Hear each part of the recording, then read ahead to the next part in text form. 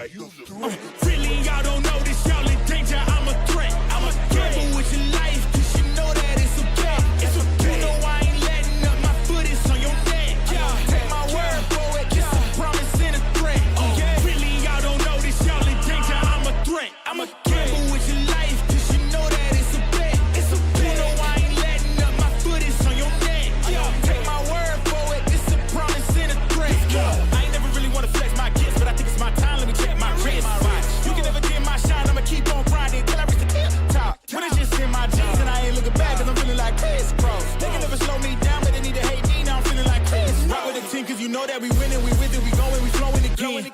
I might just go by a Benz, I might just blow my advance, whoa. I did it all for the feeling, alive but I'm making a killing. I'm gonna break every ceiling, cause I need a million, but I don't need your money, you can pay me in respect. Cause once I do it big, what's to follow is a check. I need 100 bags, nothing more, nothing less. And the ops feel away, cause I'm next, I'm a threat. Oh yeah. Really, y'all don't know this, y'all in danger, I'm a threat. I'm a gamble with your life, cause you know that it's a bet. You know I ain't letting up, my foot is on your neck. Take my word for it, it's a promise and a threat. Really, y'all don't know this, y'all in danger, I'm a threat. It's a gamble with your life, cause you know that it's a bet. You know I ain't letting up, my foot is on your neck. Take my word for it, it's a promise and a threat. I been feeling spectacular, flow so sick it's hazardous. Y'all still suck like Dracula. Sip this beat, let's back it up. And I don't care about critics cause they talk too much, and I know that I gotta keep on grinding, finding myself. I ain't gonna stop until I know I had enough. Mama, I made it, I know that they see me. I'm popping these bottles just like I'm a genie. I'm glad that you made me, it's all in my DNA. I'm about my chips like I'm working for Frito-Lay, and bet the bag on myself. I don't do it for my health. Every thread is a champion. Got the title, need a belt. I don't need your money, you can pay me in respect. Once I do it big, what's to follow is a check.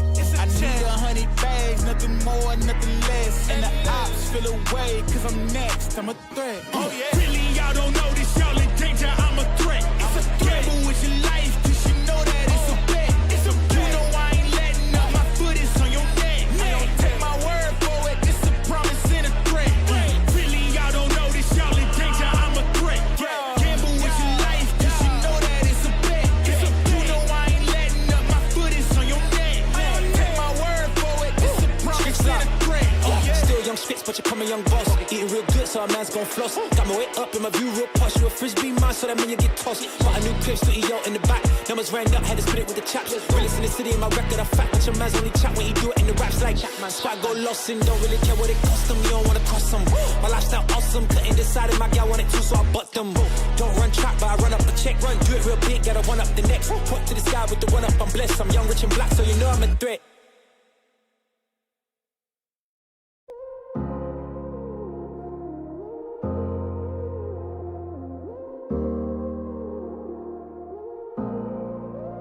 Don't got no heart, I got an icebox. Brand new roller, swipe at the G-Shock. Moving slowly, I know the street hot. No more double, go ahead a detox. Came from the trenches, they ain't showing us no love. Thugging in the city, all we wanted was a hug, yeah. We on the block like every night to catch a buzz. Get the cash and take my family out the hood, that's a must. Was a hood baby with no soldiers. Bad past never left my mind, it's taking over. No, I should've died, that's why it's hard to stay sober. Glad to see the sun, but my heart getting colder. Life's so crazy, what we been through. When you die, the only time that they gon' miss you. Tell my mama no more tears, no more tissue. We was just some hood baby with some issues. Hood baby from the struggle. Long time had a hustle. Glad we made it through. I'm just glad we made it through. Hood baby from the struggle. Long time had a hustle. But glad we made it through. I'm just glad we made it through. Pull up in that rain, see me ballin', yeah. 30 piece on my wrist like I'm Harden. Either they love me or I'm a target. Cause the ice on me is flawless. I've been busy and picking up when you callin'. And on purpose, I hate the fact when you talking. With anything that you need, dog, I got you, I mean that. All this pressure make it hard not to relapse. Build up aggression, make it hard for me to relax. To the hood, baby, ain't no way that I'ma lead that. My dogs need hope, step it up, I gotta be that. Cause life's so crazy, oh, it been through.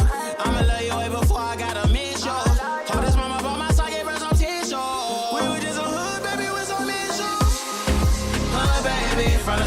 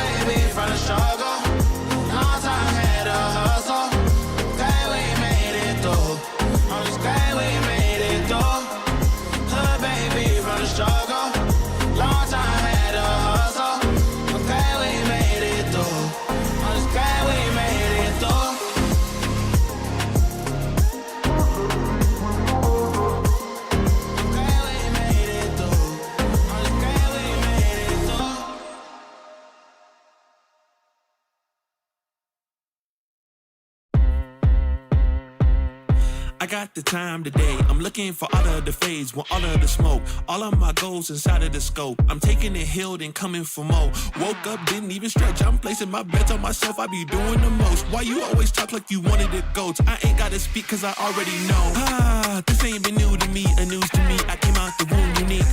Shine bright like jewelry. Of course, you don't wanna fool with me. I got views to see and gifts to use. I got everything to gain and none to lose, and he can prove. I took his burden and yoke. It's like moose when I hit the moves. You can't tell me anything. I mean anything. That's for sure. I already know. I know my identity. My identity from the go. I told you I already know. You can't tell me anything. I mean anything. That's for sure. I already know. I know my identity. My identity from the go. I already know. Already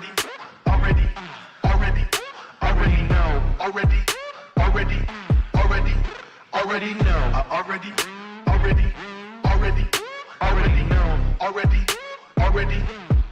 Yeah. I'm spitting the truth. When I'm in the booth, I take you to school. Yeah. This ain't a lesson. I put on this armor like it was my weapon. I'm stepping. The ops can leave. My props are these utilities he put inside of my belt. Feeling me, it's just the face I can tell. But really, the king is the one you can smell. This ain't been new to me, a news to me. I came out the womb unique.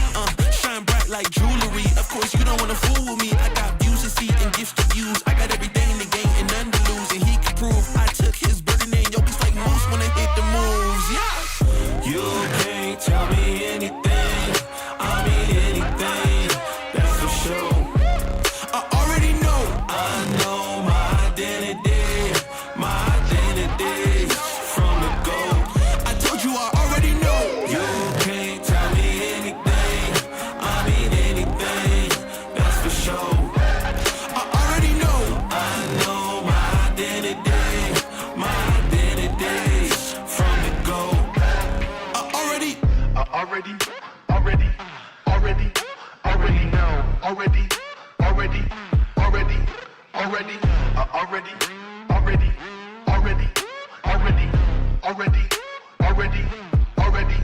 Already know.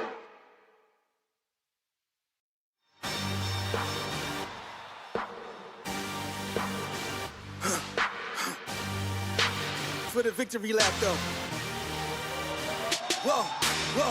They ain't never seen nothing like this before. Lit the room when I came through the front door. Ask me if I stress overcome, what for? Train in the trees, please pardon my sycamore. Touch burning sands, cross lands and stormy shore seasons in the year, yeah. Ain't no challenge for champions and chain no fear.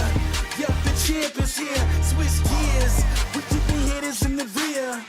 At the blood, sweat and tears and my goal so near. I see my victory so clear. I see my victory so clear. And today, we break through. And today, we break through. And today, we break through. And today, we break through. And today, we break through. And today, we break through. And today, we break through. I know it's lonely at the top, but that's not by speculation. But the position that I got, I climb too high to fall, way too hard to drop. Stop clocks on the speed bag. Every out under pressure, no jet lag. This is greater than trophies and saluted flags. Titles of pain, the cost is paid. Yay, I carried the cross I made. Deal with the dealer, baby, the hand was played. New level, next stage. Learn to lead it to legend. Now tell me what's my next stage, yeah. I said the champ is here, switch gears. We keeping haters in the rear. At the blood, sweat and tears and my goal so near. I see my victory so clear. And today, we break through. And today, we break through. And today, we break through. And today, we break through. And today, we break through. And today, we break through. And today, we break through.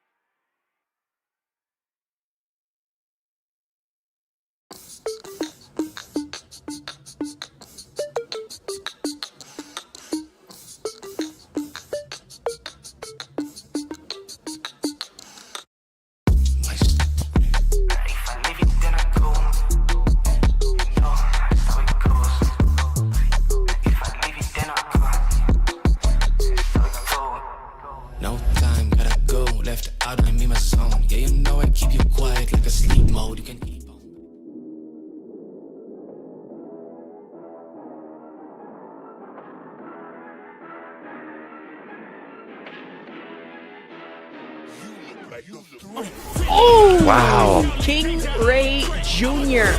Gotta close this out. The Fury is gonna do it! Oh no, perfect's allowed here. Joe Crush!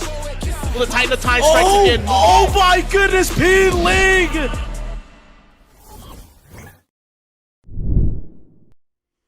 Hello and welcome back to Breakout Series Tekken 8. This is week number 51, baby. My name is Lucy, and I'm joined by Uble. Man, my boy, it's good to have you back here. I'm glad that I get to do it with you again here Wednesday night. How are we feeling? Yeah, we're doing a nice little run back from, I think it was, what, like 2-3 weeks ago? 49, I think it was 49 that we did together, yeah. Yeah, I think that was what we did. That was the Jake Man victory, which, Yes! I mean, he's back in action here tonight, along with a couple of like recurring faces. You know, RV Chris is here, trying to get his second win. But a lot of the consistent faces, they're all probably already in Florida for CEO this coming weekend, and getting some offline grind. Yeah, or traveling like in the midst of that nonsense. And yet there is still almost 90 players in this bracket ready to try and throw hands. So I mean, it just goes to show that Tekken is these guys are ready to throw hands all the time. every day of the week, honestly. Every With day how of many the week. brackets and the weekend stuff. I mean, the Tekken players are kind of spoiled with these weeklies, the online stuff. But I'm excited for this week. Like you said, 90-man bracket tonight. Yeah, that's gonna be very fun. Sorry, there's a cat on my lap right now. She's off. You can't. Hold on. Hi, Diana. Say hi.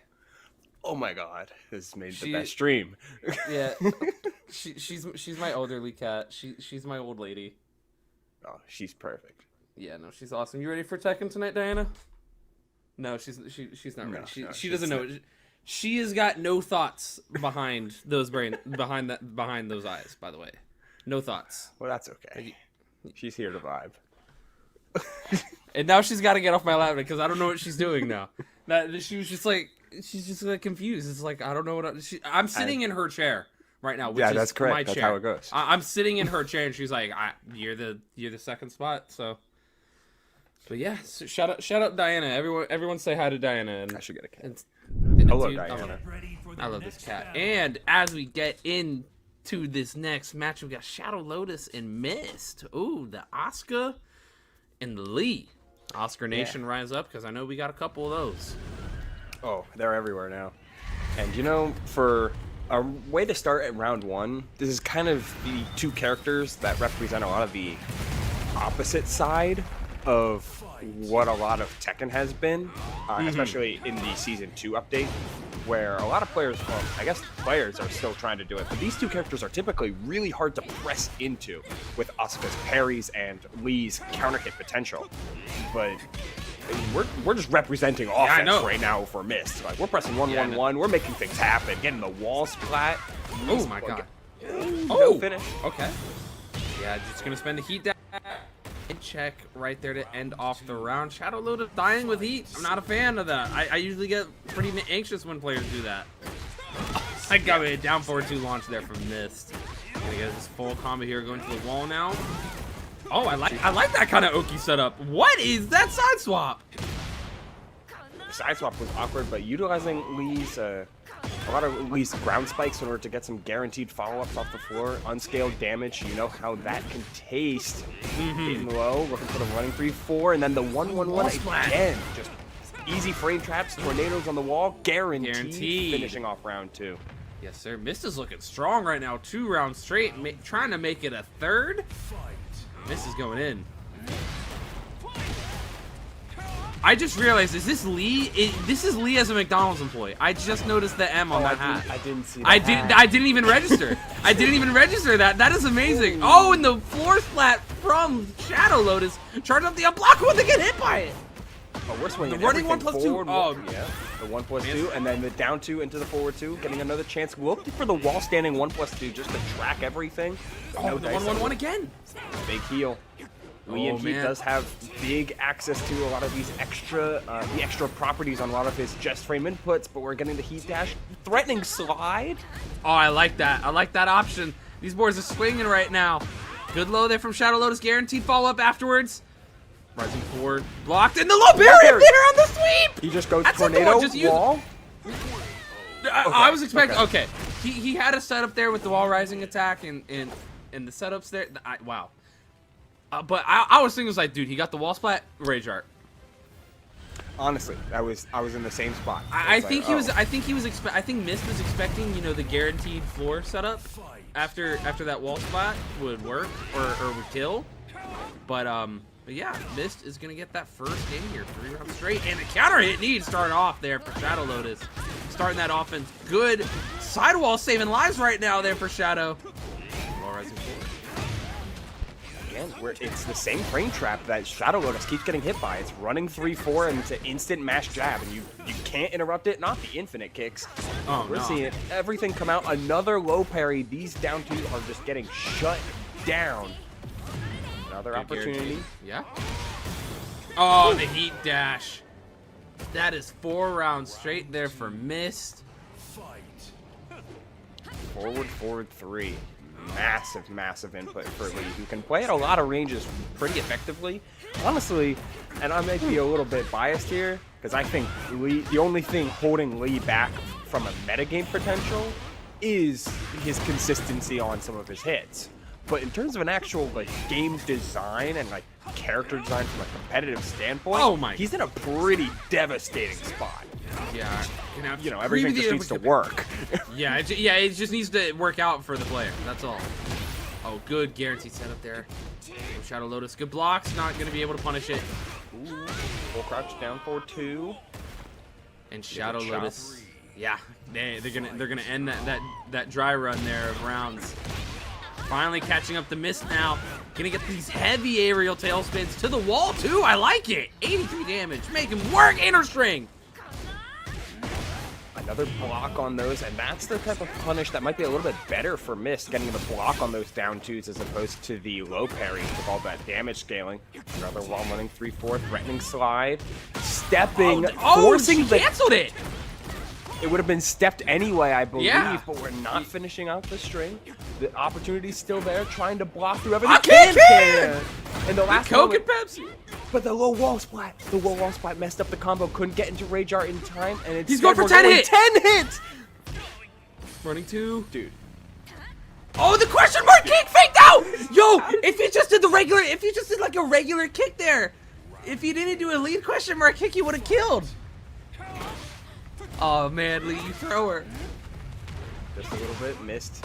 Down 2 rounds to 1 now is another launch. Comes in for Shadow Lotus, slowly starting to piece things together. Heat burst in order to get the Nami no Gusto online, which is going to set up for the floor blast. 87 and the damage. unblockable. He let it rip a second time early, so Mist is trying to challenge those. Oh, counter hit launch there for Mist. We got the big combo here, getting heavy arrow tailspins and more Oki setups. Still has Heat and the launch and punish. Oh, outmaxed in Heat right there, but spend that Heat dash.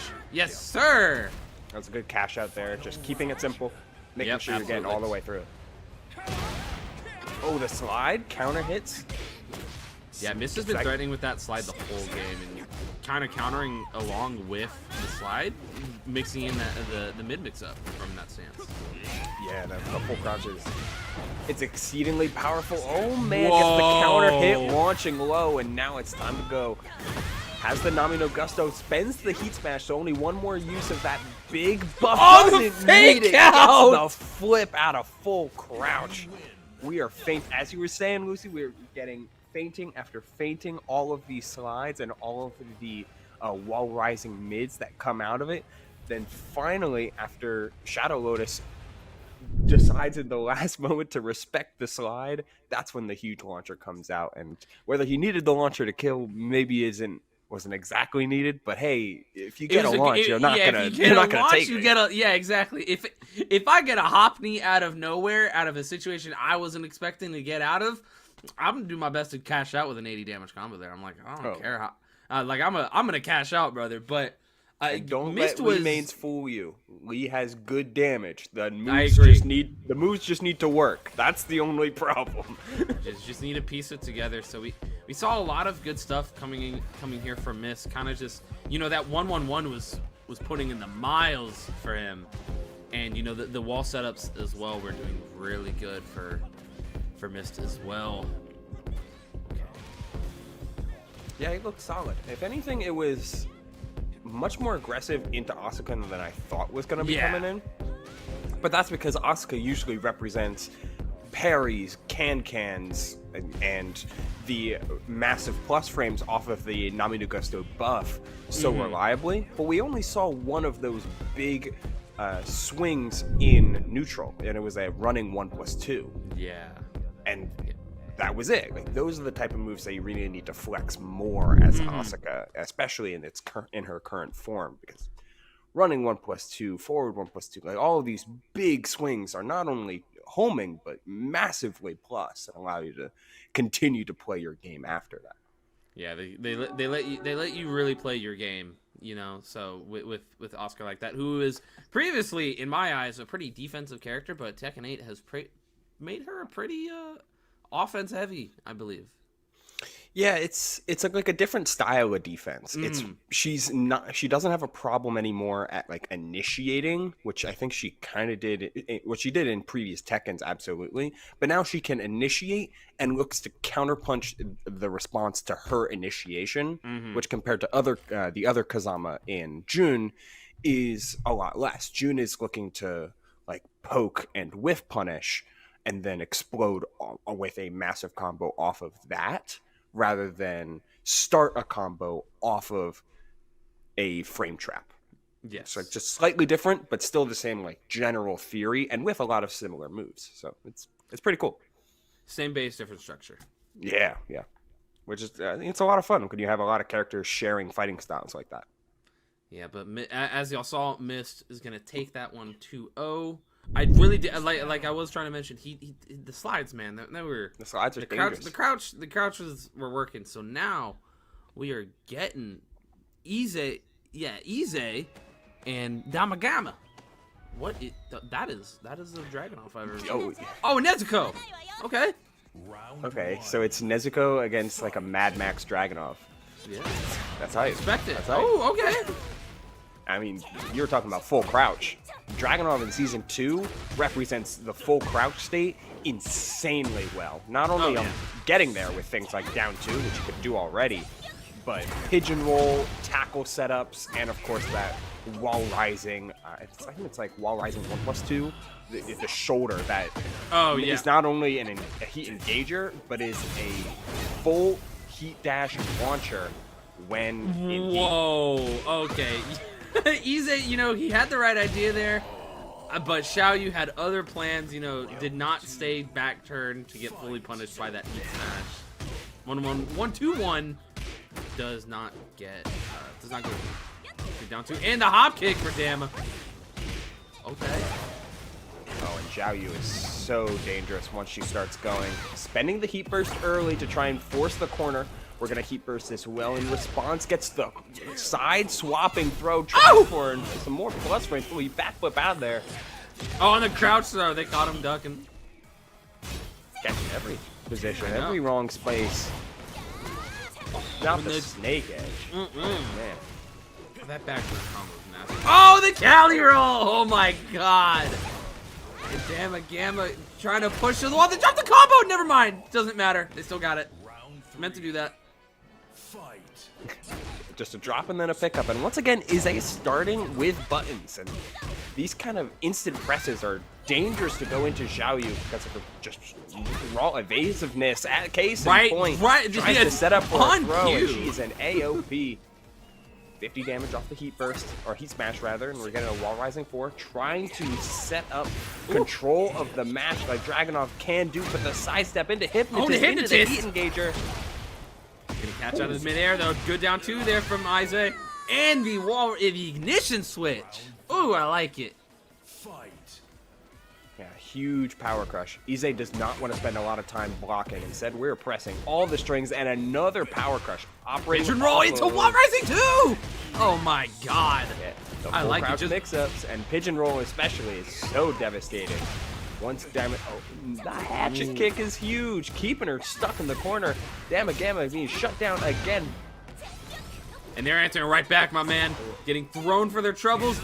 Ize gonna have to guess for his life. Gonna spend his heat smash into the grab. We ain't breaking those. Break that arm. Down two. The No, pigeon roll into the tackle. And they But get this is off of right. me. And the hatchet kick from Ize tied it up 2-2. Final round here in this first game. Want to come back here from Isaiah?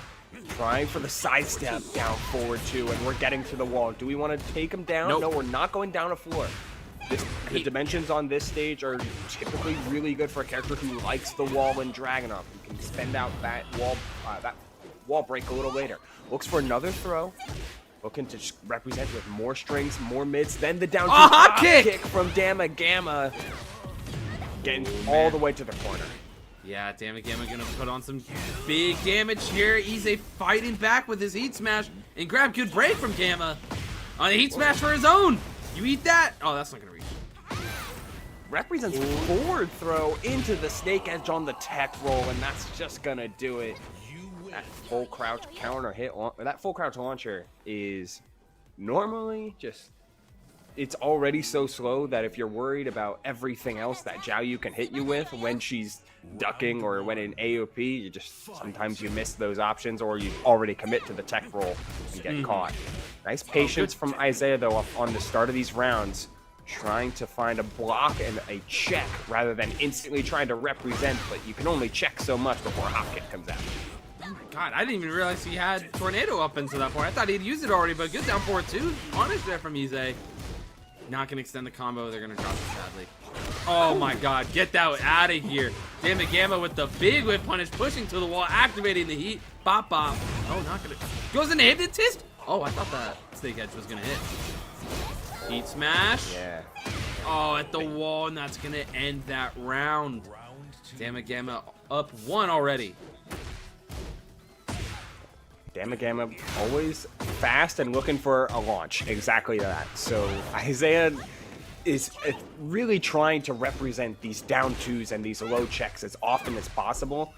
But at this point, you got to be looking at like the back 3-4s and just the simple down forward 1 games to keep Damma Gamma honest. Else they'll keep trying these big Hail Mary launchers. Yeah. Oh, what a block on the snake edge there from Damma Gamma. Hellsman's not gonna get the full combo. Another snake edge for your troubles, my friend. And the grab? Oh man, that's dead. That is hella dead. Yeah.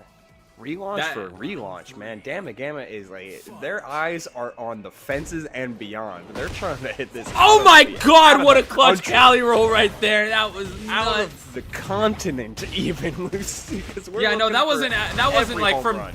Yeah, that wasn't from downtown. That was from the other side of the continent. That was nuts. Oh, Damma Gamma's kind of just going in. He's vibing right now. He is in that zone, ending it off with the 7 golden letters and 3 rounds straight. Where's my boy Yui at? Where them brooms at? Where the brooms at, chat? That's tough. That's tough. Especially because Zhao Yu is really hard to check. Oh, yeah. So, like, when it comes to how Dragunov needs to play that, and how anybody needs to play that, like, Zhao Yu kind of forces you to check with empty movement. But the fact that there was so much value off of Damma Gamma's finding of evasive launchers, whether it be with hop kicks or the tally rolls, you're just conditioning Isaiah to really shut down or try big swings in order to match the damage. And at the end of that final round in that final game, it was really just I need to try and make a big swing, and it was counter hit after counter hit coming from there. Absolutely. Yeah, Damma Gamma kind of just did a good job of, building up their momentum throughout the entire game. Especially in the second game, too. And I think they were up 2 rounds at that point, and they were like, yeah, this is mine. And they took it convincingly, I believe. So, Damma Gamma going to move on 2-0 against Isaiah. So, good match there, good showing. So Isaiah's not out yet. He's gonna go down to the losers bracket. Yeah. So We're getting a little bit of everyone, sprinkling a bunch of characters in here, as is the early rounds and the early games of a, again, 90-player bracket here at the Breakout series, right before 51, mind you, the one right before CEO. And if you want to help out any of these players, you can also support the Matcherino, which is, you should be able to find in chat by typing !Matcherino.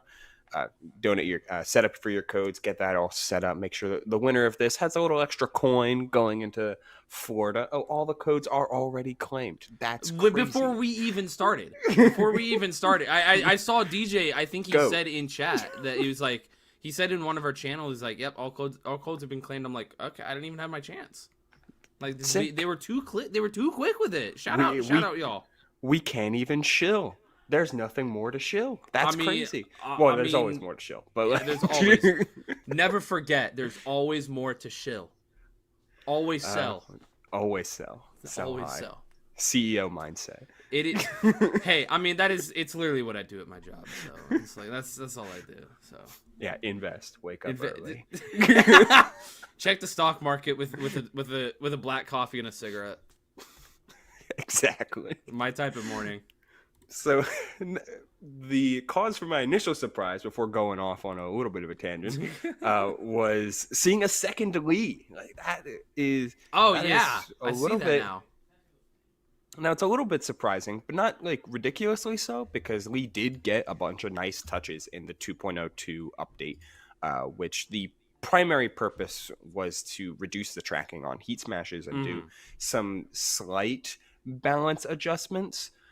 But for things like the Lee's 223 follow-up, like the distance between a lot of his hitboxes are getting reduced from like the first hit of his string to a lot of follow-ups. And since Lee is one of those characters with a lot of string follow-ups, like going into the 4 and 5 hit strings, that reduction of distance means a lot of things are not gonna like whiff randomly.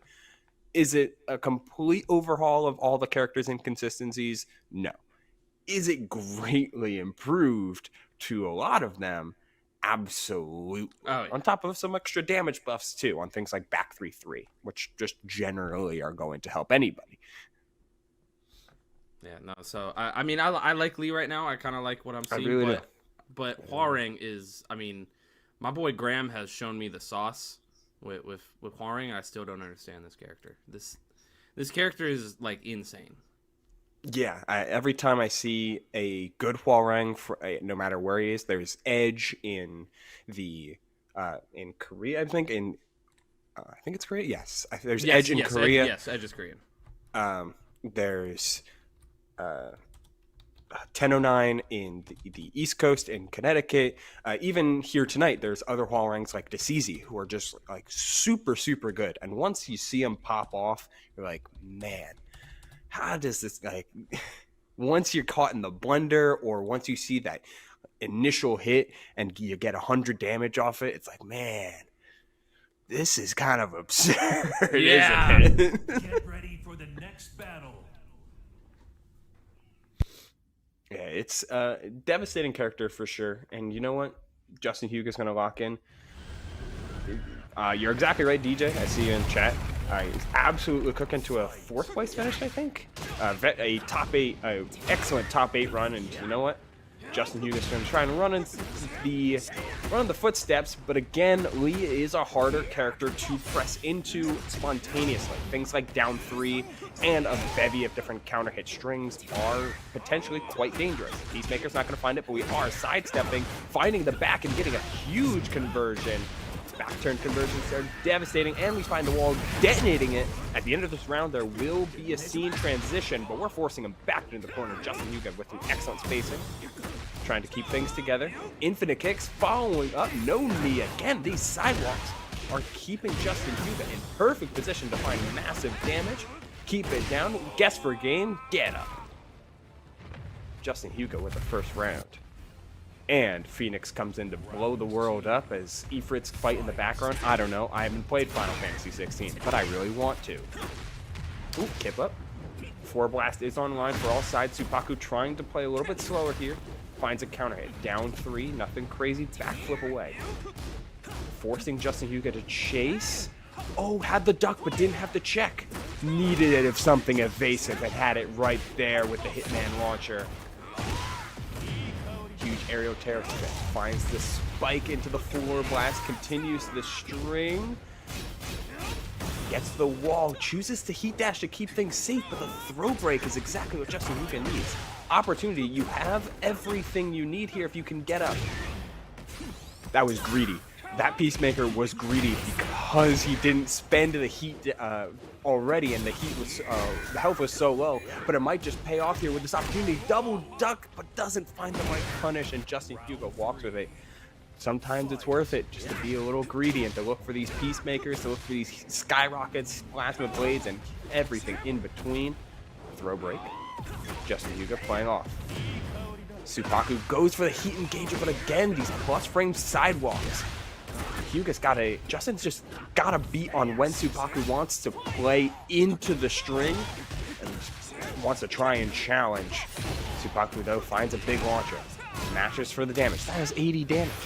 And a counter hit throw.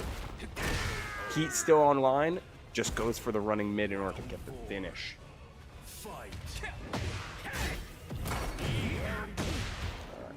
Challenge with an early heat burst, but it was a floated top knee, I think. Didn't get it quite the height you're looking for. Running low on heat already. Man, okay. You know, Core go back 3. Covering space. Oh, the counter hit down 4-3, or down 3. Nothing crazy. Hitting low, another counter hit knockdown. Oh, the Rager. This is going to bring us to a final round of game number 1. Supaku making some excellent calls already in round 3. It was about keeping the offense rolling. In round 4, it was about responding. Round 5, this might be a further emphasis on the responsive game plan, but this is your heat already gone. Justin Huga with a chance to really gain back some of these control. Looking for some more plus frame sidesteps, maybe. No, just keeping the pressure alive. Down 3. And we pick up the combo. Opportunity gets the tornado. Strong aerial tailspin, but can't realign with heat burst. Instead, the 1-1-1 not found. Finds the knockdown. No guarantees afterward. Yo, that flamingo stance set up for the heat engager. Guess for game. Goes for the mid. Then the sidestep low. And Justin walks with it. Sheesh. Oh, we're just running straight back. A randomized stage here. It's not required in this rule set, though it is required in all of the Tekken World Tour. Sidestep down 4-2. No matter who you got, it works. No matter who it is, it works. Chat is insane right now. Oh, chopping low. Justin, the evasiveness off of this. Down 3. Supaku looking just to commit to something evasive in order to try and find those counter punches. Oh, gets the wall splat, but no tornado off of it. Instead, you down 3 once. Guess for game. Last hit, crouch, looking for the crouch jab, but got caught. No heat used on the other side. Didn't need it. Homing low. Trying to catch low with the flappy kicks. No dice. Oh, these trades. Oh, they're just pressing into each other. It's dangerous. It's spectacular, but it's dangerous. Oh, big launcher. Nice patience on Justin's part, who gets a chance to throw things out. Just frame skyrocket, and we're hopping. It's a side hop. Hopping away on that right flamingo in order to get a huge launch. Gets the wall, looks for everything. Doesn't find much. Instead, heat smash. Guessing. And you're guessing wrong. Going low again. Emphasis on low pokes for round finishers on Justin's part. Every time there has been one, Supaku wanting to start off with some low pokes of his own. Instead, he gets a low parry. It's going to do a little bit of extra damage because of the floor blast. Not like this. Not the hop over skyrocket.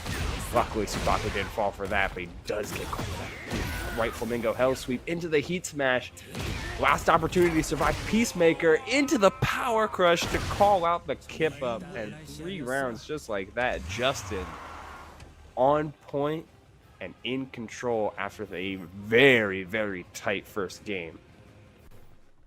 Well played and well done. Huarang looking good.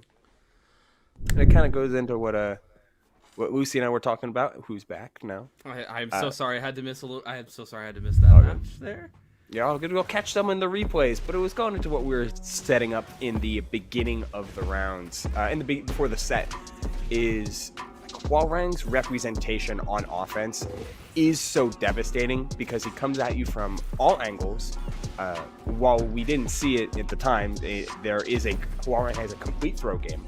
Mm-hmm. And there's so much that Huarang can do at range 0 that while well-timed counter hit launches are typically really devastating, he can just represent so much offense at one single time that it gets hard to try and pick those spots and pick those timings and not just fall into the tempo that the Huarang player, like Justin Huga did, wants you to be at. And if you fall into those timings, then it's really, really tough to get around them.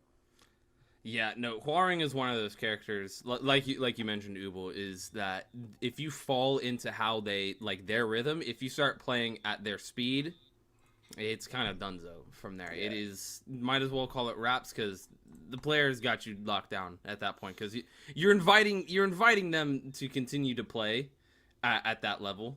So you're just like, all right.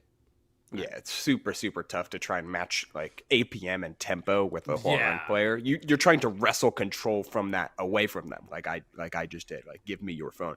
Like it's a hard game to play if you're trying to match that pacing, which is where you would think a character like Lee could find some benefits, or other counter hit characters like Brian, for instance, could find some benefits.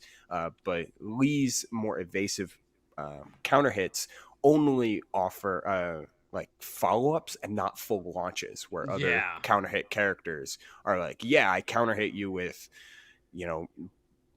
pick your poison, and I get a full launch of it. Like Asuka is like, I counter hit you with like a down 2, and then I get my follow-up, or I counter hit you with a cannonball straight, and then I get my follow-up. It's like I get my full combo. And for Lee, it's just the grounded follow-up and move on to try and find the next one. And to keep layering on those timings is tough. Yeah, no, it's tough for some of the Lee mains because it's limited options, but they're able to lead to big possibilities, I think. Yeah, he's got some generally stronger, but I'm still in the camp that I think Lee is underrated heavily. I think he's a very, very solid character. I've been saying that since season 1, brother. I've been saying that since season 1. That Lee is an underrated character in this game. But he's definitely does follow in the trend of some other characters, like who's one of that's a good example. Leroy might be a pretty solid example. It's a lot of just like, if I get my counter hit, then I get a follow-up. Or if I get my opening, then I get a follow-up or a frame trap. I'm not getting full launches out of every single time I guess right or find the right opening. And that can be tough over a long set. Yeah, the launches usually, for Lee specifically, it usually comes after that guaranteed follow-up because, like you said, that frame trap, that's when they usually get that launch, or that 1-1-1 heating gauge into stuff like that. into guess for mix, so it is a little bit more of a mental game on that aspect. But yeah, man, it is rough world sometimes. Sometimes it's tough, and you know what? We're gonna get a tough one for sure because Cringe Core locking in. What a name! Did I hear that? Cringe Core. Cringe Core. That is verbatim. That is the basis of my personality, just about. Well, they're playing Elisa, so like everything's tracking so far. Yeah. It's putting character to name. Sometimes it builds it together. It puts it all together. Yeah, this is Cuddle Core's alt account. Like, I mean, that would be crazy if it was. Awesome. That would be nuts. That would be sick, honestly. Like, trick everybody. But then our next set will be featuring Johnny Juhu, who we don't have a character for right now. But I mean, Elisa, Cringecore might just be the best descriptor for her, unfortunately, for all Elisa fans. It's a lot of really, really oppressive options that are kind of ignorant at what range you do them at, because things like destruction stance and flight stance are so potent and are so all encompassing. Now, this does not mean that Elisa players are bad. This is not what at I'm all. trying to say. There are plenty of extremely good Elisa players who know how to manipulate her movement in a very high factor way. It just also, as an opponent side, it just means you have to play around a lot at any given instance with her amazing sidestep, general movement, and bevy of strong evasive hop kick and evasive launchers. Nina is a character that can check and lock down any character because she's just so good with all these down forward one cancels and counter hit strings. It's just a matter of, are you following the right person and can you get into the right zone? In which case, hey, I mean, we're in Grandpa that is right kind of zone. moving in right now. Yeah, pushing Cringecore to the wall immediately. With the, like you were mentioning, the down 4-1s and the highest step cancels. Good blonde bomb right there. Grandpa totally gonna get that round. Oh, Johnny good. Okay. Yeah, looking good on the start already. Have to make these Oh, big- good low kick. Yeah, I was just gonna say, you have to make some of these plays count. Elisa needs to be master at range like 1 to 2. Not even range 2. Like range 1 is where Elisa really needs to dominate with high range, high evasiveness, mobility, and power. If you let Nina gain control at this spacing, it gets hard to play around it. But an excellent heat engager gets a huge heal and some plus 3 points. Nice punch jab. And spending that cash immediately, trying to add some plus frames, make Cringecore press the button. They're gonna get that jab punish and the wall rising punish coming in for Johnny. Push Cringe back to the wall and another wall splat. Oh, that's really close there. Just canceling with the high sheet steps and getting that down forward one check. Right there, Cringecore gonna pay for it. Oh my! Just committed to it. Guess. Yeah, I committed to the whiff there, and they're like, I'm gonna do the full string. Oh, the launch there. Okay, Cringecore. Yeah, try to make up for damage. Apply those big screen 50-50s, going low again. Low for a third time, but that's a wall rising punish. Devastating 35 damage. Oh my Another God. one. Calls out the high and gets the tornado off the low wall splat. Step on it one more. Goes mid again. And keep in mind, Johnny Ju, who started off that round poking low, I think it was like 3 just low pokes in a row, uncaring about the follow-up punish. But in that final round of in the final hit of each round, it was always a mid poke, making sure that Cringecore has the lows in mind first before getting right back to where Nina wants to be, which is the right in your face, Hayashida step, cancel, guess. And Yeah, you guessed right wrong. here. Just like that. Jesus Christ, Johnny Juju's kind of going in right now. Good low. Making Cringecore guess. Good blocks there. That's a punish. That's not the right punish there. It's tough. Oh, Getting in here. Was that the start of a wipe the floor? Like a... Oh, okay. that was. I think that. Yeah, Johnny was wave dashing actually. Oh my God. Or crouch dashing at least. Gonna drop the combo there. Good block on the slide, but not gonna get the punish afterwards. Good. I mean, I think we could have gotten a different punish after the punishing that spring kick. Yeah, you could have launched that spring kick. Yeah, I was about to say. I think that caught Johnny. Oh yeah, count. Ooh, that's a big. This is a big rage art. Yeah, this ends the round, I think. This is almost a max damage. Yeah, that's max damage, just about. Yeah. 78 damage off that rage art. Nice call in order to go for it. And like if you're just trying to keep Nina off you, swings like that are going to need to be in your repertoire. Like rage art is an excellent get out of jail free card if you're just trying to get out of jail, no matter what. Yeah, I mean, health hey, goes at. and Johnny just firing back, like you said earlier. What Johnny was doing, he's punishing all of Cringecore's highs by ducking them and punishing her. Oh my God. Oh, That's gets the wall side slide. wall. Not gonna get it. Get the full combo afterwards. Going for that slide a little bit too often, I think. Good punish on that blonde bomb. Good destruction. Yo, getting out of the dodge. backdash. That was kind of hype. Into the heat and Get into off the of heat me. dash to keep things safe. One throw will do Oh, it. the Both launch! Listen, we just better rip. We're just better rip. It's like, all right, I'm gonna swing this launch. If you want to play movement, if you want to represent not pressing a button at the start of every interaction, then I'm gonna let these launchers rip. I'm gonna let these launchers rip because you're not pressing first thing, you're moving first. Oh, thing. the And that wall leaves splat, not me gonna get the with combo! Opportunity. Excellent stuff from Cringe Card. The adaptations are real, keeping things alive and steady, and more patient after all of these pokes. On the low parry from Cringe Core. Gonna get the launch with it and activating the heat. Gonna take Johnny Juhu to the wall and getting that guaranteed low afterwards as well. But Johnny's fighting back. Good wipe the floor.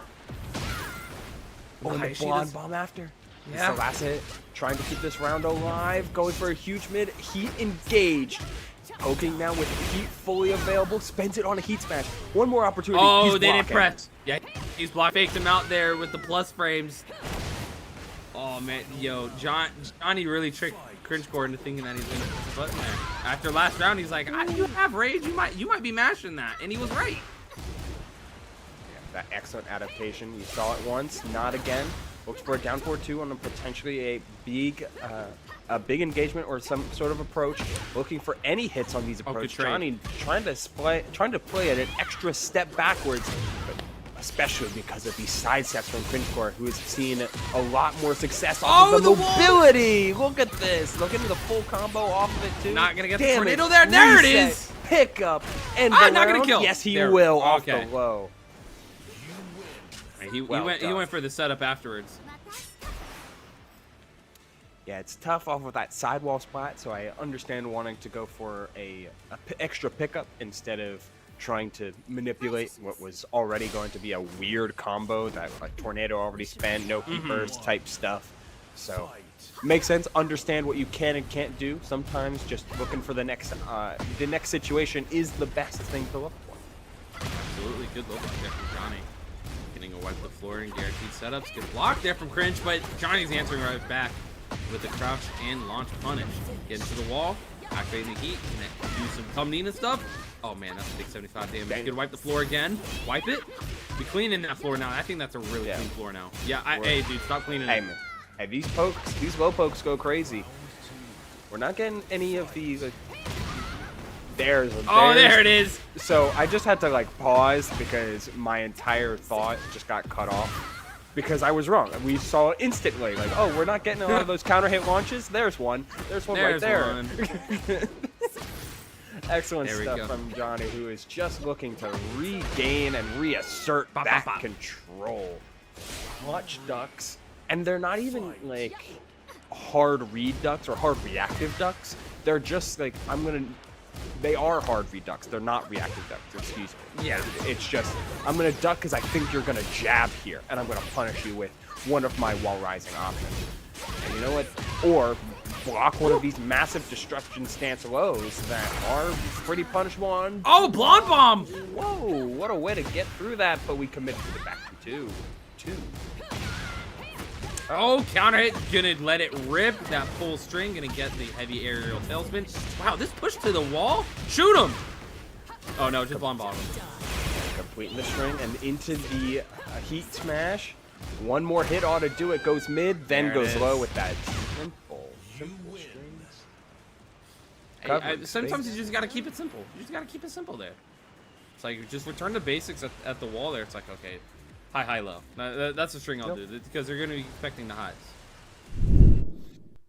Yeah, keeping control of the game is what Nina is always just like trying to do. It's always like jabs, down forward ones, quick high mid mix ups that then intersplice with side steps and intersplice with full crouch mids or just low pokes off of like simple down fours. With her big low being the wipe the floor. Like that counter hit launcher makes everything so scary because of all the movement, because of all the simple low pokes. And you intersplice that with some of the stuff we didn't even see Johnny start to implement. Like there was no ivory cutters, for instance. I was literally gonna say this, like Johnny didn't use any of Nina's throw game. Yeah, there was no throws. It was just about Your Hayashida mix-ups. Yeah, I am going to get to range 0, which for Elisa is not a range she struggles at, but is something that takes away from one of her main strengths, which is the distance mix-ups, the range that she has, her ability to close range quickly and near unreactably. You really have to be looking for a type of mix-ups. And it's just, oh no, we're not doing any of that. I'm just gonna stay right here in your face and shut down your game plan. And if you catch me, you catch me. Sure. Yeah.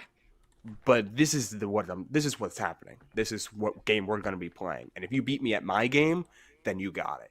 And after 3 games, Johnny's commitment to his game worked out. Yeah, it worked out pretty perfectly for him. So good stuff there from Johnny Juhu. You're gonna move on up in this bracket. And sadly, gonna see our poor Alyssa player. Oh, poor. Just gonna be moved down to the losers bracket. But we're getting another. But don't worry. Yeah, we're getting another one, which I've actually seen Pi Pip up. Yes. I saw them play last Friday. They got top 8 at No Frames Given, the online bracket hosted by MTS. Oh, nice. Yeah, so good stuff. It was my introduction to Pi Piplup. So seeing them play, it was like, okay. So they're really cool up and coming northeastern FGC player. So that's really good to see. And then hold on, the VMix keeps messing. I can't see that name. What is it? Raised by Wolves. Okay, I saw Raised. I'm like, is this a Kane sponsored player? Is this a Raising Cane's player? Oh no. I was like, yo, Raised. All I saw was the Raised. I'm like, it's gotta be Cane's. Gotta be Cane's. Insane. As you can tell, I'm kind of hungry right now. Gotta have the quick snack before bracket to That's really the thing. get you going. That's the thing. Okay. I did. Well, I'm just still hungry. I'm just still hungry. Right, you know what? I'm just hungry. Respect. Thanks. Thank you. Thank you. Eating. W. Love eating. Yeah. Hey, man, sometimes it's such a gratifying feeling. It's like after a long day at work, I'll have my lunch. I'm like, yeah, that was good. I get home and I'm like, I'm making myself like a main dish, a side, and in a nice little, an even smaller side as well. Sometimes we just gotta go Hobbit mode, where it's like, all right, come back. It's time for dinner, and then it's time for supper, and then it's time for tea. Like, you just gotta keep eating. Absolutely, man. Sometimes you gotta pig out. You gotta grub out. Yeah. Sometimes you're just hungry. It's okay.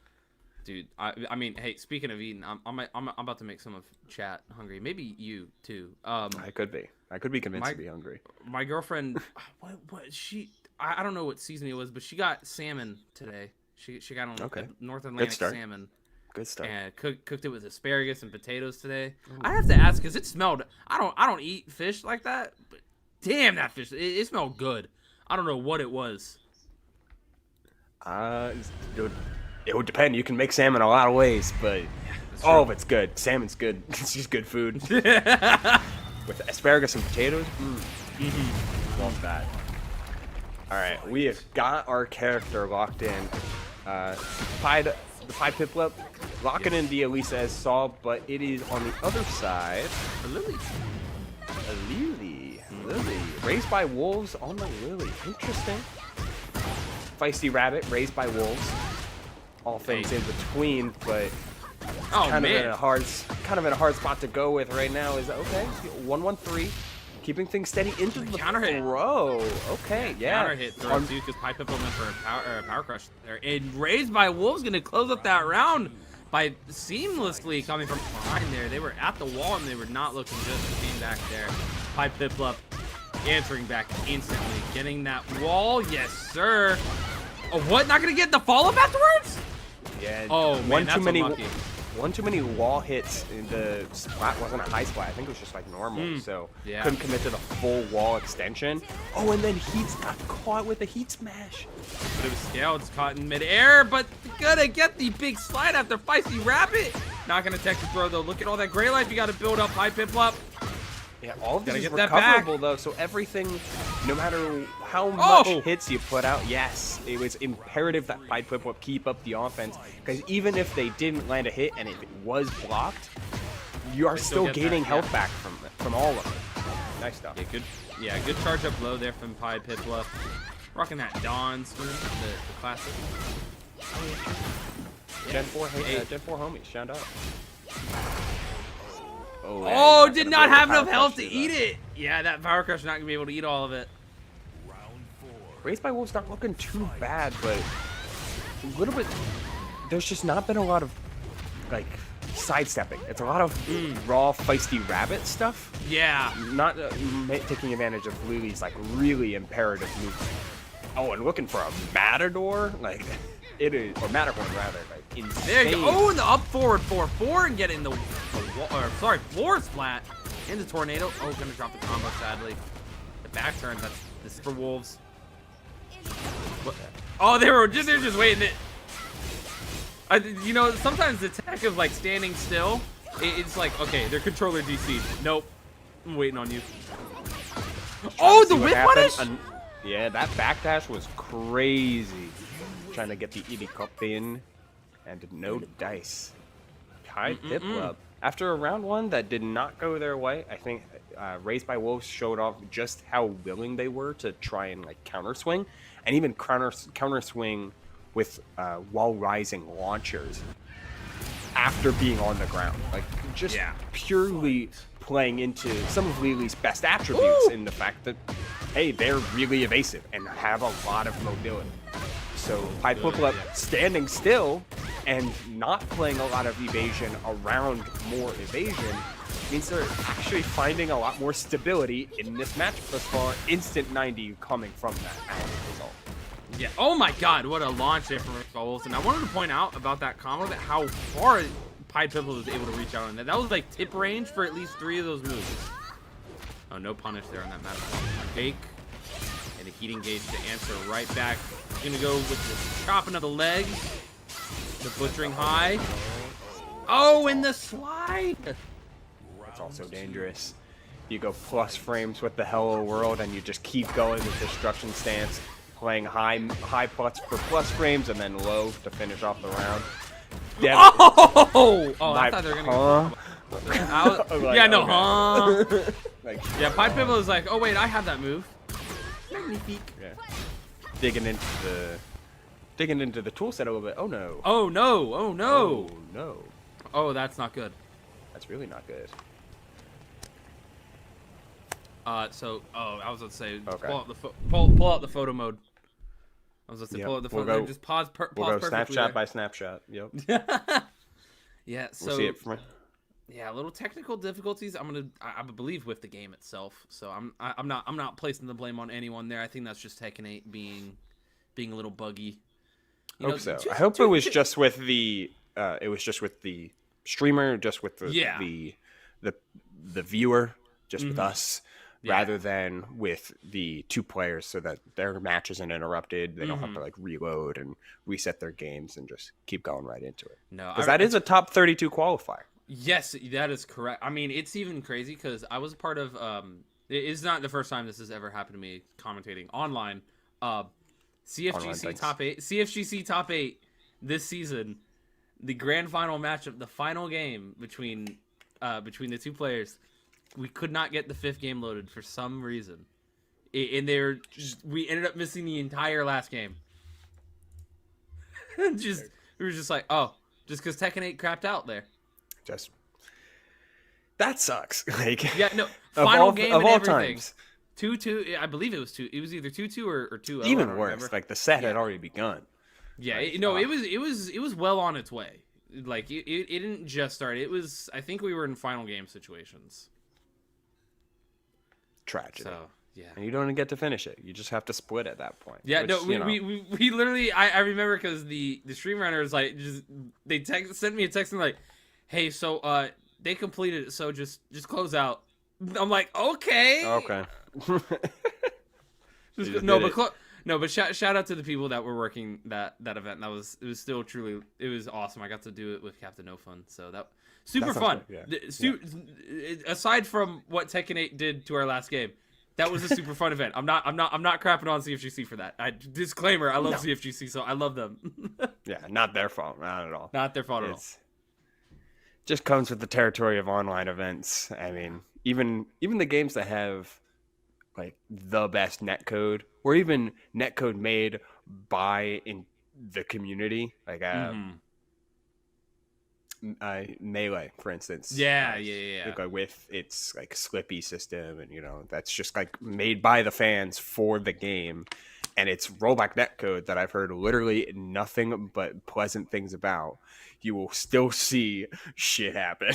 No. You can have the best netcode ever. No disconnection rate. Rollback is initiated. Yeah, 0 frames. It's like, oh, DC'd. Sometimes it happens. Sometimes it be happening. But yeah, I mean, from what we were seeing though, I mean, it seemed, it kind of seemed like a little bit of oh my god, now I'm blanking on names, man. Now I feel like I'm Tekken 8 right now. Yeah, so it was Pied Piplup and Raised by Wolves. Raised by Wolves. Oh my goodness. Yeah, and Wolves is Wolves showcased a lot of Lily's like.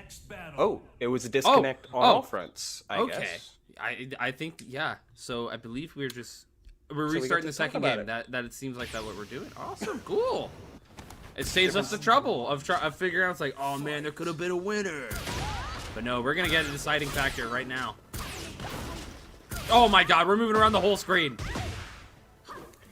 Yeah, Elisa with access to walls, another counter launch off of the Feisty Rabbit low. Gotta be careful with those. Pied Piplup a little too eager to start pressing into things, but we're seeing a big swing into the unblockable. Are you kidding me? Because this is gonna lead us to not even a wall break. Don't even need it. Gonna finish off the round.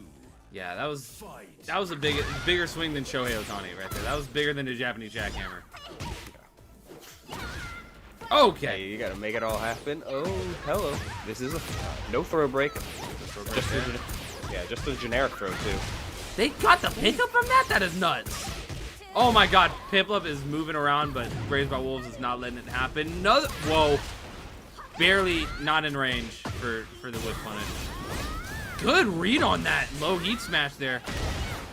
In the punish. What are we doing? The hop kick?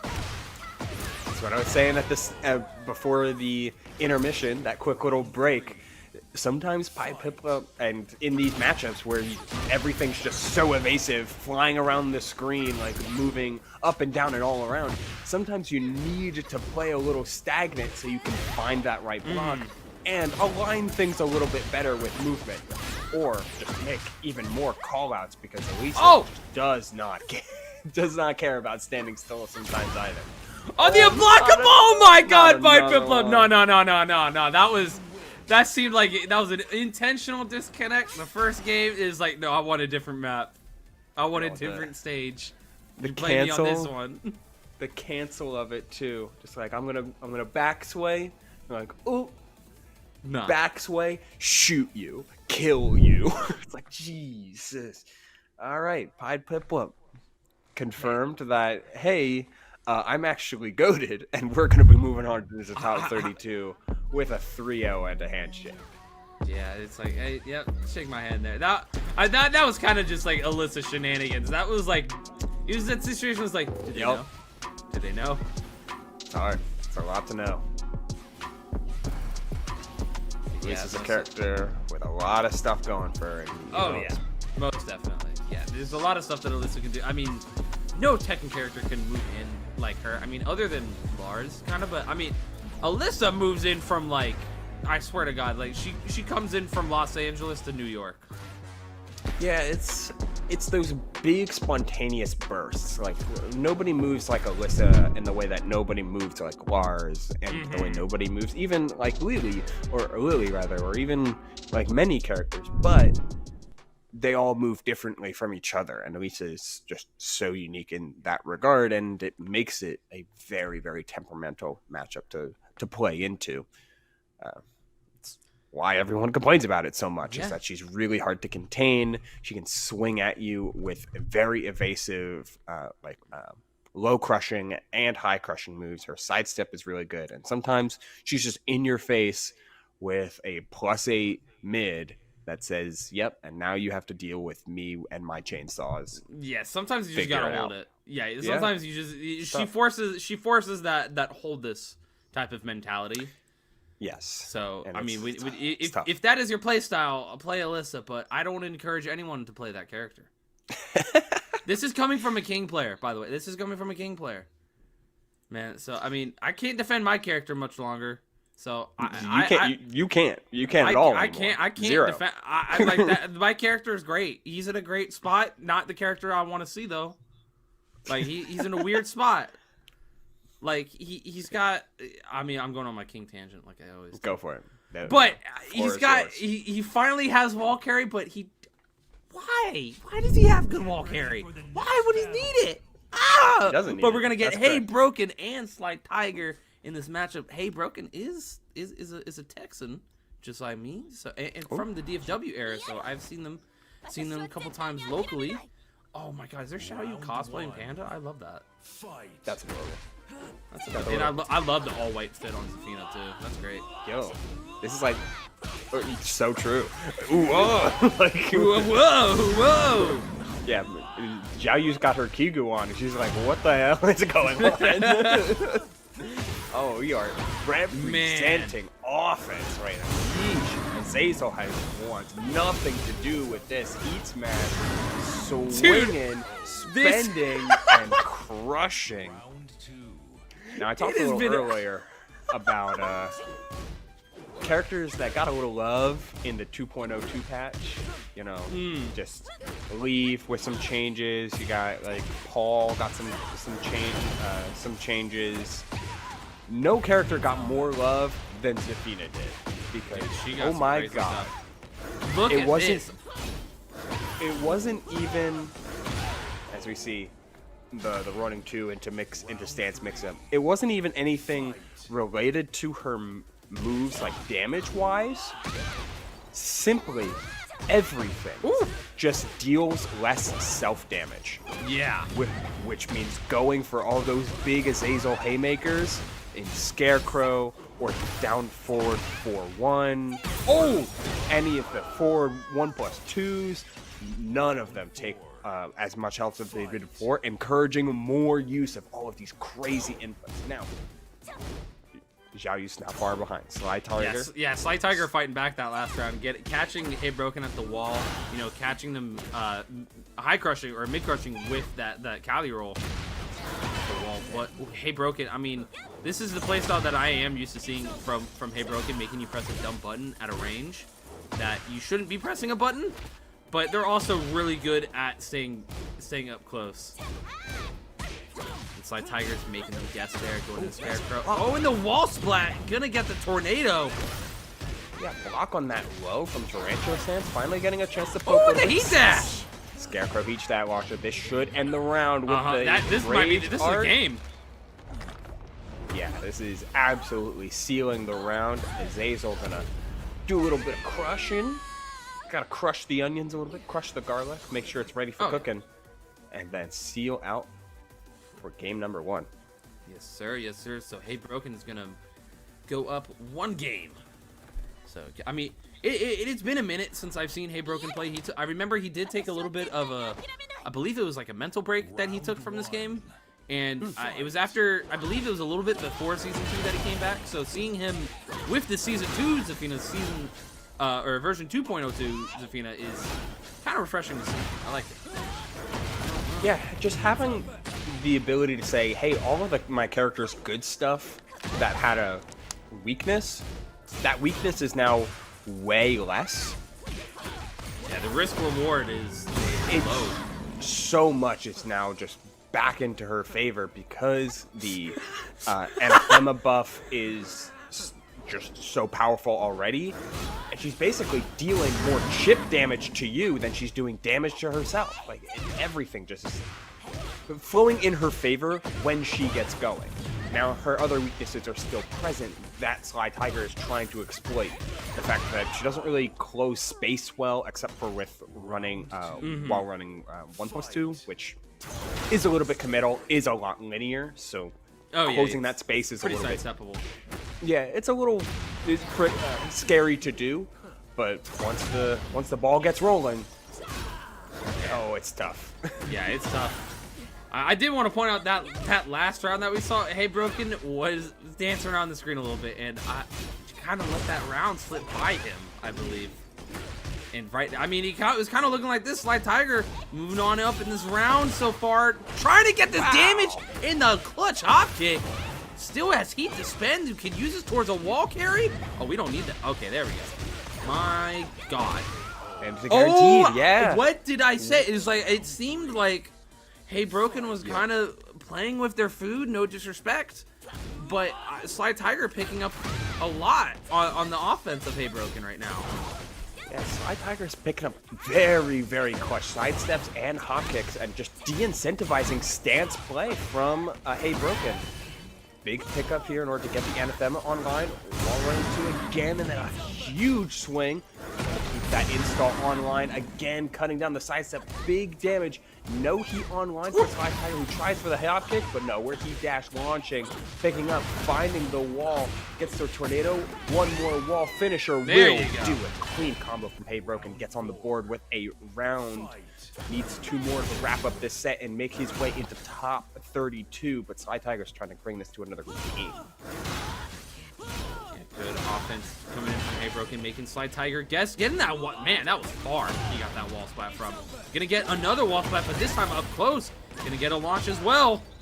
Ooh, the sidewall conversion was a little scary, but starting to head back into some of these tarantula stance mix-ups. Another crazy low block. Yo, these gamers are playing with eyes wide open. They're seeing the lows and looking at for the frames. What a whiff punish. We're getting the wall here. Lee's Mansion isn't that big. And finishing off with a full string, heading into Scarecrow for a mix-up, and then just locking down. Look at the recoverable health. Yeah, yo, you're trying to get all that back. Oh my God, this is really close. I mean, this might be it right now. And he gets it. Hey Broken ending it off with the 7 golden letters. Sly Tiger was this close, so close to closing out that game. Hey Broken had other ideas there. That man was not ready to give up. You can almost look at Xiao Yu and oh my God, Zafina in similar aspects where it's like you can't let them get started. You can't let them get rolling. Because once Zafina gets you to the wall and she just plays a low mid mix up with these massive swings that track super well and do a ton of chip damage. And Xiao Yu is similar in a lot of ways. You can't check her at all because she's so evasive. She just rolls under you and finds a big pickup. Or she'll go for a hypnotist mix up that leaves you launched no matter what you do. And it's super scary and it's super dangerous at any opportunity. But before they get started, that's where you can play the game a little bit, and that's where you can try and jockey for positioning. But it seemed like at the start of every round, from rounds 3 through 5, it was Hey Broken finding the first opportunity and finding the right position to then snowball all the way down the hill. Yeah, I think Hey Broken really started, moving that tide in their favor. And it started punishing Sly Tiger for those big kind of confusing lows that Xiao Yu has. Kind of that big. What is that? I don't even know what the move is called, but it's. They just showed it, but like, it's a lot of the low blocks that Hey Broken was doing. I think started to wear on the confidence a little bit, and started to it started moving into Hey Broken's favor, getting those launch punishes, and just the correct 13, 14 frame punishes in that sense. Yeah. Those little changes. Or those little blocks even, like anytime you get a pickup of like, oh, I know my opponent is going to poke at me low. With it, not even something that's like crazy minus. Like it's like this low poke is minus 13.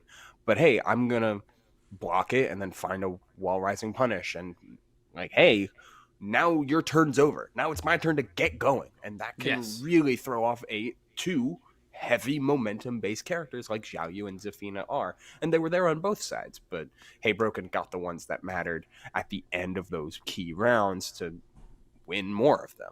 That's what makes the difference, even if it is a well-played set on all sides. So 2-0 but close, though, and Hey Broken will make it into some top 32 action, which we will also be heading into, checking out our 1 seed for tonight. RV Chris locking in the Clive. As we get a little bit more of our own Xiao Yu with a little bit of history here at the Breakout series. Some shake against RV Chris. Oh man, that's gonna be good. This is Don't be good, my friend. I mean, RV Chris, the classic, dude. I mean, one of my favorite Clive players. Oh, wait. Oh, controller? Oh, no. Oh. Connection? we're Oh, no, back. nope, he's alive. He's alive. We're locking in. All right. You have to take a sip of his Mountain Dew. Oh, always need the dew. Oh, Keep what the a low gamer parry juice. there. Yeah, or gamer subs, whatever your preferred gamer drink is. Breaking the wall and Yeah. leveling up the Zapatsuken. It's going for plus frames off the Phoenix Shift and then finding a big launch. Not too much damage though. Was too close to the Oh, wall. running 3! I like it coming in from Shake. Oh, getting that wall too. Are we gonna break this one? I would be surprised. We're Because going for Oki. Oh, Xiao man. Yu loves the close-up knockdown get up. You play the mix-up, and you're gonna play that mix-up wrong. Shake, finding the first round after a bit of a rough start, but RV Chris is making for the big swings and Yeah. playing the close game. This is kind of the biggest weakness of Clive, is that the ranges that Xiao Yu wants to press a lot of buttons. Clive just doesn't really want to press any buttons in those same ranges, so Shake just gets full range to get going with all of their mix-ups. Meanwhile, RV Chris just has to block. Yeah. What a good wall combo there from RV Chris and with Bahamut, but gonna get his back against the wall. Answer with a sliding, using wind-up punch. That back 1+2. It's a parry. Good sidestep, and he punished with sidestep 2-1. That magic burst right there. You like to see it. RV Chris getting around on the board. Play down. Oh, cross on 4-2. And the Demon Breath. Like, real good defense. Oh, the charge up off the heat string. You know, the same holds Ice true. Age! Yep, the back same two's holds gonna true break in the inverse of what I said a little earlier, right? When he's like, hey, those ranges where Xiao Yu wants to play evasive to get in, those are the ranges where RV Chris wants to press all these big sword buttons. No get off parries of me. allowed. Just try and find your way around them. Oh, and Oh, what a whip Shake punish! did. Yeah, that whip punish on the magic burst there. Shake is gonna end up with some big combo damage going into Hypnotist, getting that low sweep. Oh, he's trying to get. He went for running 1+2 3 times. RV Chris, you're a madman. Shake is gonna punish him for that. Gonna take him to the wall. Not quite. Yes, sir. 8 seconds left. We gotta look at the time. Look at the time. Oh, went mid. Oh, he went for back 3. Oh my God, the forward 2-2. RV Chris gonna trying- get the round. I think Shake might have been trying just to do enough pokes that were able just to control the game through the entire time, Yeah. but just ran for the timeout, but just ran out of time. You hate to see Ran out it. of strings. Oh, Oh. hello. That's a counter hit launch. Yeah, I can't see. I mean, I saw RV Chris was going for one of Garuda's moves there. I couldn't tell if that was forward 3 or down back 1+2. Does not matter. Shake is going to get the round with that low sweep attack. And we're tied up, man. Final round here in this first game. Tries for sidestep 2. Oh, good All sidestep into the Phoenix Shift 1+2. Look at Phoenix Shift 2 rather, I believe. Just going for No, the no, heat engager. 1+2 was there. It was 1+2. Okay, Yeah. good. Making sure. Oh, he delayed Magic Burst. I like it. It's a Bahamut. Giga Flare. 53 damage off in the blink Man, of the night. they have gutted that that attack, man. They had gutted that attack. When he came out, that move did 30 damage in a combo. That Good. move was nuts. Yeah, that's a little much. Oh, Ah, the this launch! is a big launch. You're getting At the wall too. the wall was guaranteed. It actually cuts the combo short. Has to take some guaranteed. Excellent delay. Oh my Get up. God, You get the the back wall turn? splat. Yep. And finish off with his Zapatsuken. Yeah, Nice way to spending- end any set. Yeah. Hey man, RV Chris, he was doing it last week during No Frames Given, man. He ended any time he had Zonkatsuken above level 2, he was ending the game with it. It's such a cool move to look at too. Yeah. No, it's worth it. It's worth it. It's when you build, you deserved those levels because it takes a minute. If you're not focusing on the moves that build up Zonkatsuken, you know that the ones that with Odin's sword. I think we're just gonna. Okay. Yeah, I we're think randomizing we're the getting a stage. stage swap. For the next battle. Yeah. Okay. I could not tell because I thought they pressed rematch and then we saw a black screen. I'm like, what? Now I got them. They're getting ready for any TWT events they go to, you got to randomize the stage. Either of these two might be going to CEO next. Who knows?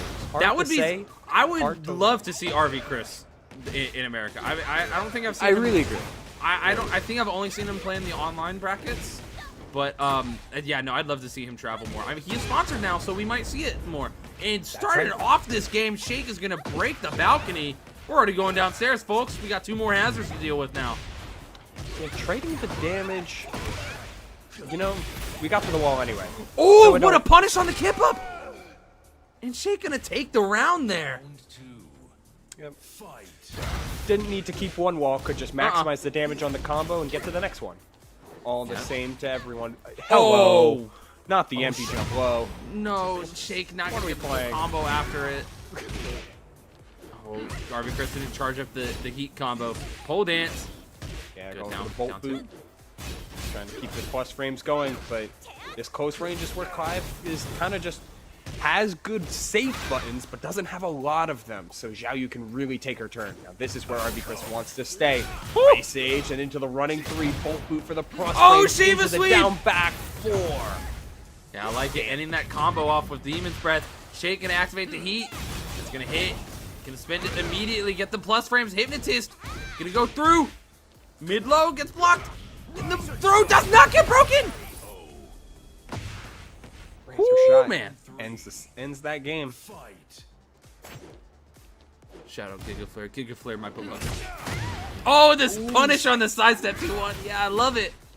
Sidestep 2 is a hell of a button. Like, what a mid to have it at your disposal. Oh, What a trade running. with the running 2, yeah. Running 2 again. Side- Sidestep 1 1 plus plus 2 for the 2. massive cross frames into heat smash as a frame trap. Like, That's yeah, nuts.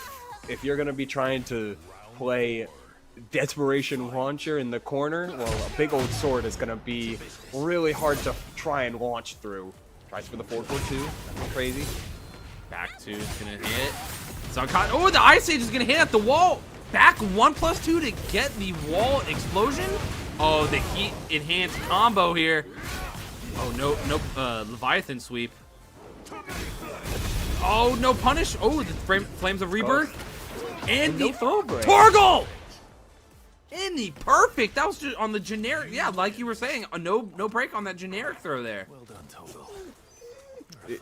He just had him in that blender. He just didn't expect. Yeah. He's like, oh, it's like he was kind of just. RB Chris was kind of just doing like the big, like frame trappy moves.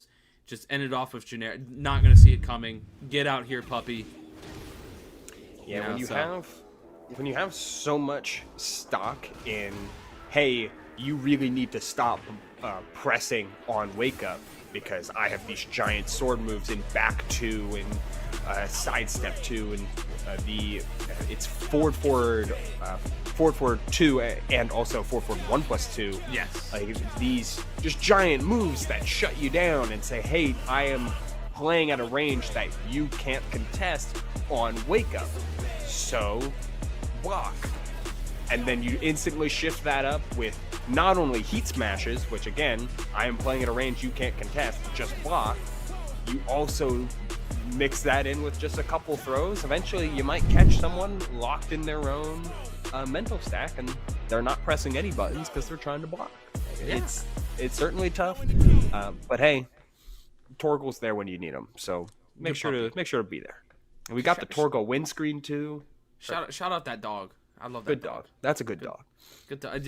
Man, it's crazy to believe. I mean, it's not really crazy to believe since he's like a literal wolf, but like it's crazy that he's part god. Which, Yo, spoilers. I have not played 16. I'm so sorry, bro. You'll forget it. You're gonna forget it. You forget it. Forget. All right. Put the shades on and just like. Yeah, exactly. You didn't hear that. No, I really want to play 16 though. You'll get to it. You. It's tough because I've been trying to finish 7 Rebirth, but I can't finish Rebirth because of just like general like work and life and traveling and also trying to keep practicing fighting games. So it's just like everything backlocks. Hey man, it happens. Oh my God, is a Psyche K Heihachi and it's of course. Oh my god. Trunkies is never fails to disappoint me with the Heihachi cousins. I love. Follow that man on TikTok, by the way. This dude has the funniest streams ever. Oh my god. What a punish, by the way, from Sezzy. Yeah, this is the other side of our winner side top. One of our other winner side top 32 rounds. We're seeing Trunkies up against this easy Heihachi, and those Mishima fundamentals on top of some very, very scary combos against Desezi and this Huaren. If you're gonna try and whiff at range, but keep the forward advancing. Oh my god! Going, you gotta watch out for some of these electrics, but it's all a matter of spacing from there. Yeah, and it's really good spacing so far. Trunky's already down less than half the health bar. Good spike there. Not gonna get big damage here.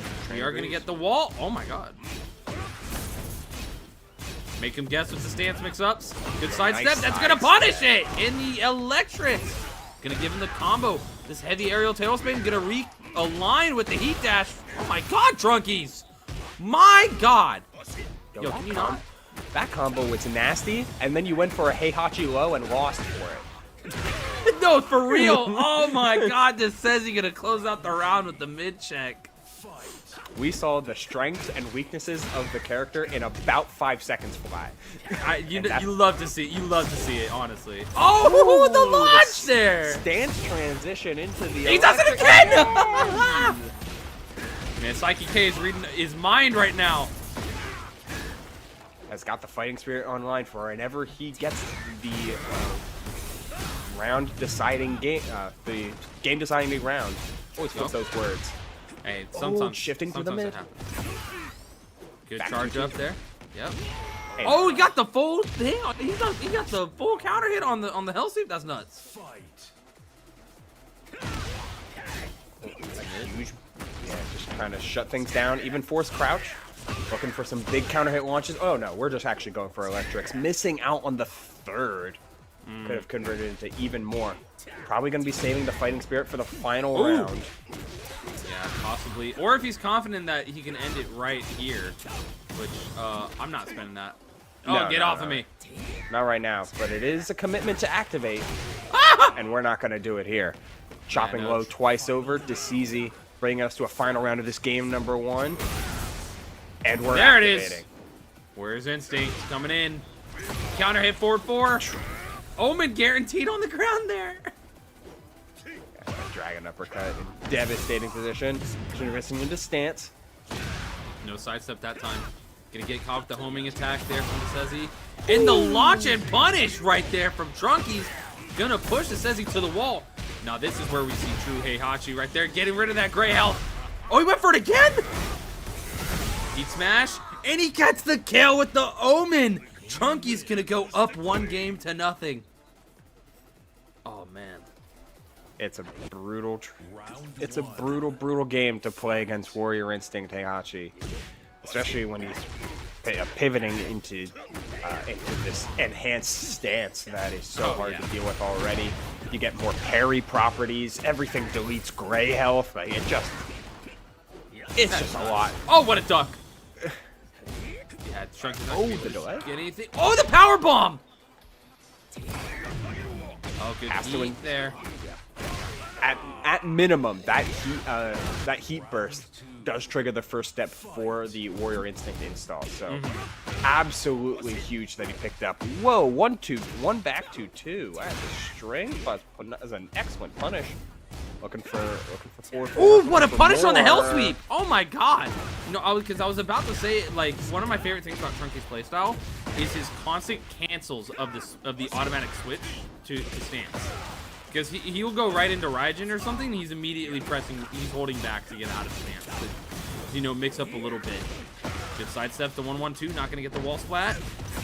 Right there! That stuff, that'll throw me off instantly. I'm playing against him. And finishing off with the hell sweep. Down forward 1-2. It's just like such a glue move, or combo, sequence, however you want to Yes. phrase it. It's such a loose sequence for Heihachi. Being able to constantly say, like, hey, if I do this at the just frame, I'm +1 in mid-screen, and I get to jab or wave dash or move forward or just take control. And you see here, Decezi's just not letting him take control, because when Heihachi has control, things get damaged. Really and scary. They get scary, bro. Real scary. Oh God. You don't want Heihachi. Push you to the wall. Another back Oh, two, no but it punish! works, no punish. Heat smash going in. Good overhead. Good low. Gonna get fighting back now. Decezi. He has heat. Pushing Trunkies to the wall. Good wall splat. Guaranteed right there. Yes, sir. Flat means Low, a going low again. L to the launch after the low, and yeah, that's Oh. gonna do it. Lost control and lost the round for just that easy. You found one wall splat, and you're just able to snowball it into so much more. The mix-up on Wake Up and the mix-up that came afterward, Trunkies was not able to find the time to throw out a jab or even trust that what was coming was a low. It's tough. It's tough to be in is that tough. position. But yeah, Trunkies is gonna go, Decezi is gonna get the second game in there, tying it up 1-1. Knowing Trunkies, this is probably an outfit change. I don't know what other meme he could pull out of his ass here, because he has so many meme costumes for Heihachi. Like, there was one time when K-Vox and I were commentating, he dressed up as Freddy Fazbear for his Heihachi. He lost That's that. awesome. He lost that game, and K-Vox jokingly said, "I wonder if he's gonna turn into Golden Freddy," and he did. He had a Golden Freddy skin. And Okay, I better. but Okay. Oh. okay. Okay. Default. Oh, Trunky. Wow.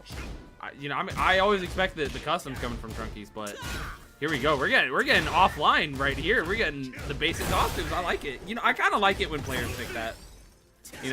Especially in the onlines, customs are allowed, but they'd rather pick the basic costumes in game. I like it a lot. I don't know why. Yeah, I'm always a fan of characters that, or players that can represent those base costumes and make it feel like theirs. So, and Yeah. Heihachi, don't see a lot of people on the default, and it's a good one. Yeah, I like it. Oh, the But we're gonna throw. yeah. That's it. Goes for the mid with the Peacekeeper. The Heihachi low. Oh, he gets kicked in the face! Shin to chin right there. Yeah, didn't end up mattering for one pickup, but instead we're trying to find more. We're trying to find those same big launchers. Oh, Decezi's picking up though. Gonna get the wall slide with the heat smash. And gonna close out the round. We're already up 2 rounds? Are you... Oh my god, like... This is nuts right now. Good punish there from Trunkies. Yeah. Mishimas have always had one of those, like, especially in this game, it really feels like they want to play. They want to play the empty movement game to try and who's gonna mess around with timings and poke ranges and like get a chance to wave dash a little bit. And this is just saying no, like Nah. rain or shine, I'm not having that. plus frames or not, I'm swinging. Oh I'm hitting my you, god. and that's what's happening. Like Yeah, again, dude, he got hit a lot there. yeah, Huarang wants to play at his tempo and his tempo alone, and if you try and mess with that, you're probably gonna explode. Yeah. Yeah, no, like you'll pay for it usually. And that's tough. It's really tough to try and shut Huarang down in that moment. So any of the Raijin stance that usually can be so good to mix in between just stable wave dashes, any like electric timings, hell sweep setups, especially since Heihachi's hell sweep is already, if it's not a counter hit, you can block in between it. And then also you have not really many other lows that are super threatening. Yeah. Like, you're never ducking, and it's never, I don't know, you're just never really in this position where Decezi felt like he needed to fear anything, because he was always the one dictating the tempo, and he had no evasiveness to worry about. He could just always run his offense. Yeah, you mentioned the lows that Heihachi has, and the one that we mentioned, Hell Sweep, is he kept getting punished every time. Yeah. After the first game, I don't think Desezi got hit by one. So. Yeah, it was like that. I mean, that's a pretty big. I think that's a pretty big game changer. But yeah, it was. I think that one instance that he got hit, and then after that, he didn't get hit by it again. Yeah, we didn't see a lot of parries. The back 1+2 parry on Heihachi is really solid. It's a punch or kick parry, so just throwing it out as a reversal is certainly there. And same with power crushers. Didn't see a ton of power crushers. Like, you need to represent and shuffle through a lot of these options just to try and force the Harang to get off of their flow. Because as we saw, Desezi on his flow meant the round was just ending, and there was not much to do about time. Yeah, that was pure demon time from Desezi there when he was starting to get his roll going. Trunky's his playstyle is a lot of it's confusion from what I've noticed, is that he goes into a lot of stance moves, and then he cancels out of the stance to make you second guess yourself, and it happened a lot in the first game. But like we said, Desezi just caught on to the games that Trunkies was playing. Not maybe noticed himself. It was like, he's not doing a lot of power crushes. I think I can swing. Like he won't. His only power crush that he was using was heat engage, or sorry, heat burst. Yeah, and that's it's a hard one to rely on because it's so steppable now. So I understand trying to play it like really shuffle through your stances so you can find those counter hit timings that can be really big, like those standing 4 counter hits or what have you, like the landed demon breath and just get to go, or even just a simple like down forward 1-2 and like you get a knockdown off of that and you get to wave dash forward and play your plus frames. But if you're not representing defense beyond just enhanced defense beyond just poke or heat burst or block, then at that point it just becomes an RPS with no need to worry about like, there's not really any sidestep timings here I need to worry about because everything's coming about the same time. It's a lot of block first, then something. Then at that point, a good player like Desezi will just take a game, adjust, roll from there. And it was real tough to see after the games 2 and 3, seeming like the timing and the tempo was just all in Huarang's favor. And once that happens, as you can see with a lot of characters in Tekken 8, they just, when the character finds that niche and is able to play their game, the ball just keeps on rolling. Yeah, no, momentum is such a huge factor in this game. It is. I think it's one of the biggest ones in this game. So when you see a player that knows how to use their momentum correctly and they're able to win games consistently like that, it's like we say, it's a big ass snowball, man. A huge one. Oof. Yeah. Now we do got. I think we're going to be seeing all 4 of our top 8 qualifiers here tonight. Winner side, 4 of our top 8 winner side qualifiers. Yes, in some manner of sequence, it just kind of depends. With our next one being 2 players that haven't been up on stream, and one that just caused a pretty damn huge upset. Divine Exorcist on the Claudio and Nick RM on the Elisa, who was able to win 2-0 over King Servbot to be here. Man, I mean, that is I say that's a personal victory right there. You might as well have gotten to the top 8 right there. That's a good win. Servbot is one of those guys who, okay, cool. So we do have to. We haven't streamed it yet. We do have 2 streams actually. We've got this stream right here, and we have a second breakout stream going on as well. So we're gonna do 2 matches on here, and then we've also got 2 matches going on in the other stream that you can check out as well. So make sure to tune in for that. Yeah, I think you could find the link to the other breakout stream in the chat, I believe. Possibly. There might be a command for it. Either way, yes, there is a second breakout stream that has gotten even more of the Tekken action. So, like, majority of the matches here tonight were streamed, and that's like, this is an 87-person tournament with a lot of games going on. Huge. again, correction, most of the winner side matches across 87 players were streamed, which is just like, that's a lot of Tekken. That's a lot of Tekken to watch and rewatch, because all of these matches will be uploaded to the Breakout YouTube, and it's all going to be there to enjoy and re-enjoy throughout the entirety of the Breakout series. So yeah, like on the on the other channel that we have streaming this tournament, there was a King Mirror match between Jake Man and Slowpoke earlier, and I believe right now it is Hey Broken and Pied Piplup on there. Breakout ESGG is the second channel. Yes, thank you, Medusa. Thank you, Medusa. So they are going to be getting 2 of the top 8 qualifiers, and we're going to be getting the other 2. Right now is Hey Broken and the Pied Piplup, which is Zafina and Elisa. We're going to be getting another Lisa and Claudio, who man, hey, to give updates. Hey, dude, Claudio's that guy right now. I think that man is. Claudio's crazy. Claudio's nuts. I think Claudio's crazy. Mogold is super good. Huge fan of that guy. I think he plays amazing. However, forward 3-2 was a problem. So I'm really glad it got nerfed. Not to like, and it still exists, and the mix-up is still there. It's just not as punishing as before. Like, being reduced to being plus 12 means it's not a problem everywhere. It's only really a problem at the wall, because he still gets like a wall splat and or tornado off of the wall, just less damage.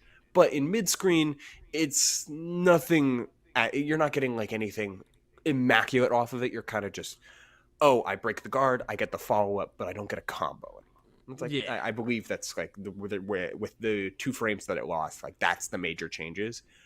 But the changes only really happened when with the guard break and if you block it. So it still like tracks really well. It's still a very, very powerful mix-up to hold on to, but the reward is a little bit worse if the Claudio's right, and it's a little bit better if the defender is right, because now it's not plus if you don't hold it. It's now -9 if you let it go without charging it, and that means you lose your turn completely. So it's like, okay, it's not as egregious as it was, but it's still really good. Yeah, no, like I said, dude, Claudio is a good character in this. Really good character, right? I think. I mean, top tier. I would say top tier. So yeah, it's so hard. Everyone's top tier. It feels like that is true, actually. But I do feel like there are certain characters that are just like, they're like obviously top tier. Yeah, I can 100% agree with that. And one of them I feel like personally is Elisa. I think Elisa just has so much going for her in all the ways that matter. It's like Elisa is just super, super punishing in mid-screen, super punishing at a lot of ranges, can play at close range, has a lot of the devastating 50-50s, is just has good movement, so her sidestep's really good. There's no like mid or low, she always hits you, and in devastating matters. It's like the only thing she doesn't really have is like, I don't think she has a complete throw game, but that's okay. Yeah. Yeah, no, she's got the distance play and the whiff punish play that she's got, so I think she's good in that sense. But man, both of those characters are great. There's a lot of good characters in the video game right now. Yeah, we talked about the characters are good. We talked about we saw Clive. Clive is really good. Brian's really good. Hawarang's really good. To name more, I mean, Ulsan is picking up Lars, which is like a complete character swap, so you know that character's probably really good. Yeah. Not even probably is really good. Kuma and Panda are both extremely solid. Reyna's a monster. Victor's extremely good. Like, just on top of who is already really good. Some of the best players in the U.S. are playing Jack. It's like, it's really good. There's a lot of characters that are really, really good. Yeah, no, dude, there are good characters in this game, and good people that are good at this game are playing the good characters. Yep. So just kind of comes down to who's better on that day. Hopefully, we'll get them playing eventually today. Yeah. We'll If have to not, see. What's up?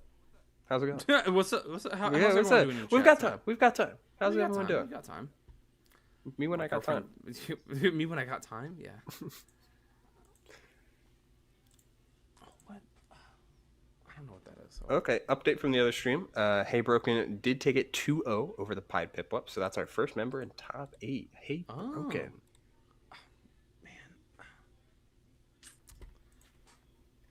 Also, maybe this makes me a fake fan, but like, who won last week?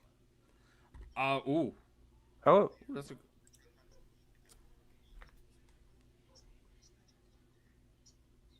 Okay, so Mission Control telling us that they're having some in-game issues. So we're switching cabinets.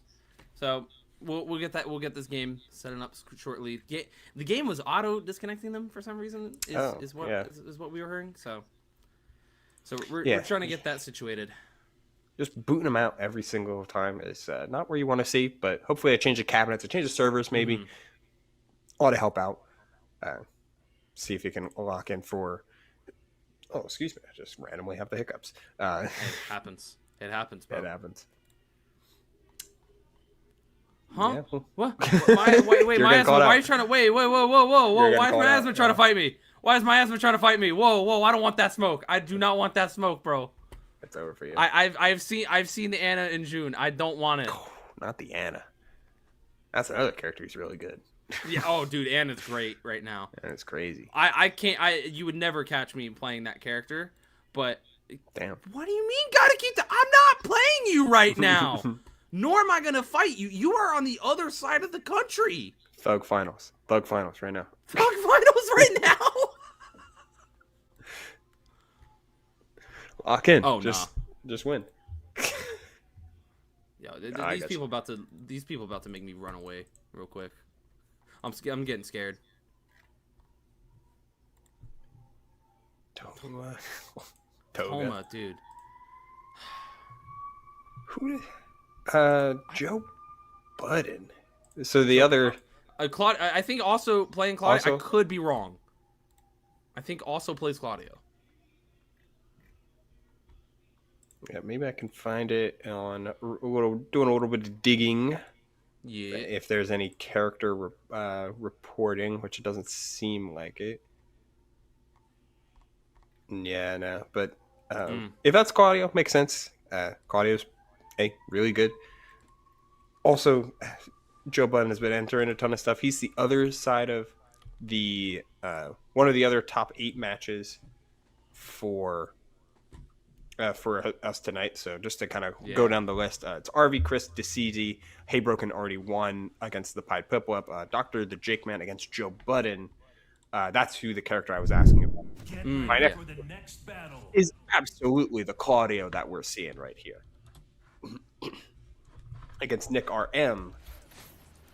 Elisa, we switched out the cabinet, plugged in our controllers again, and game 1 is locked in. Good to go.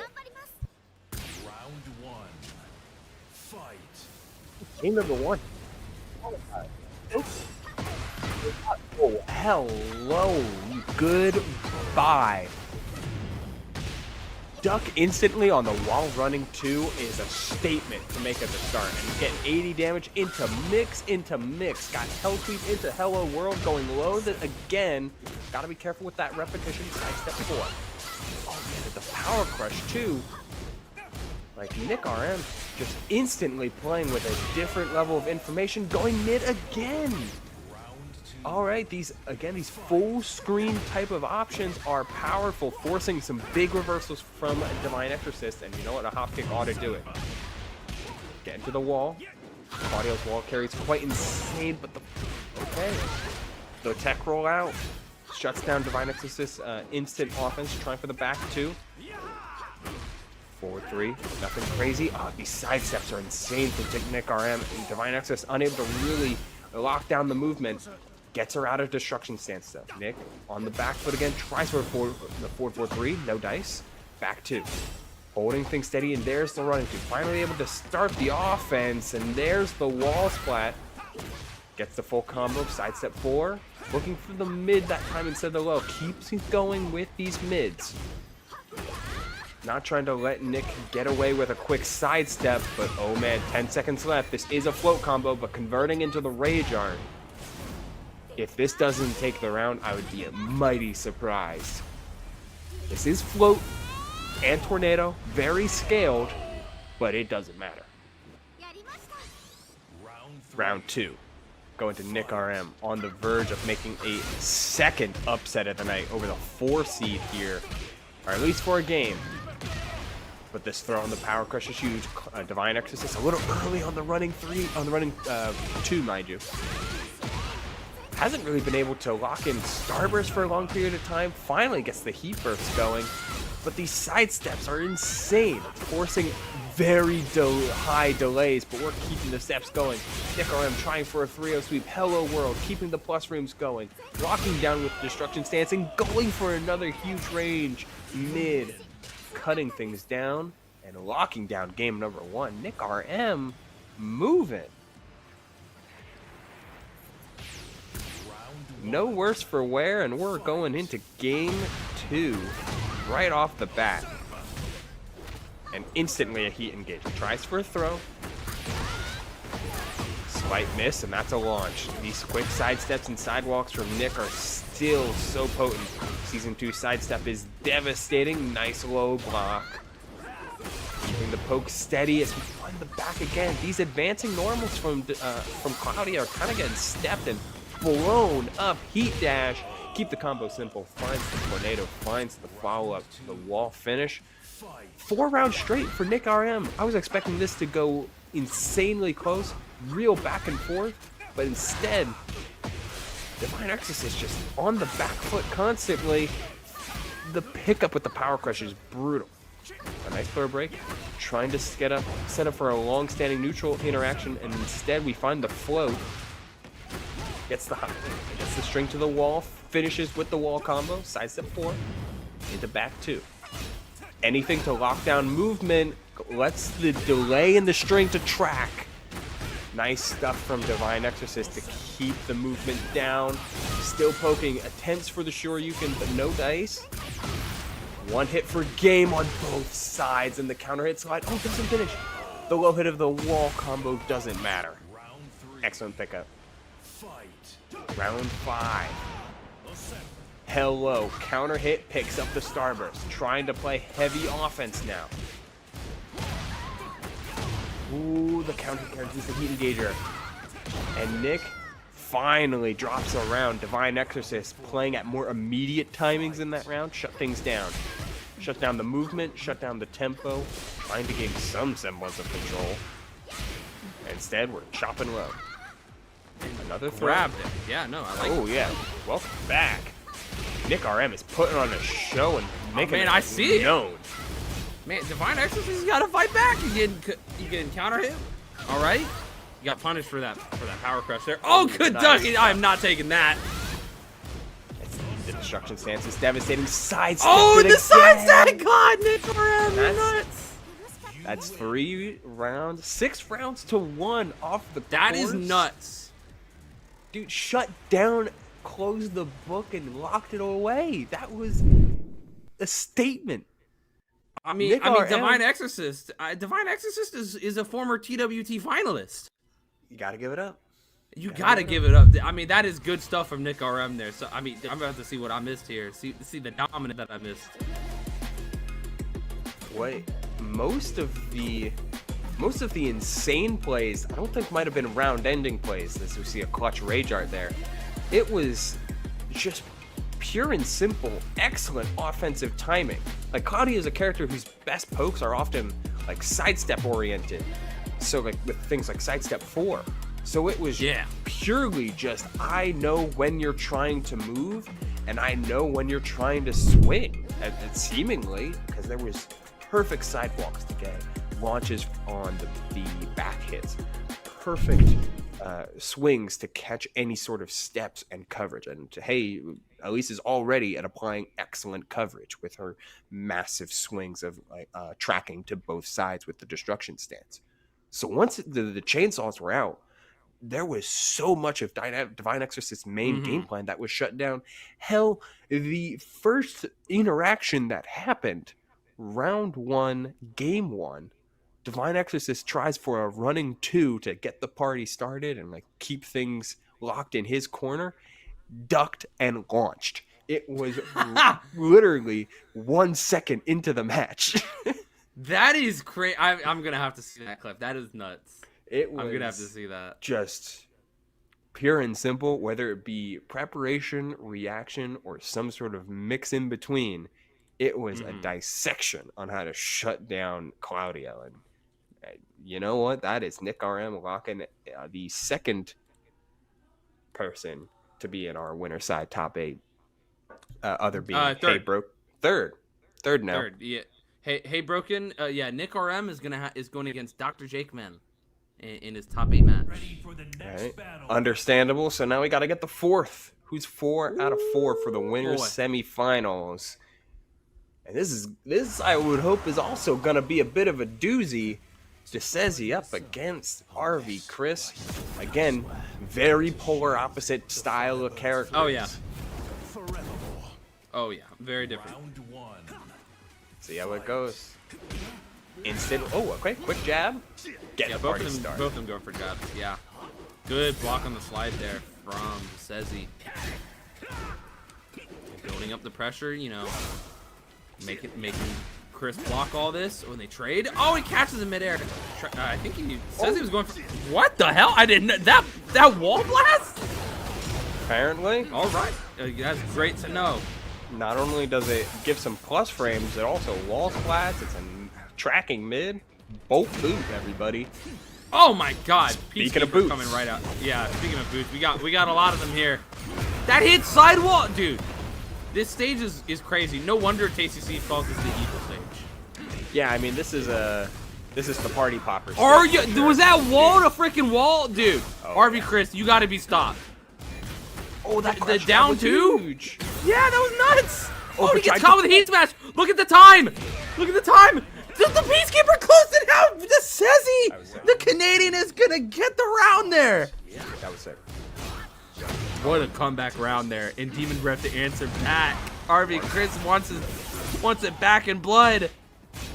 Yo, RV Chris playing on fire right now. Like, but DeSezzi, he's looking tries good for the too. Pair, tries for the parry, getting shut down, but kip up. The biggest thing about it is like RV Chris is playing at that tempo he needs to. It's like one step ahead of any time you're expecting DeSezzi to make the approach, and because Clive's got that big old sword, he's expecting DeSezzi to go like forward movement input, and he's stopping the forward movement, or he's getting that extra window to put out his input first. And hey, when you got parry, you got parry to go for, tries for the get over here. No dice. Tries to go for, went for magic first, didn't get it, wasn't close enough. Back 2's gonna get called out there. DeSezzi gonna mount the offense. Heat enhanced moves. That reached your nuts. Dude, I was same. I thought, oh my God! Oh, gets out of the heat smash, bolt boot right against the wall. 2-2-2 and Torgo getting the wall blast. Oh my God, I love that dog. Love that dog. That's a good dog. He guaranteed this full combo, wall to wall, 78 damage and applying pull. Oh man, God. Man, he was going for it twice. That running through 1+2. Oh, forward 3. Oh, that's nuts. Just do Rage Art. There you go, Chris. Yep. Yeah. You love to see it. Summoning the power of E-Free. The summon designs in 16, exactly the 2 that I've seen, pretty good. The 2, they're badass. Demon Breath. Oh my God. In the Shiva sweep. Went for the charge up. Yeah. Last time RV Chris didn't go for the charge up. Get over here. Yeah, you saw it. You saw that. You saw that. I saw. Yeah, you saw him. I know you did. I can't say anything, but you saw him. I know now. Oh, the back 3. I like it. The parry. Tries to shut things down, keeping the space. Oh, and then oh, nice. He had enough frames to block that. Okay, that was not a true parry there. And the slide finally works out for Chris. RV Chris gonna get the first game here. Oh, high man. tempo play. That's high tempo play. He's not taking over the tempo that Hwoarang wants to play at. Instead, he's playing even faster than DeSezi wants to. Always shutting down that little bit of like forward or sidestep movement before the approach comes in. And it's with a big old sword and a very, very friendly dog. You're able to shut things down before they happen. What a guy. What a dog. What a dog. What a good dog. Get ready for the next battle. We're going right back in this. Going to the celebration on the scene. Going to Bowie. A little bit of Paris. A little bit of Victor Stay. Whoa. Whoa, Okay. Going We're in fast. the particle accelerator. Okay. Good punish there. Yeah, simple. Keep things easy. Bolt boot for plus frames. Down 1. Oh, sidestep 2-1. What a punish. Oh, yo, the repositioning? Yeah, that sidewalk was huge. Trying for a full combo, but just slightly off. DeSezi forced to spend the heat dash, though, to stay safe, and it was absolutely worth it for this wall position, and he's going to make it count. Finding the Yes, low, sir. high. Stop. Just what? It's like, Leviathan shutting things down. Leviathan! Hey, if it makes you feel better, I haven't done the DLC, so I have no idea what Leviathan does. Oh, shit. Oh, okay. DeSezi going in right now. Calling out the heat rare? Nice patience on the side of Chris, though. Knows that you can take a lot of the chips. You just can't always let DeSezi launch you. It's worth it to take those little bit of... It's worth it to take those little hits over and over and over if it means you get a chance to play the game after and find either control or a launch. But DeSezi's been solid on defense, shutting down anytime RV Chris has been trying to get some Phoenix Shift going. Again, the Phoenix Shift 2 gets blocked. Yeah, Really trying. Really trying for it. Yeah, DeSezi's moving right now, man. Getting with these stance mix-up, the Flamingo stance changes. The heat dash at the wall. This is death right there in the true combo at the wall. DeSezi convincingly taking the second game, 3 rounds to nothing. Get them brooms, y'all. Where they at? Where they at? We got a little bit of, we got to clean up the room a little bit. Hey, going to a final round of our final set. Yeah, no, it's not done yet. It's not in a battle of polar opposites. But hey, on the scene is a really, really good stage for Hwoarang. So forcing a way to get off of that stage is absolutely imperative. Get a chance for something different. And that something different is the arena. Not the underground arena, just the normal arena. We don't want the walls to explode, but we do want them around. Yes, we do. I swear to shield the Firebird's flame forevermore. Round 1. Fight. All right, locking in. Locking in Torgal. Yeah, who gets to make top 8 here? Down 1. Back 2 for some plus frames. But an excellent power crush. Mixing in every bit of defense you can on both sides here. Completes the string, but the string was safe, but the attempt to challenge was not. And we're maxing out some damage here. Even spending the heat burst to go wall to wall. The kip up is going to stop that. Good hold in. Keep them off you. Oh, and the lows? Gonna get the wall spot and the tornado at the wall. Did big damage here. That wall spot was from so far. Nice commitment to the low block. Sidestep 1+2. Oh, he went for Magic Burster. He went for that sidestep 2-1 and he got called out right on the startup frame. And then the simple low poke to end things out. DeSezi picking better options when it comes to finishing out rounds. Oh, back 3. Hadn't represented parry a ton since game 1, so nice to see it back on the table for RV Chris. You gotta find ways to slow down the up-tempo offense that DeSezi wants to represent. Parry's a good way to do that. And otherwise, man, this pressure. Otherwise you're caught in the blender. There's only so much damage you can be okay with taking before you have to make a play. Yeah, man, you know, RV Chris gonna get caught with that tracking mid there. End up that round. Good low block, not gonna punish it though. That could have been major for RV Chris to get the momentum on his side. Sidestep 1+2 blocked. Phoenix Shift 1+2 also blocked. RV Chris has got to do something here to get his respect back. because Sesse's just running through him right now. Side step 2, trying to play max range. Oh, some plus range. It's almost Roman! actually worth. Yeah, not going to catch the on ground. Nice delay get up. Opportunity here, but the power crush is going to end it. DeSezzi, you know, after losing round 1, that broom was out and staying out. Swept up Yes, games sir. 2 and 3 without dropping a round. DeSezzi taking over that first seed. Dude. Taking his Hwoarang into winner's side top 8 to play against Hey Broken's Zafina.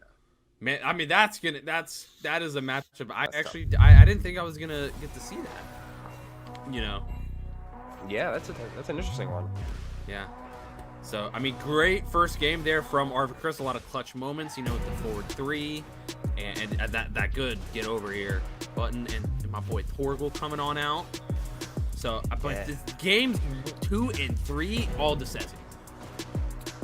Yeah, like so that tempo and timing I was talking about at the start of game 1, that was really beneficial because you're able to catch movement by playing more attack first, whether it be with jabs or with the standing 1+2s or the back 2s or everything that you have them extra range for. You press those buttons early and suddenly you're catching a lot of counter hits, you're catching a lot of movement, you're shutting things down before Hwoarang can get started.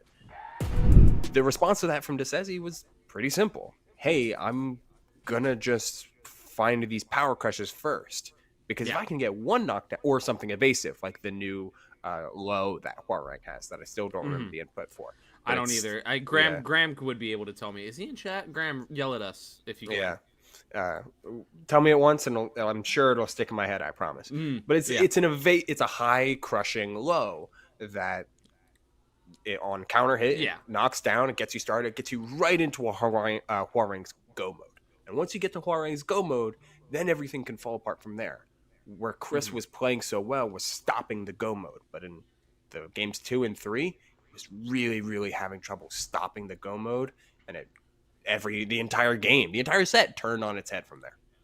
Absolutely. But sadly, we are going to have to get on out of here. That was Ubel's and I's last match for the night. We're going to get Stu, the announcer, and Captain No Fun coming in for comms. It's going to be a good time for us. But before we go, Ubel, tell us where the people can find you. It's right there, actually, to the right of me, or you can see it right underneath my microphone. That's UBL267. You can find me there on Twitter and on Blue Sky. I don't make a lot of posts, but I do retweet a bunch of stuff. And when I do post, you'll probably often see when I'm live doing something, whether it be at an event for something like Tekken, but also primarily for Rivals of Aether 2 I've been doing a lot of, which is awesome. It's going to be at EVO, which I will also be there. It's the highest entrant count for the EVO extended roster, which is let's go. That is crazy. Which is super sick for an indie title. Yeah, that's awesome. Big props to that. I am going to be there regardless. Maybe on the mic. I hope to be. Hey, but, fingers crossed on that one. Not sure, but super hyped to just be at a ton of like combined FGC stuff, because like Tekken is sick, Street Fighter is sick, Rivals of Aether 2 is sick. Hope to be at a ton of those. Lucy, how about you? You guys can find me at Lucy FGC MMA. Right finger. Yeah, there we go. I'm on Twitter and Twitch under the same name. I stream sometimes, and I also retweet most of the time on my Twitter. But like Ubel said, like when you see me post, you'll see my post. You'll see it. But I'm just doing locals and Breakout every week or so, and so I'm a working man nowadays. So little bit of the schedule's conflicting, but I'm doing this for the love of the game. I'm doing this for the love, man. I love Tekken, so I want to be here every week. But before we take up any more of your time, we are gonna get on out of here. So please stick around for top 8 here at Breakout Series week number 51. Peace. Oh my God! King Ray Jr., you can't be doing this. Healing! Is he gonna do it? And he does it!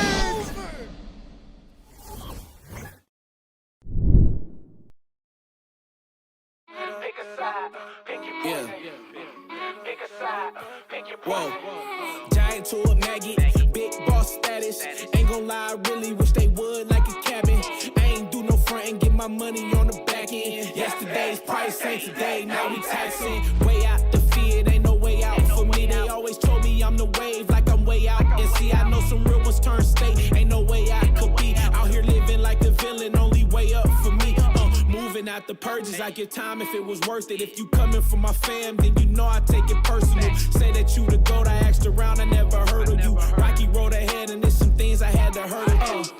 Pick a side, pick your poison. Pick a side, pick your poison. Pick a side, pick your poison. Ain't no picking on me, y'all about to get me going. Yeah, pick a side, pick your poison. Pick a side, pick your poison. Pick a side, pick your poison. Ain't no picking on me, y'all about to get me going. Yeah, windows down so all the haters see me. Back then they didn't want me, now they wanna beat me. Keep the grass cut low, cause them snakes still sleazy. Always knew I had to glow, I just had to find a reason. Walk around looking like I own the place. I don't waste no food, man, I always finish off the plate. Ain't come to play, trenches baby, can't believe we made it safe. Something out of nothing, yeah, we made a way. So hungry, think I overate. Every single shot, then I'm thinking John Wick. Every loss got a lesson, every make got a miss. I can't even think of a man that had me terrified. We got options, pick your poison or just pick a side.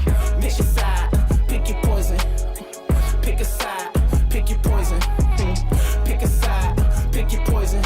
Ain't no picking on me, y'all about to get me going. Yeah, pick a side, pick your poison. Pick a side, pick your poison. Pick a side, pick your poison. Ain't no picking on me, y'all about to get me going. Yeah.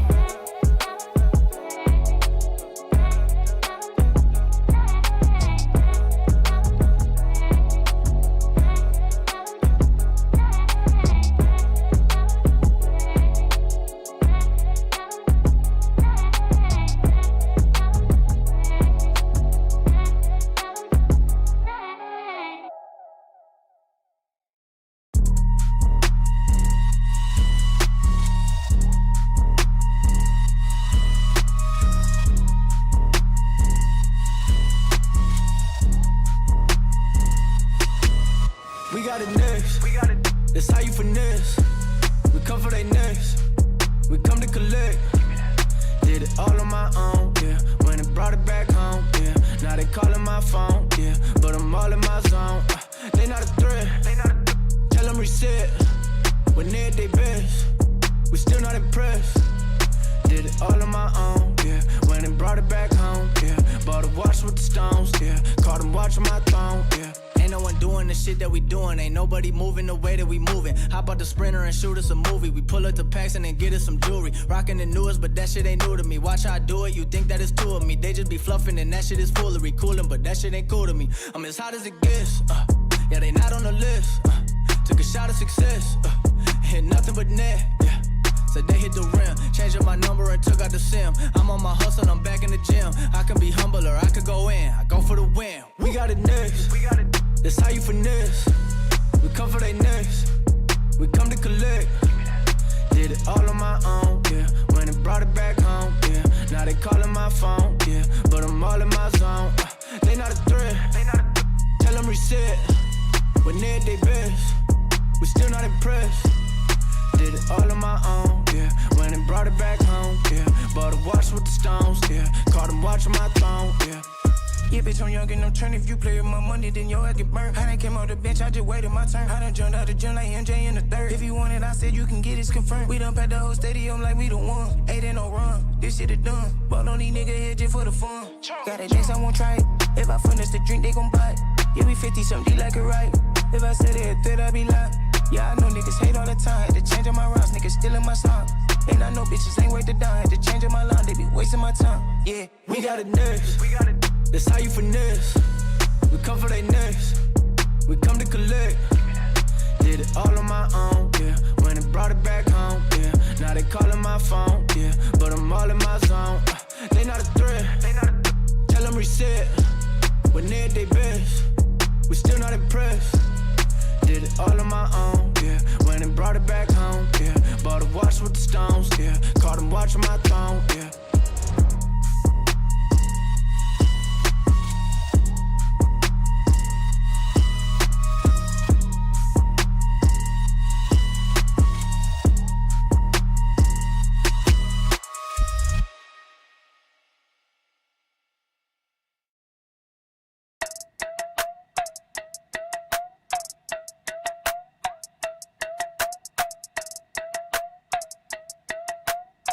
Hey, what up, say? Yeah, all my life I told them I would do this, now I done it. Even as a child, they tell me that boy, you're the Sunday. Now I seen them out, they ask me how the music coming. If I told them what I goes, I know they think it's so disgusting. Told them matter of fact, I said I'd rather not discuss it. Seem like every day I got another check that's coming.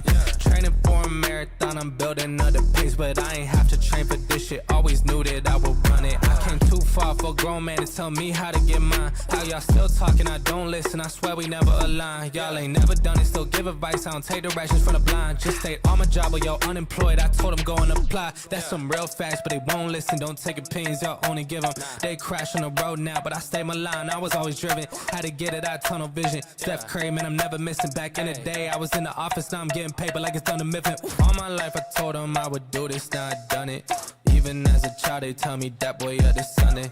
Now I seen them out, they ask me how the music coming. If I told them what I goes, I know they think it's so disgusting. All my life I told them I would do this, now I done it. Even as a child, they tell me that boy, you're the Sunday. Now I seen them out, they ask me how the music coming. If I told them what I goes, I know they think it's so disgusting.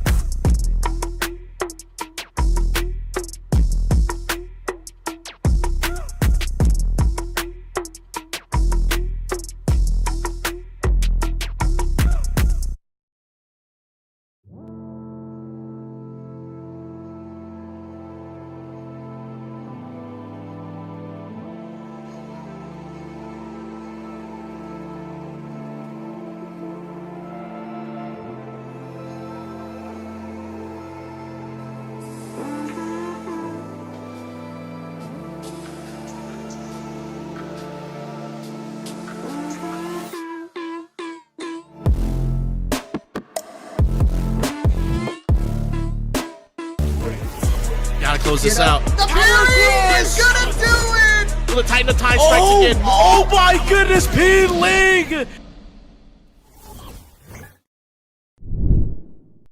And here we are ready for top 8 here for week 51 of the Tekken 8 Breakout series. I'm Stu the announcer alongside the one, the only Captain No Fun. And what a top 8 we have. Quite a bit of character representation throughout this top 8. Definitely an interesting, I'd say an eclectic mix of characters, if we're going to call it that. But Captain No Fun, certainly no lack of intrigue as we start things off with a King main, no less than Dr. the Jake Man himself, taking on Nick RM coming up. Oh, that is going to be extremely great. Also, thank you for that wonderful introduction, Captain No Fun, reporting for duty. Always great to be here for this top 8. But let's go ahead and check out our punch cards. This right here, first player to get 6 breakout tournaments is going to get an easy $450 bonus sent directly to them. Peeling at 5. And we're going to have to wait because Peeling accidentally signed up for Guilty Gear, so they are not in contention all this week. Which is just a wild thing to have happen to you. And not only that, you have people that could still potentially come up through losers adding onto this. And not to mention Dr. Jake Man. Dr. the Jake Man could be adding that number 51 onto their own counter as well. So quite a little bit of jockeying for position to be done here as we count down to that to those 6 spots being gathered onto their punch cards. I don't know. I don't think it's a foregone conclusion, especially if you are losing to the registration screen. I don't know what to tell you. Yeah, you're not even missing putting in game at that point, bro. Come on. I just think I think Peeling got caught in the 50-50 right at start.gg. You know what I mean? It happens. I mean, that it happens in this game. You know what? Sometimes that's just how it rolls. But we're going to take a look at this bracket. Only one entrant into loser's side thus far, Divine Exorcist 4. But as we saw, again, pretty exciting matchup there with Exorcist. But I am kind of curious to see how this first matchup is going to go down. Deceasy versus Hey Broken. I think there's a lot of intrigue. There's a lot of things that you could take from that particular matchup, but I want to concentrate on what's right in front of us. In fact, the one that we are getting right into, King versus one Alyssa Poskanovich, as we go and starting off at the Phoenix Gate. And yeah, this is standard grappler stuff. You got the hat on to boot. got to make sure that you're well dressed for the occasion as we kick off top 8 here at the Breakout Series. Week 51 underway. Yeah, as we know, Alyssa has one of the most impressive ranges in Tekken. This girl can pressure you all the way from range 3. If she's halfway across the screen, she might as well be in your face, just like right now. And the chainsaws to boot, too. Yeah, which has got to be so tough if you're a king, because you are a grappler first and foremost. But here we go, just getting the blast on through, and you live and die off of those stage interactions, I would imagine, if you are a king, because this is one of those deals. If you get in, you have to make it count. Getting the leg drop is certainly going to help. The pop up into the power bomb, and there it is. If you are eating good. You got to finish everything on your plate as we head into round 2. Obviously, you really bring up a good point, Stu, that once Dr. the Jake Man gets in, you have to stick to your opponent like your hip is super glued to theirs. Because if you don't, well, they could get away from you, literally, especially when you're a grappler. Oh, amazing launcher from Nick, and this is going to be a pretty decent combo from them, and still maintaining the pressure and getting the floor blast as well. The dive kick's going to be absolutely impressive from Alyssa. You can already tell. However, sometimes you just got to man up on through it, and that is what King does. Got to love the little Jaguar steps and the power bomb to finish it off. And again, when you have meter being used, you need to capitalize on it, and you are getting that at the very least. These little toe pokes, you got to love it. Just stagger them a little bit. And yeah, whatever quick options that you have as King, they come at a premium. However, you're going to make use of the Shining Wizard and the elbow smash to finish things off. I mean, I'm liking what I'm seeing from Dr. Jake, man. It does not mean he's out of danger just yet. Yeah, I mean, we only have 2 rounds in, and we've had 3-0 all the time. Nick RM, we are in winner semifinals, so they had to fight and beat a lot of really good people, but oh my god, that option was beaten by a sidestep. Dr. the Jake Man, look at this maximization of combos and spacing. I mean, you have to know that wrestlers are going to be good at sidestepping. They move in pretty circuitous movements. So, with circuitous movements, I should say. Oh man, that's an SAT word. Yeah, I break those out. What can I say? But Alyssa is going to break out the chainsaw as well. Go ahead and spell that for me. That's W-I-N for Nick RM. I thought it was C-H-I-N-S-A-W. You also missed the A in there. Oh. I hate to break it to you. Oh, okay. It's all right. Alyssa will be more than happy to find it for you. Still making use of that ranged attack. However, Dr. the Jake Man, you cannot show any fear. Zero miedo in the eyes of Dr. the Jake Man, as you're going to see again, getting the giant swing, not able to find the break, and Alyssa is going to get knocked out as a result. Count them up. 1, 2, 3, 4 rotations in a 4-round victory for Dr. the Jake Man, who's on the board 1-0. Obviously, while there was no fear and no arm was broken, Nick RM, if they lose one more game, they're going to be the ones sacrificed on the altar for winners semifinals.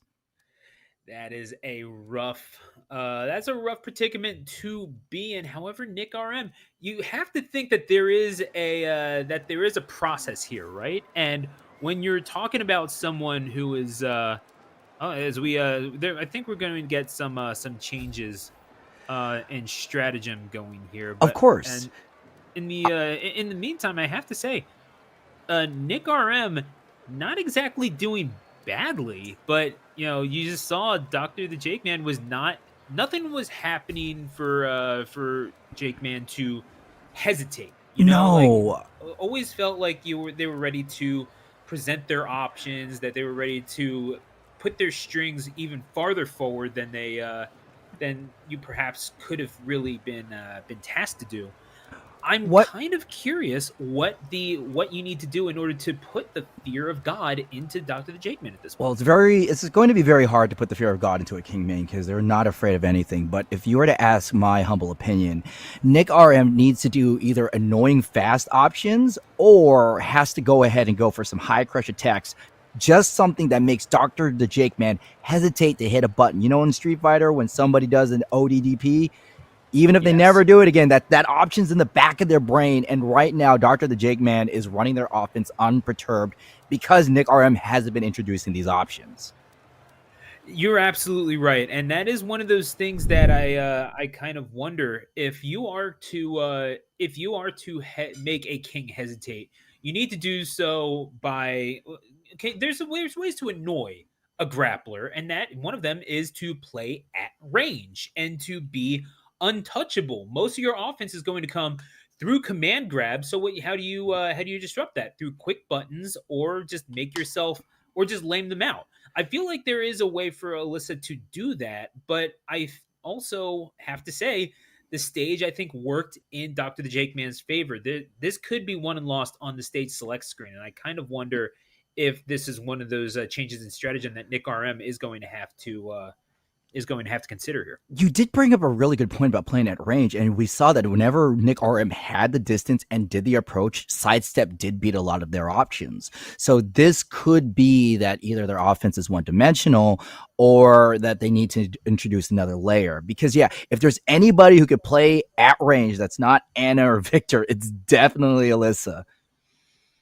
Yeah, and it's going to be a troubling sight if it winds up being Dr. the Jake Man just kind of running unabated through this bracket. He wound up having a pretty decent run all throughout winner's side.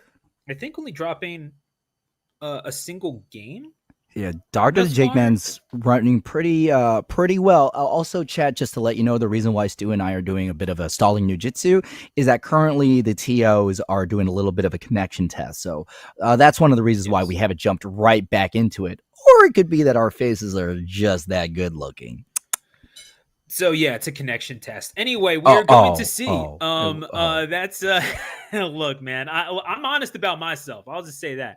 But we are going to get to. This is our first interaction, by the way. I really shouldn't be so familiar.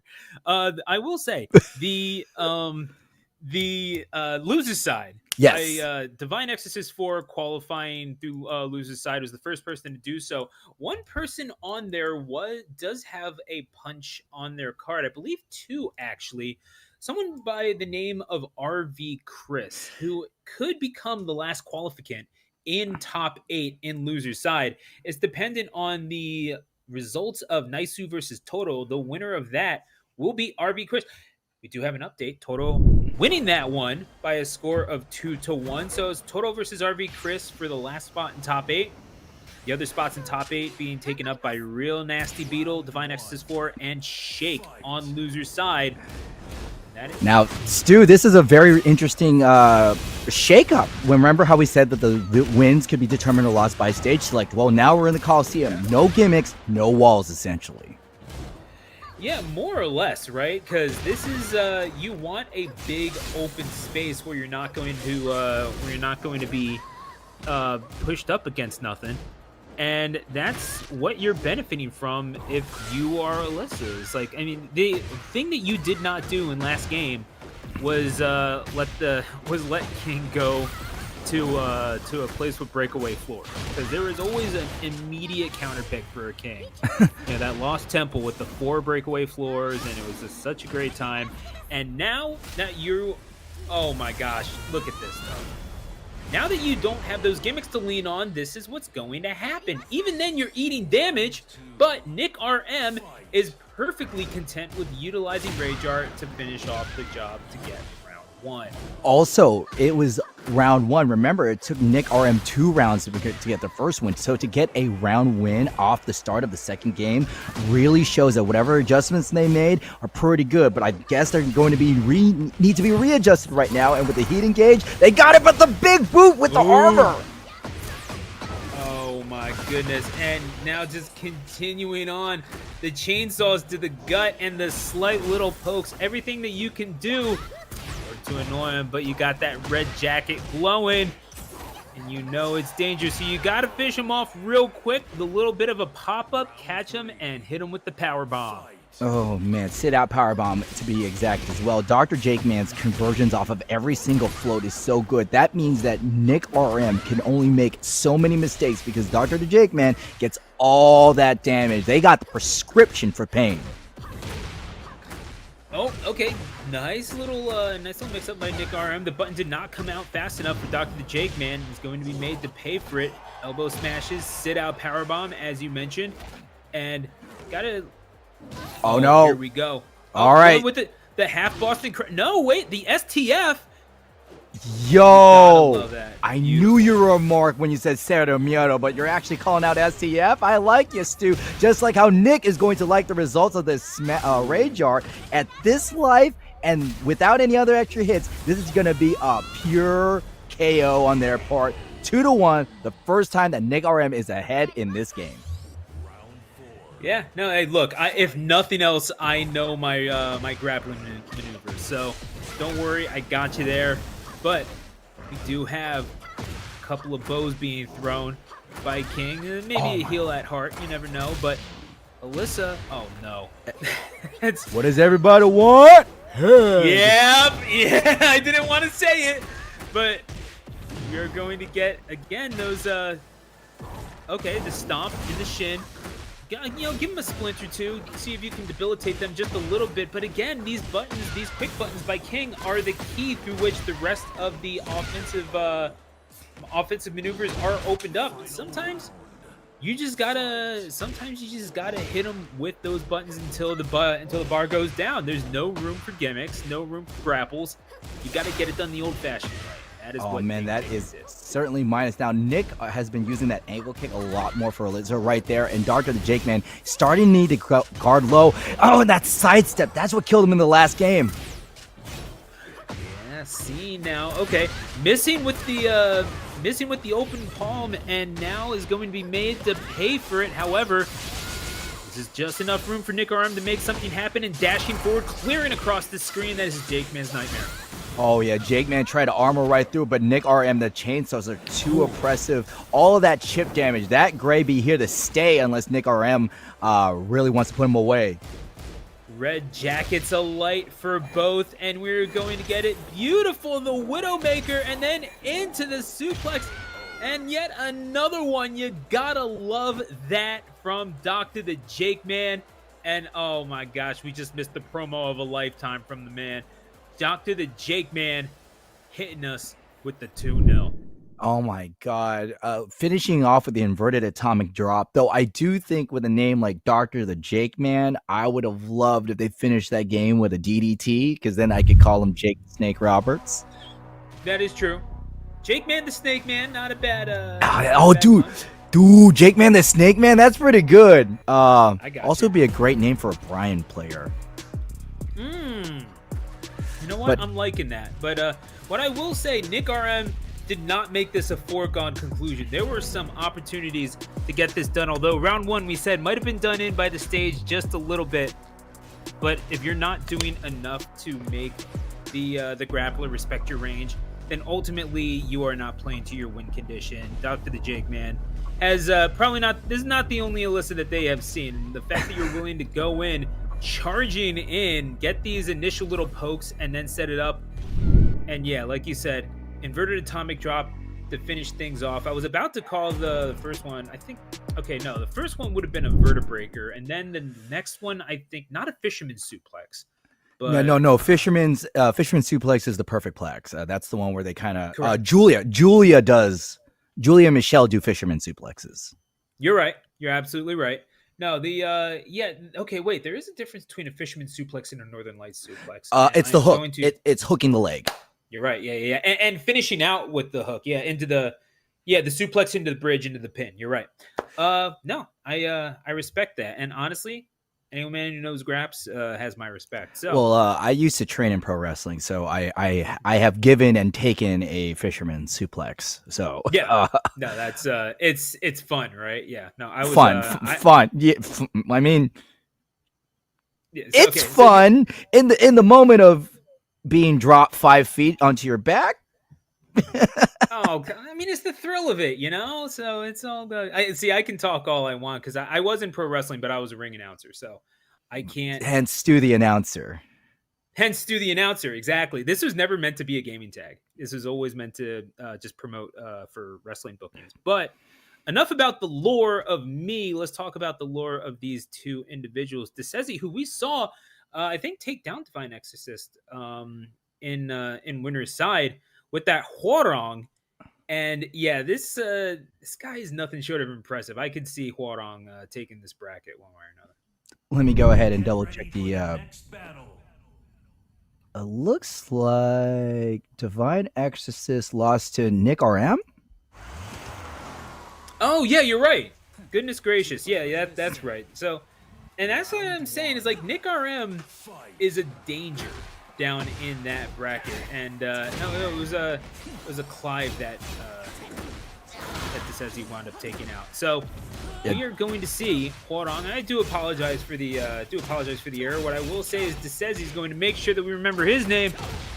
This Canadian Huarong means business, and we are stepping straight into the octagon for game number 1. And just like that, it finishes up from go to KO in 21 seconds. DeSezzi here with the business. Yeah, Hey Broken never even got a lot of time to play, but Hey Broken's been well adept. I'm very surprised to see with the Zafina. When I first saw Hey Broken, they were playing a lot of Claudio. Oh man, axe kick from DeSezzi. Huarong, just an amazing rushdown character. And that 4-4-3, that boot. Look at this. It's always his turn. Oh, I mean, yeah, the buttons just come out so quick. I mean, we really are in just like the proton accelerator out here, and we're going to see the buttons just keep on flying. Huarong meaning business as DeSezzi maintaining the oppression. The Sabina hardly getting a word in edgewise. However, able to turn the tides just a little bit, backing him up against the wall, but DeSezzi hitting the buttons to force him out. And I mean, it's so difficult to, do much of anything in this situation. What do you do in the face of all this pressure? The answer is you die. Yeah, you could really see that Hey Broken wanted to try to backstep to catch DeSezzi in a whiff punish situation, but DeSezzi using the long, educated legs of Huarong just manages to catch him during these steps, and it's going to be very difficult. I mean, this is Zafina, one of the characters who could go really low profile. And we've seen players like Shadow20Z do exceptionally well with this character. So there is an answer. But can you find that answer within the span of one game? Well, I mean, that is going to be the difference between winning and not. So it's just a matter of how much pressure you're putting on yourself in order to find that answer. However, we know for sure that if anyone can do it, perhaps it is. It's going to be DeSezzi. And you can see right now, for round number 2. Yeah, DeSezzi was going for those long, sweeping low attacks to catch Hey Broken on the step because Hey Broken's trying to move a lot more. Staying around range 1. And now we're turning up the aggression with DeSezzi at the wall. Oh my goodness. And yeah, here we go. Try to back him up against the wall. He's going to fight his way out. And even though you've taken out a good portion of the health bar, the throw to mix up the movement as well and switch sides of the screen. Hey Broken needs an answer and needs it fast and is going to find one. Nothing like a little bit of a ranged attack. And this could be the key. I do see it having a shelf life, but it's an answer nonetheless, Captain. Yeah, we do have an answer. We got around on the board, but the question is that a last gasp of luck, or is this seriously the beginning of a comeback? And judging by the life disparity right now at 40, I spoke too soon.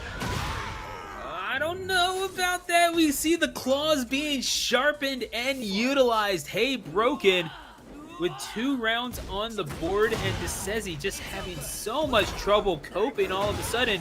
Oh, that look. The buttons. Oh, the buttons ain't working no more. These claws, they are being used and used well. They are finding the mark all too often. A front kick. Gotta love that. And all right, a little bit of a combination. DeSezzi not going down without a fight and trying to get a shatter on the wall as well as going to do so. Out onto the balcony. Here's a little bit of a view for you. Zafina says, I got something for you to look at as well. All right, you better be very careful in this situation. Now, DeSezzi really took that around because they were going with those unreactable lows at the close range, and Hey Broken was caught pressing buttons at the wrong time. Counter hit to the beginning, early heat engage. One more round, and they got this game for the tie-up. Oh, hang on. Oh, my goodness. Okay, into the crawling stance just to get away from it. I mean, correctly assessing that DeSezzi would not be expecting it. Just kept hitting buttons at absolutely nothing. And Hey Broken getting a little bit of a get out of jail free card there. However, Desezi going to take all that frustration out on Hey Broken's face before Hey Broken responds. Oh, they pushing going out. over. Have a nice day. Mick Foley over the top of the Hell in a Cell. And Hey Broken make sure that Desezi's win streak was broken in half as they are tied 1 apiece. And there we go. All of a sudden drawn up at 1. And this is not necessarily what we would have expected at the end of that first round, because Desezi won it so decisively. Really did feel like Hey Broken's opportunity was broken in half, as you alluded to. Now, as we go to game 3, I kind of wonder, is this going to come down to stage? For me, it's going to come down to how will Hey Broken answer Desezi's forward 3? Because if you notice, whenever Desezi's going for a power crush, especially forward 3, Desezi's landing, and then they can get some offense going. So we got a wall, but I'm wondering if Desezi's going to do a big move. Is Hey Broken going to call it out? Yeah, it really is going to be a matter of who blinks first. Generally speaking, in fighting games, you do tend to be rewarded if you are a counterpuncher. It's just a matter of who's going to win that staring contest. However, Desezi more than happy to press these buttons at their whim, as the red jacket is going to be bestowed upon Hey Broken. Still going to be buttons galore, gets the grab going, and all of a sudden you've got a tick of damage left, and yeah, you're not doing anything about that. You're talking about the 4-4-4. Just that the little 4-4-4. You gotta love it. I said 3. It's 4-4-4. You're absolutely correct.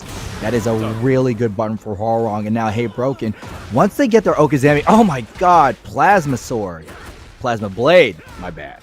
I mean, no, hey, look, it's whatever it is, it's cutting that bar down to size, and this Zafina not going anywhere. Into the corner you go, and Desezi is just going to have to hold this. All of a sudden, looking for the grab, but it's broken. And now Desezi with a little bit of a counterattack of their own. But for how long? Well, until they have heat for right now. Desezi can only take about 1 more hit at this range. Goes for the Rage Art, and that is definitely going to hit. And this is a very good call. We're going to get a little bit of life, and we're going to at least even out the life bars a little bit more. I mean, it's something for you to grab upon, and now you have a little bit of an advantage as time runs out, but that has been lost, and Hey Broken, not broken at all, but bends just ever so slightly. And now as we go to round 3, we are drawn up at 1. This is becoming a horse race. Did you see why Hey Broken went for that move? They understood that Desezi was going to move back, so they went for the longest reaching low and caught Desezi on the step. However, Desezi was looking to step in, but Hey Broken about to approach. And look at these oppressive lows. Desezi's ankles are getting clipped.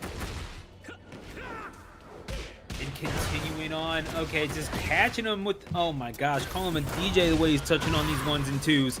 And now, Hey Broken again. Breaking out. Yeah. The screen glowing purple, that's how you know Hey Broken means business, trying to fight out of it, and has got... I genuinely was wondering if Zafina was going to duck under that, but the hitbox catches on Zafina's face, and all of a sudden Desezi 1 round away from surviving and advancing into winner's final. Oh, it's not going to be just surviving. Being at winner's finals means you're guaranteed top 4, so you'll be thriving if you take this. Hey Broken fighting for their privilege point. And now Desezi gets stopped with the down 1. Hey Broken going to keep moving forward. Oh, again, the down 1 again. I like this option. This is 1 combo away. Hey Broken, however, taken off of their feet, and Desezi getting taken down, and down into the pits we go. Whoever emerges will be in winner's final round between Hey Broken and Desezi. The final round. These people have been slugging out Desezi with the early lead, but Hey Broken getting the last game. Can they win 2 games in a row? Half their life done for Desezi, and Desezi gets stepped back and clipped. 1 more mix-up from Hey Broken, and we got this. Was well blocked upon by Desezi. DeSezzi, who looked so irrepressible before and is going to have to fight back. Those buttons are doing nothing for you now, and where are you going to go? You have to mix it up through timing, and DeSezzi finds the answer. Looking for the combo, carrying Hey Broken out into the middle, and what are you going to do except land the Rage Art? DeSezzi! Could this be the decisive blow that he needs?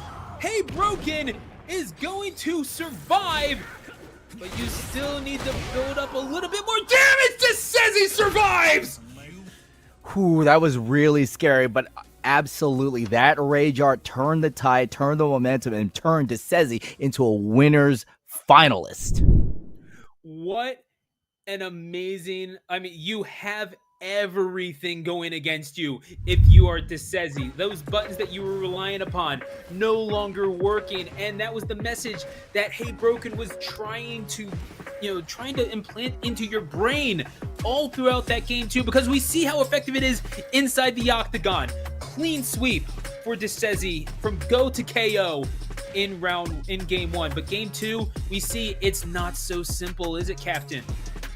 Absolutely not. DeSezzi started to have their confidence swagger, but taking up this one round in the Palace really made sure that we knew that DeSezzi still came to play. But still, Hey Broken with this balcony break manages to tie it up to this 1-1, and then we get to this real nail biter of a round with 7 seconds left. They go for the low, and another low parry, tying it up into the final round. Wow, Stu, take us away. Yeah, and we saw it here, didn't we? Again, just low parry to finish things off, and then the combo into the finisher after the Rage Art connected. So knowing that is going to hit, knowing that there's a calculated risk that you simply have to go for, not exactly a Hail Mary though. Again, all calculated, and what you needed to do in order to start that was mix up your timing. As long as you're able to break the block one way or another from Hey Broken, that's what DeSezzi needed to do. Bend, but not break. And that is how Hey Broken's guard was eventually broken. Well done by DeSezzi, finding the way to win his final. It really shows how much damage you could dish out while in rage with a air combo from a plasma blade. And it was just really 2 interactions, and the Rage Art definitely came into play for both fighters, especially though DeSezzi getting that entire game 1. Now we're going to go ahead and see Joe Budden versus Divine Exorcist. Now remember how you said that this was a very eclectic cast of characters? We've seen a Zafina, a Hwalrong, and now for the first time in quite a while, a Claudio. Yeah, and 2 at that. So this is strange because Claudio, I do believe, was not playing. Was it Divine Exorcist who was playing Clive actually? Because. Oh my god. So yeah, we have the rare Claudio mirror here at Breakout, but this is why people tune in every week, because things get a little bit different. Obviously, Divine Exorcist, an extremely skilled Claudio, made it quite far in the Tekken World Tour tournament. And well, Joe Budden is also a very strong Claudio in their own right. Yeah, I mean, it's going to be a skill check. Absolutely. Joe Budden taking a break from the podcast to be with us here today. You gotta love that. But Divine Exorcist, oh my gosh, you want to talk into the mic, you can talk into the fist too. So we're going to see now. I mean, it's just catching them on pop-ups, and Claudio is one of those characters where you really do have to kind of specialize with this character. It feels like it's very seldom do you see people go off of this character and really do, things without the. It's been like that since 7. I do think Claudio has a lot to offer, especially that back 1, which also is a high crush and repositions you while being safe on block. But Claudio is definitely one of the more beginner-friendly characters, sporting the smallest move list in Tekken, which is actually a good thing when you're trying to learn the game. Oh, absolutely. Yeah, no, I mean, it's not exactly a basics character, but you definitely need to know your fundies before you take advantage of everything that Claudio can provide you. And we do have the red jacket bestowed upon Divine Exorcist. That look was not a look of pleasure. I will say that on the face of Claudio there. Joe Budden. And we're gonna go yellow shirt. instant rematch into the same stage. That's always a sign that you just want to keep playing. Sometimes you're in the hot zone and you don't want to cool down. And Divine Exorcist was pretty obviously not there, but still wanting to get that run back going right away. And I mean, what do you think I was about to ask what do you think the reason is for it, and obviously Divine Exorcist realizing something was clearly off. No, you're not going to 3-0 me and just get away with that. This is Divine. Okay, sure, you can DP to the flying knee. Joe Budden activates heat.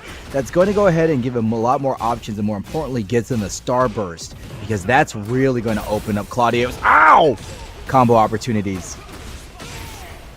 And the combos, they don't stop coming. Smashed up against the wall. However, turned around, catching him with the options again. You know, these spinning heel kicks doing quite a bit of damage for Joe Budden as we are drawn up at 1. I almost heard we are Tron. Like, whoa, we're Tron now. I mean, I see the colors, and you know, it's easy to suspect that, right? But no, man, you're a very Daft Punk to be found. Sorry. Very twin pistonish move from Joe Budden. Joe Budden wisely goes for the heat to stop whatever offense Blue Exorcist was going to take. And you can see the keep out from Joe Budden. Very annoying to fight. Yeah, but then again, if you're Divine Exorcist, you have to realize that you have these options too. You're playing the literal same character, but now you're kind of being spun around again, just like a record, baby. Right round, and up against the wall. You ain't gonna do much about that. Divine Exorcist taking round number 3. Yeah, you can really see that Joe Budden wants to close this out. Divine Exorcist 1 round away from tying it up. They are definitely playing a lot more patient and not just trying to walk into whatever Joe Budden is swinging. Yeah, but Joe Budden is swinging quite a bit and feels at ease to do so. Divine Exorcist only just now counterpunching. It still needs just a little bit more in order to get themselves into an advantageous position. Beautiful. Love that. Upon the approach, lets them kind of dash in just a little bit too far, and that's enough to get the breakaway and potentially take the round, end the game. Divine Exorcist. Oh, unblinking in the face of pressure. That's what it takes to be a champion, Captain. Oh, yeah, I definitely agree that Divine Exorcist has to stay cool under fire. They need to make sure that when you're exercising the demons that you're not all wound up. Now, the question is, will Joe Budden go to the stage select? And the answer is, by this loading screen, yes. Want to cool down Divine Exorcist. Because remember, Divine Exorcist started hot, stayed hot. Now let's just put some ice on that bad boy and let it ride out. Get ready for the next battle. So now what is it that we are going to see? The celebration on the sand is going to be the scene for this game number 3. Oh, sacre bleu. Divine Exorcist and Joe Budden going at each other once more. This time for all the marbles. Let's see what happens on this stage, mon ami. As you wish, but we're going to see now. Okay, responding with these lower hitboxes, both of them tending to go low for the start of this one, and it feels like they're trying to feel each other out yet again. Which is very ironic, given that it's the third game. You know, you would expect a more aggressive, comfortable Something style. more familiar. Yeah, familiar, but it really feels like they're on the awkward conversations on a blind date. Like, how you doing? What do you do? Oh, well, I'm just gonna do this combo right now, and if I don't drop it, I'm gonna take the first round. Yeah, hey, sometimes you just need a little bit of an icebreaker. That's just how it is. treat the good people of Paris to a nice little fight on the deck of a ship, as you do. But that's why my visa got revoked, so we're going to get back into the action. Okay, these uppercuts, Joe Budden feeling a little bit more confident to get this party started in truer fashion, having yet to take a hit up until that point, but now, you know, really feeling the not feeling the need to respect Divine Exorcist's my God, offense all that much, and a much more convincing round 2 than Divine Exorcist round 1. You have to think that's convincing. Oh, and now they delayed the string right now. Divine Exorcist does not have heat. Joe Budden looking to push Divine Exorcist to the corner, and that defense, Divine Exorcist holding on, waiting for the opportunity, and it presents itself in a low parry. Great combo with the flying knee, and we get the heat extension too. Oh, you gotta love it. Sending him all the way across the deck, almost into the promenade there. But 30 seconds remaining in this round, and I don't think this one's going to time. Again, with the low parries, Divine Exorcist getting so much mileage out of those. Joe Budden was getting so much out of going high with the hitboxes and these little bit of jumps and hop kicks. However, Joe Budden doing quite okay with taking the high road. And this is going to put Divine Exorcist in a very precarious situation. Losers top 8, meaning that if Divine Exorcist loses, we're out. Yeah, and not exactly a deserving way to go. I mean, it seems like, you don't ever want to get taken out of the tournament by losing the Ditto, because now it's not just your ranking, it's your pride getting hurt. Divine Exorcist realizing that, and oh my goodness, blasters straight to the face. However, Joe Budden with the low parry of their own. We're going to see now the pop-up, and here we go. The red jacket going to be made for use.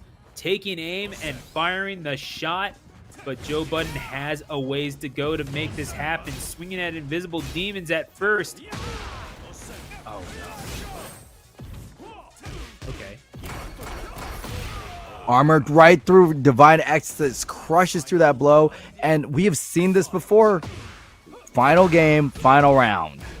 Again with, I mean, it's the dance that just does not end. With the Eiffel Tower in the background, one of these two will be made to surrender, unfortunately, in the shadows of the Seine River. Divine Exorcist, they're activating every last bit of meter. They need to use every single resource they have, but Joe Budden getting more out of it than they did, and the backhand will send Divine Exorcist out. Joe Budden with the Game 3 Round 5 victory. A future brighter than his jacket. You got to give it up for Joe Budden. Yeah, and unfortunately, that also means that we're no longer going to see Divine Exorcist, who's one of my favorite Claudios. But hey, you made top 8. We know you're good for it, but it's always great to see you. And congrats, Joe Budden, for that win.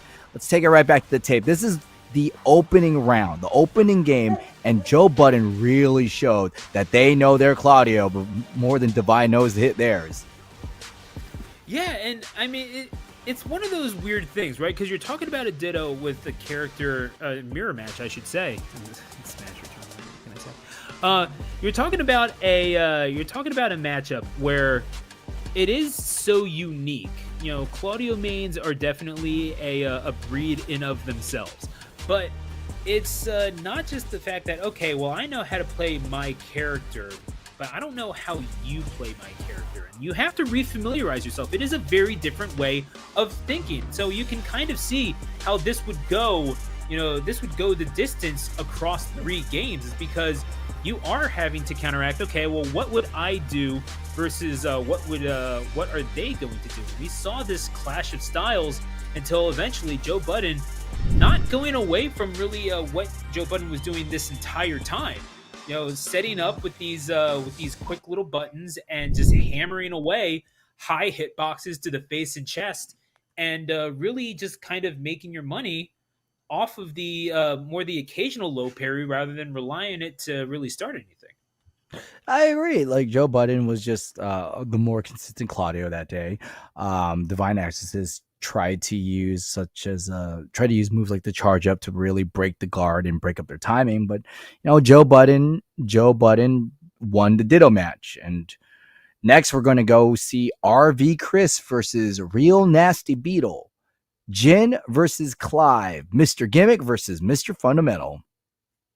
And you kind of have to love seeing that. You know, we love ourselves some gimmicks. What can we say? You know, it's nice to say. And frankly, I know since you have a pro wrestling background, you can't say nothing about gimmicks. I'm just saying. Oh, I love gimmicks, but you know what's a really good gimmick? Craze donating $25 to the pot. That's Yeah, that's no. that Ted DiBiase. Money, money, money, money, money. Everybody's got a price, but you already know, man. $25 donation, and folks, seriously, we appreciate that so much. What I will say is we appreciate $1 donations to the Matcherino. We because appreciate 25 cents free click through in the Matcherino. I'm saying, dude, like, and I'll go into the Matcherino spiel later on because you're not here for that. You're here for some good ass Well, tech. I and think we that's also what claimed all get. our codes too. Oh, you already know. Hey, look, I'm not gonna just. But what I will say, man, is Clive versus Jin. We are getting things started. All right, into Times Square we go, and I do love how they update things with current ads. But nonetheless, Jin versus Clive, I don't really know how much you can get away with carrying a sword in Times Square. I have not tried it recently. What I will say is Jin doing a pretty decent job of blocking, all things considered, and while that sword does look intimidating, maybe you're having a little bit of a tough time piling on the damage that you need in order to get things done. Yeah, Real Nasty Beetle's doing a great job shutting down RV Chris. Jin Kazama is he's the character that could do it all. Damage, keep away, fundamentals, small Tekken. RV Chris, you gotta play a little bit cracked out with your ow, electric hook, ow. Oh my, yeah, no, that's absolutely brutal. Jin got him up against the hot dog cart. You already know that's some of the best food in the city, but you got that's the news stand. My mistake. There's still a non-zero chance that there's food being cooked in there. Either way, RB Chris driving in, and again, you have only so many movement options, but you are able to carry things up just a little bit further with your jumps and your hops, and now carrying on with the combo. That's a lot of hits for half a bar of damage. RV Chris not exactly out of the woods yet, but still breaking these grabs, staying attentive, I should say. With 5 seconds left, you have to make this ground up, and indeed you do. Real Nasty Beetle is going to drop the round as RV Chris makes it happen. Yeah, Real Nasty Beetle's style is more keep out and playing things slow, and that's all well and good, but you have to be winning to take advantage of that time disparity.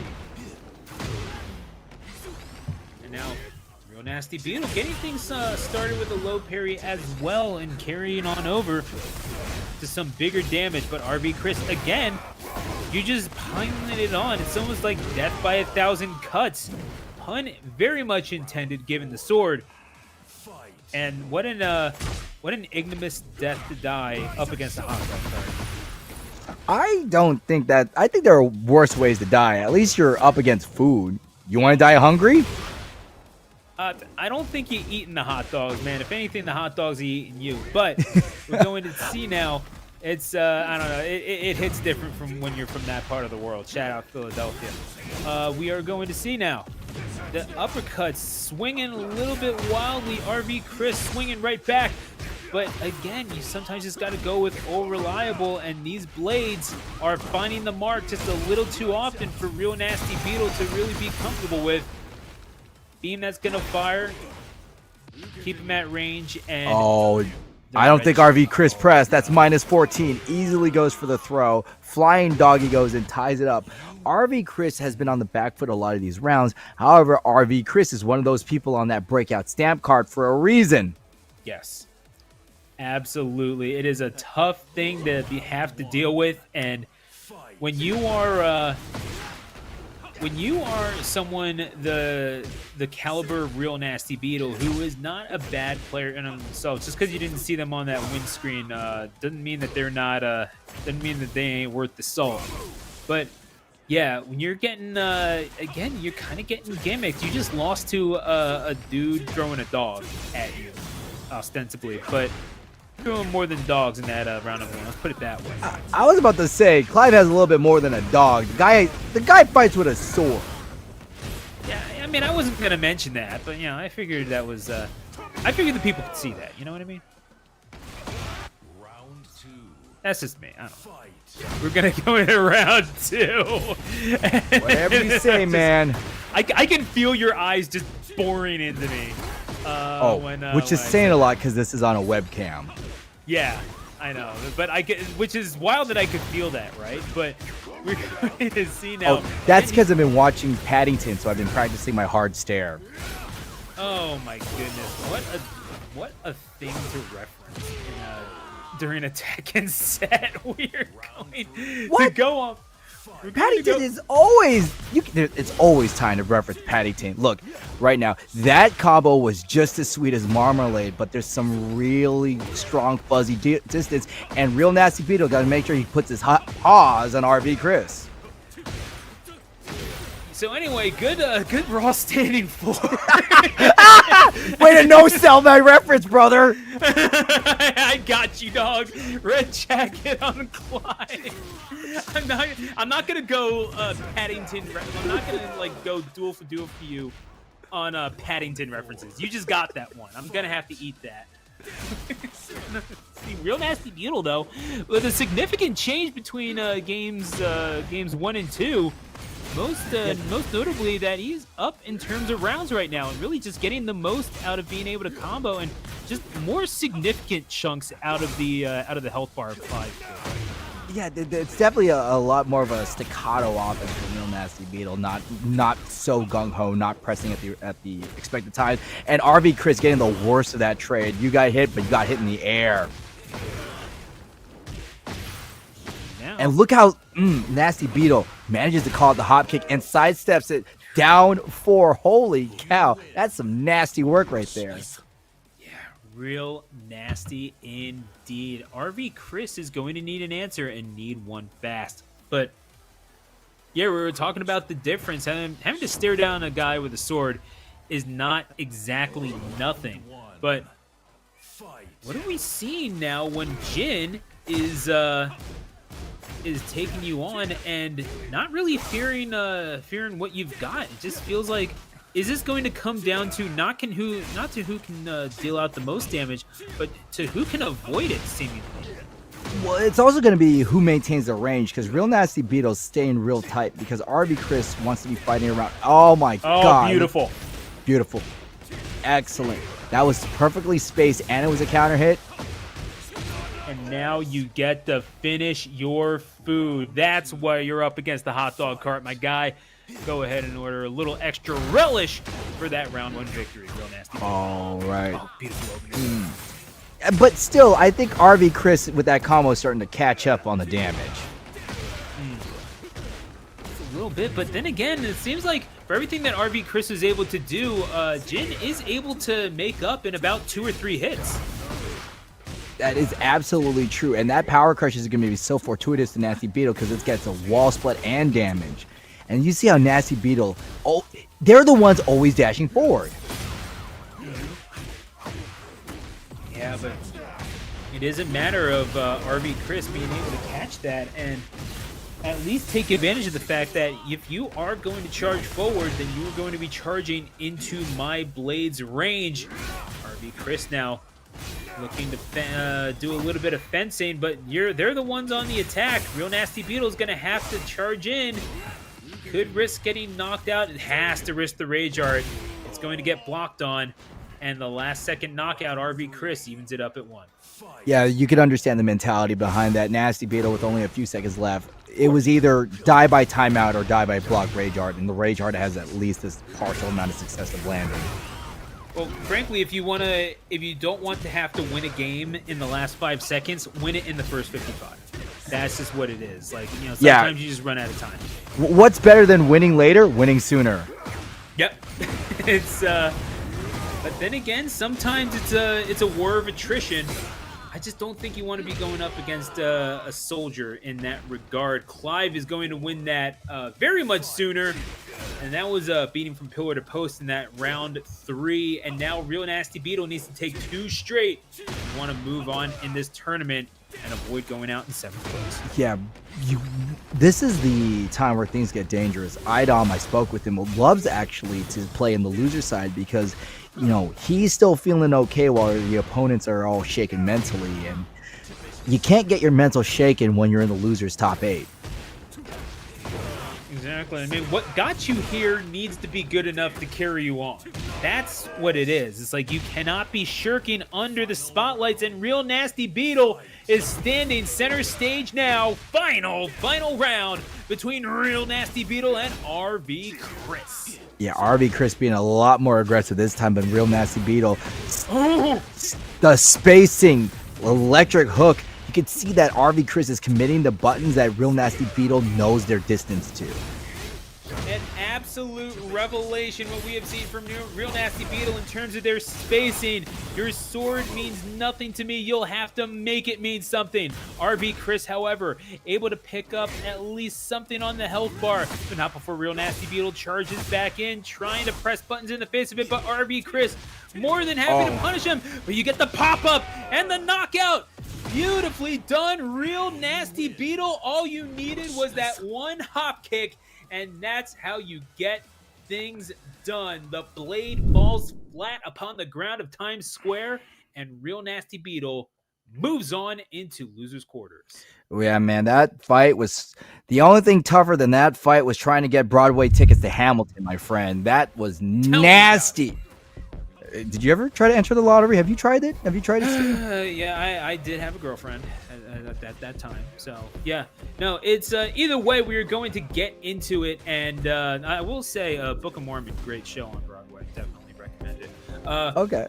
Yeah, no, we're going to see, though, again, this is pretty evenly matched, and they went to the stage the entire time. Obviously, they felt that it was either neutral for them or advantageous to them, and I kind of wonder, in retrospect, how did you see that playing out? Because it felt like this could have gone either way. I do, but at the same time, the one thing you don't want in a close match is variables, and Times Square is a pretty neutral stage that doesn't heavily favor one player over the next. And Lord, heaven forbid, you're in Evil Arena or Ortiz Farm where things can get really stupid. So if you could like have the equivalent of Final Destination, take it.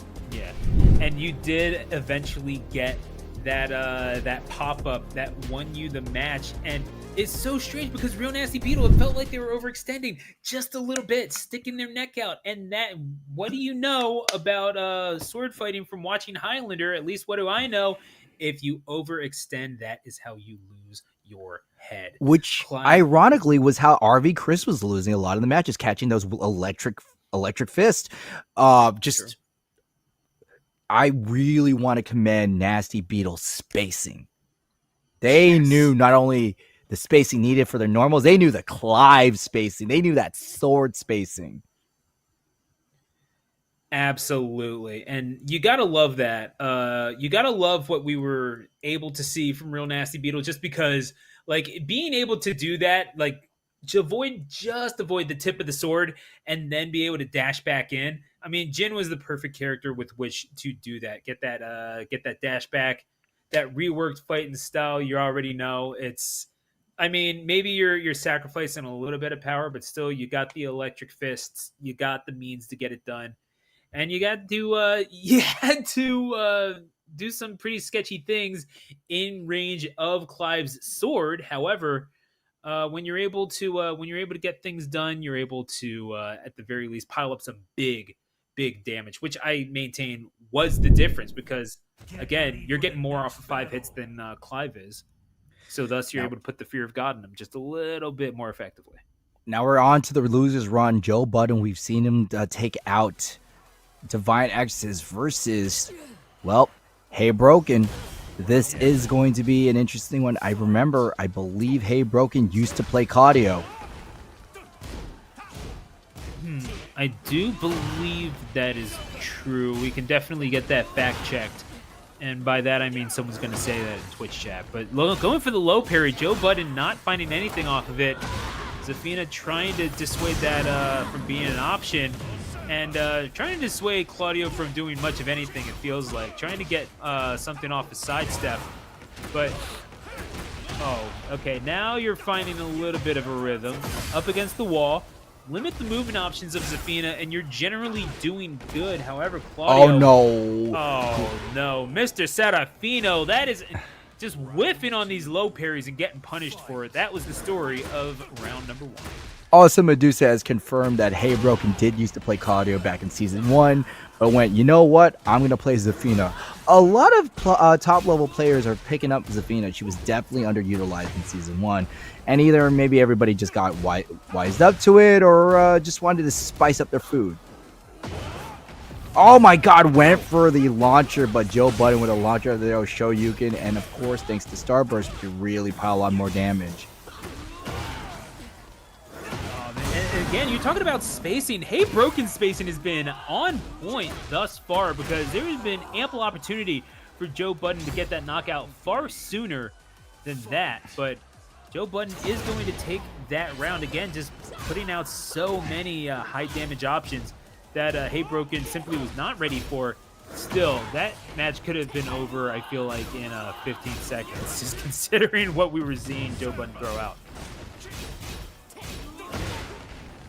Oh, beautiful headbutt. Oh, and the heat smash. Uh-huh. Oh my god, that DP from Joe Budden. God. Yeah, no, we are seeing a lot of big swings from Joe Budden. Hey Broken, however, doing a decent job to counterpunch and finding a way back in. Joe Budden maybe charging in just a little too much into Hey Broken's range. And that Zafina is going to take round number 3. Yeah, round 3. These have been some very arduous fights right now. Oh, interrupts the string. Excellent job, Joe Budden. And Hey Broken being a little bit more deliberate with crouching. Oh, hang on. Low parry from Hey Broken this time. And now is going to find... Oh, counterpunch. Beautifully so by Hey Broken. And now Joe Budden on the door of death in this game number 1 is going to have to utilize that Rage Art in order to get themselves back into this. Oh my god, this could be kill. No, not quite. Not One more yet. hit from Joe Budden. Hey Broken, you gotta be very careful. Oh. Makes the mistake and gets hit by the one. That little sweeping claw-like move from Joe Budden ties it up. You gotta love it, though. I mean, Joe Budden, again, you're talking about risks, but they were calculated risks. Realizing that you had to go for the Rage Art, yeah, sure, but in order to do that, you need to make sure that it hits. Joe Budden seldom misses with that, but Hey Broken ain't missing with any of this. I don't need Rage Arts. I don't need your red jackets. I can do this all on my own. Hey Broken, again, you're talking about messing around with spacing. Hey Broken has been doing amazingly in terms of defensive movement thus far. I know, but Joe Budden's really good at, piling on the damage and that power crush. That too has been doing so well for Joe. Goodness me. And, this, as you mentioned, I think this could be a result of Hey Broken having played a little bit of Claudio. It's like you have an idea of what they are looking for. And even though Joe Budden moving awful fast, one hit away. Oh my goodness, the quick little toe poke is going to get the job done. Hey Broken is... I mean, I'd be molding after that. That's just me, though. Yeah, Rising 4 was so good on Joe Budden's own. It's actually a pretty good wake-up option. But Hey Broken is so aggressive, but Joe Budden takes that aggression and uses it against him. And now Joe Budden has the luxury of charging in as well. You want to put him up against that barrier. He's more than capable of doing so. Zafina now. Right. Maybe a Hey few Broken. slower options, but still powerful nonetheless. And Hey Broken with the double mids, they still have rage and heat, so this can easily be a dead Joe Budden. It seems like it shall be so. Into the Shadow Realm you go, and that is going to be a KO. Ooh, nice Courtesy of rhyme the Rage scheme. Art, that is how you clean up the game. Man, they are going tit for tat for this, right? One gets around, the other gets around. Yeah, I mean, it's about as evenly matched as you could possibly hope for. Hey Broken, however, maybe just I don't know. It feels like they're both working extremely hard for these, but Hey Broken's victories have been far more convincing, it feels like. We have not seen one where Joe Budden has absolutely run away with it. No, we haven't seen a runaway victory from Joe Budden. Even though they get these impressive combos, they can't seal the deal. Double twin pistons. Hey, Broken's up against the wall. Let's see what Joe does. Do we want damage or positioning? See now Joe Budden again. Okay, going with these low hitboxes, just trying to break through the defense. Not finding it quite yet. However, does well to do it there. All you had to do is wait for her to overextend herself. Zafina getting just a little too cocky in the face of Mr. Serafino. And now we are at final round in game number 2. All right, Joe Budden really going for these mids, wanting to catch Hey Broken in any sort of lower mid check, and is doing it beautifully. Oh, and here we go. I mean, absolutely just, goodness gracious, Joe Budden. I don't know if this is calculated or if he's rolling his face across the stick, but either way, it is working, and Hey Broken needs to find an answer to it, and fast. These buttons have very few solutions built into this game, and we're going to see now how Hey Broken fares in game number 3. Joe Budden, though, has the button to Hey Broken's offense, and Hey Broken needed to change this up, which they are.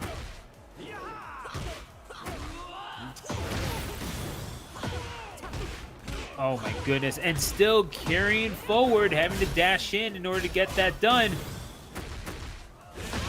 Nina now taking a little bit too much damage for the liking and getting carried over to the wall. As a result, Claudio just gets so much off of combo. Yeah, that down forward one is such a good button check to stop your opponent from doing something.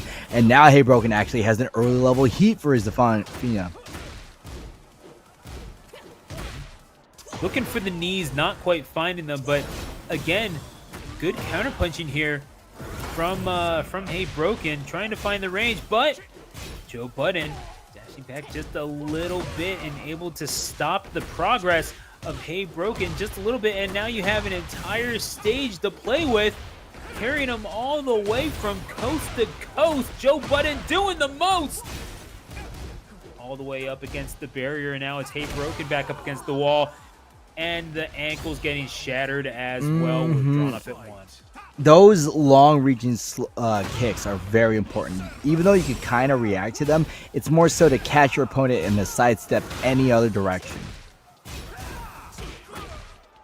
Yeah, no, this is a little ridiculous what we're seeing from both characters, right? Like, obviously, Joe Budden is going full on offense, but still getting a lot of spacing, because you have to respect what Zafina brings to the table, right? Like, this character can get away with some utter nonsense, and I think we've been seeing that from Hey Broken thus far. Even though, yes, the offense is earned, frankly, the range on that both these characters can provide is just a little ridiculous. We're seeing that sweeping low kick. Hey Broken, not one to jump up in the air with this character. You can see why, but goodness me. I think Joe Budden's really doing a great job of just making sure to press when Hey Broken's not ready for these presses. Yeah. I'd say that I'd agree with that, but I mean, in your opinion, what is it that Hey Broken can do in order to make sure that they They could start with getting a big combo against Joe Budden. That would be a start. And not getting hit by rage arts, probably. Yeah. Arrivederci.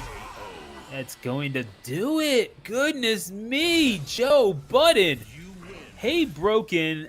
I mean, it was not for a lack of effort, but goodness me, Joe Budden was doing quite a bit in order to get that done. And yeah, you were talking about it, the difference being that just able to be a little bit more efficient on offense than Hey Broken was, and catching him out on movement options. Sometimes it's not about the most amount of offense, it is about the most efficient offense. Yeah, do the move that fits right. Sometimes it's a standing four, sometimes it's a launch, but do the move that the situation calls for it. 1000%. We are going to take a look at these replays. Go ahead, take that and rewind it back. I mean, again, all these matches happening in Times Square. You're talking about, if you get the chance to, have the neutral stage, then just go with the neutral stage. And it really did feel like these were relatively even matched. That one going the distance and into the favor of Hey Broken. But again, Joe Budden making the adjustments. What was the big one in your mind, however, Captain? I really think that the adjustments for me for Joe Budden was to just be more aggressive and just committing to your strengths. Yeah, I'd be inclined to agree. Just because you saw Joe Budden was able to get so much out of the sweeping kicks. Again, you're talking about how well Joe Budden was able to call out with DP. It is not something to be discounted, and we will be seeing Joe Budden do more of that in losers semis against one of these two. We are going to see Real Nasty Beetle against Nick RM. I'm really trying to not judge Real Nasty Beetle for the outfit, but I don't know. I'm just kind of. You don't like it? You don't like the red carpet man in the yellow hat vibe? Okay, Nick RM. This is what you might call over gold, and I'm gonna get you, sucker, which might be too old a reference for literally everyone watching, but I don't care. Dude, I miss that genre of movie, man. Absolutely. Hey, Seltzer and Freebird put it in the ground just like how Real Nasty Beetle puts Nick RM to the ground with that heat activation. But still, Nick RM not afraid to just calmly walk forward, but gets combo for their trouble. Now going to keep on with it as you get this Alyssa put up against the post, and Real Nasty Beetle, real nasty indeed. You gotta love what I mean, if nothing else, then you're gonna remember the outfit, right? But you should probably also remember the combos. Oh my god, armor right through all that chainsaw. That's just one of the things. Armor does not, armor has X amount of frames, not X amount of hits. Right. That is it's definitely one of those quirks in the game that you need to be able to realize. And Nick RM going for a sweep, but not finding a Real Nasty Beetle. Taking him all the way over to the other side. Hey, let's go to the cabana for drinks real fast. That is going to be 2-1 for Real Nasty Beetle as we head into round 4. By the way, that little sequence, which is the double back fist with the right and the boot, it's called Savage Sword. Just a lot to let you know. Oh yeah. Man, sweeps the legs. Fitting name, if nothing else. Oh, great duck from Nick RM, calling out the power crush and getting yourself a huge combo. Okay. And again, the sides doing so well with these medium hitboxes, and Nick RM charging into them without a care in the world. I wouldn't say that's necessarily like, obviously to avoid this stuff, but Nick RM fighting around it anyway, not going away from what makes Alyssa so good. And I'd say all you really need to do is, I feel like you can kind of play this one out, keep yourself at range, but because Real Nasty Beetle's going to try to charge into yours anyhow. Well, Nick RM just did that, but Nasty Beetle gets this easy 12-hit combo. Oh my god. 51 damage off of 2 combos. Nasty Beetle close to game point. So does Nick RM, but Nick RM has rage, and we've seen people come back with rage. And now we are going to see even more from Nick RM with the red jacket adorned. This could be potential for trouble, and charging with the high hitbox to the face. A little bit of a stunner and then a scoop. You gotta love. Nick RM is going to take game number 1, and it was not without a little bit of contention, but Real Nasty Beetle going up in that when Nick RM had to make adjustments, and it really did feel like rounds 4 and 5. It was like night and day. It was. That's the great thing about adjustments, but as we all know, you can't just stay on your first adjustment. You're going to need a pivot once your opponent adjusts to you. Exactly. However, Nick RM did a halfway decent job. Real Nasty Beetle, again, adjusting, once more, getting a little bit of mileage off of the low carries, and now able to make the most of the heat and get a little bit more damage to take out Nick RM in round number 1. I mean, keeping Nick RM out of the range of optimal effectiveness, I think, is obviously the key, but goodness gracious, you cannot blink in that situation. All right, this time, Real Nasty Beetle gets the heat extension and finishes off with a slight sweep, and Nick RM gets a big counter hit, and Nasty Beetle has to be very careful. One more combo from Nick RM, and I believe no, it's gonna be one more. How many wall splats can you possibly get? Is my question. That is. You don't have to answer that seriously. I think we just found the I got it. answer. It'd be a 1, a 2, a 3. 3. Yes, exactly. Oh my god. Mr. Owl. Yo, you'll never make that without Power Crush. Oh my goodness, Nick RM is just absolutely going ham, and you gotta love a little bit of gimmicky gameplay, but it's still, at the very least, predicated upon fundamentals. You know that you're not just going to be mashing up against someone like Jin, who can punish you so heavily as we are seeing right now, carrying him from coast to coast. It might actually, we might actually wind up on another beach if this is an incident. Yeah, literally, we're going from East Coast to West Coast, but Nick RM putting a botch to that road trip. Nasty Beetle keeping moving and gets their tech throw. 8 seconds left. We are seriously marathoning right now, and that launcher is going to give us that second round. Yeah, just a little bit of time for Real Nasty Beetle to put a capper on that one, and now Real Nasty Beetle 1 round away from being off the floor and on the board, swinging away, and really, I don't really know how effective wearing this suit is on a beach. I didn't want it to take this long to state that, but the situation, it gives me no other choice. I'm sorry. Oh my god, Nick RM still has to be very careful when they dash in like that, because those moves are sidesteppable, as Nasty Beetle showing them the hard way. No heat from Nasty Beetle means they're going to have to earn this mix the honest way, which they did. Tied it up, 1 apiece. Nasty and Nick fighting for that spot in loser semis. And here we go with game number 3. I'm genuinely curious. Like, this is we have seen quite a lot of advantage taken with these walls. Who do you think is utilizing them better? Because I feel like that might just be the edge in this game 3. I really believe it's going to be Nasty Beetle, but Nick RM is doing a great job claiming so much space so that it's harder for them to get to the wall. But Nasty Beetle, look at this offense. Well, actually, bad comment, bad time to call that out. I don't think anyone's going to hold that against you, though. That's just silly. But the low parry, you're talking about a Real Nasty Beetle, going to catch him with the Rage Art. And indeed, it will be a finish for this round number 1. You gotta love when you see the feathers popping out. And yeah, this is Real Nasty Beetle spreading its wings one way or another. It's getting done in favor of Renjin. Good block, and that ankle kick that Nick RM has been using so often in neutral, Nasty Beetle has called out.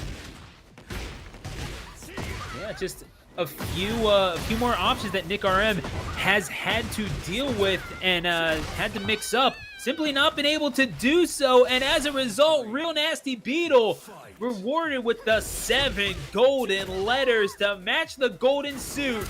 And now Nick RM needs to at least win something in order to avoid the ignominy of a clean sweep in game 3.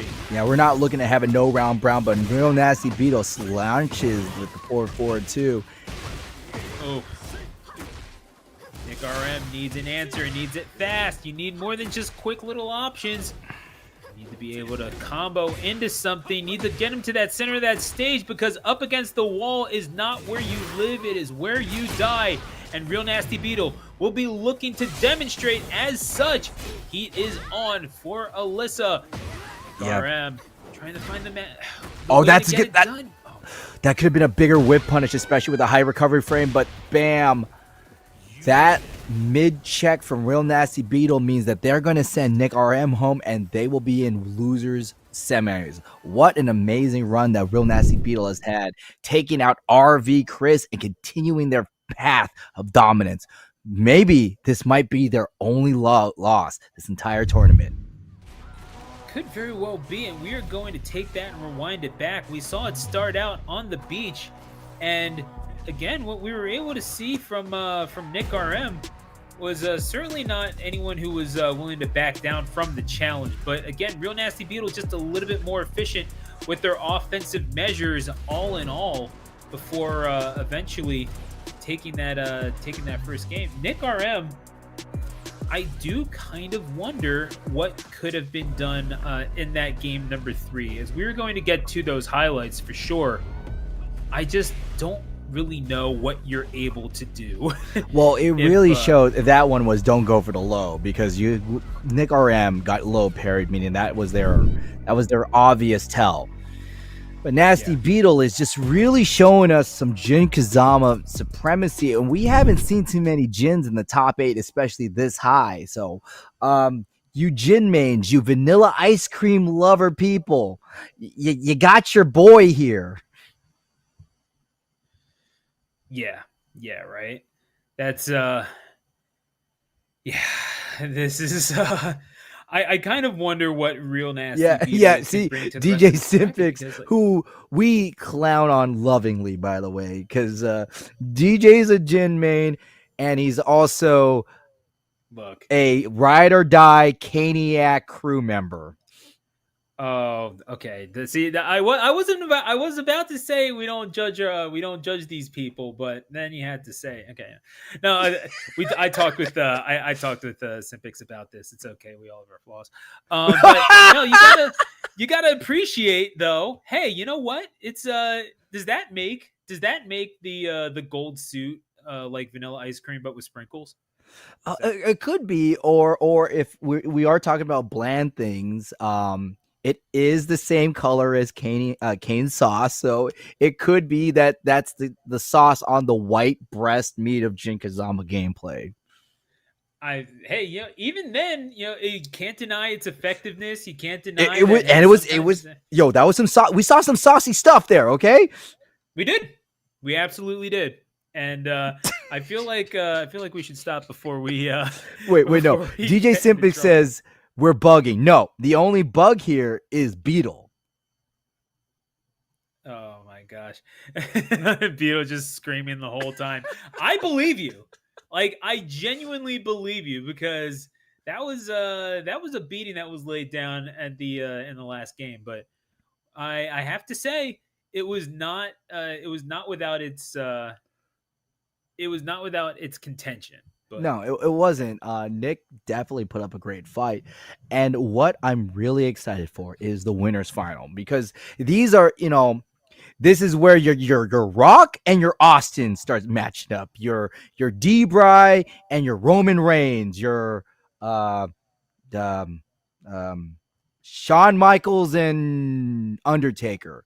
The 2 top level guys have to square up, and somebody's going over. Yeah, Shawn Michaels, Bret Hart, that kind of thing. Okay. Yeah, Michaels, Bret. I wanted to say Michaels, Austin, but then I already used Austin. Well, I mean, that's the thing, that was a match, I believe, at WrestleMania. It was it's one of the most Austin didn't tap. Yeah. That's the first double turn in pro wrestling history. You're right, yeah. Which was definitely, I mean, you're talking about wrestling history. We can certainly talk about that.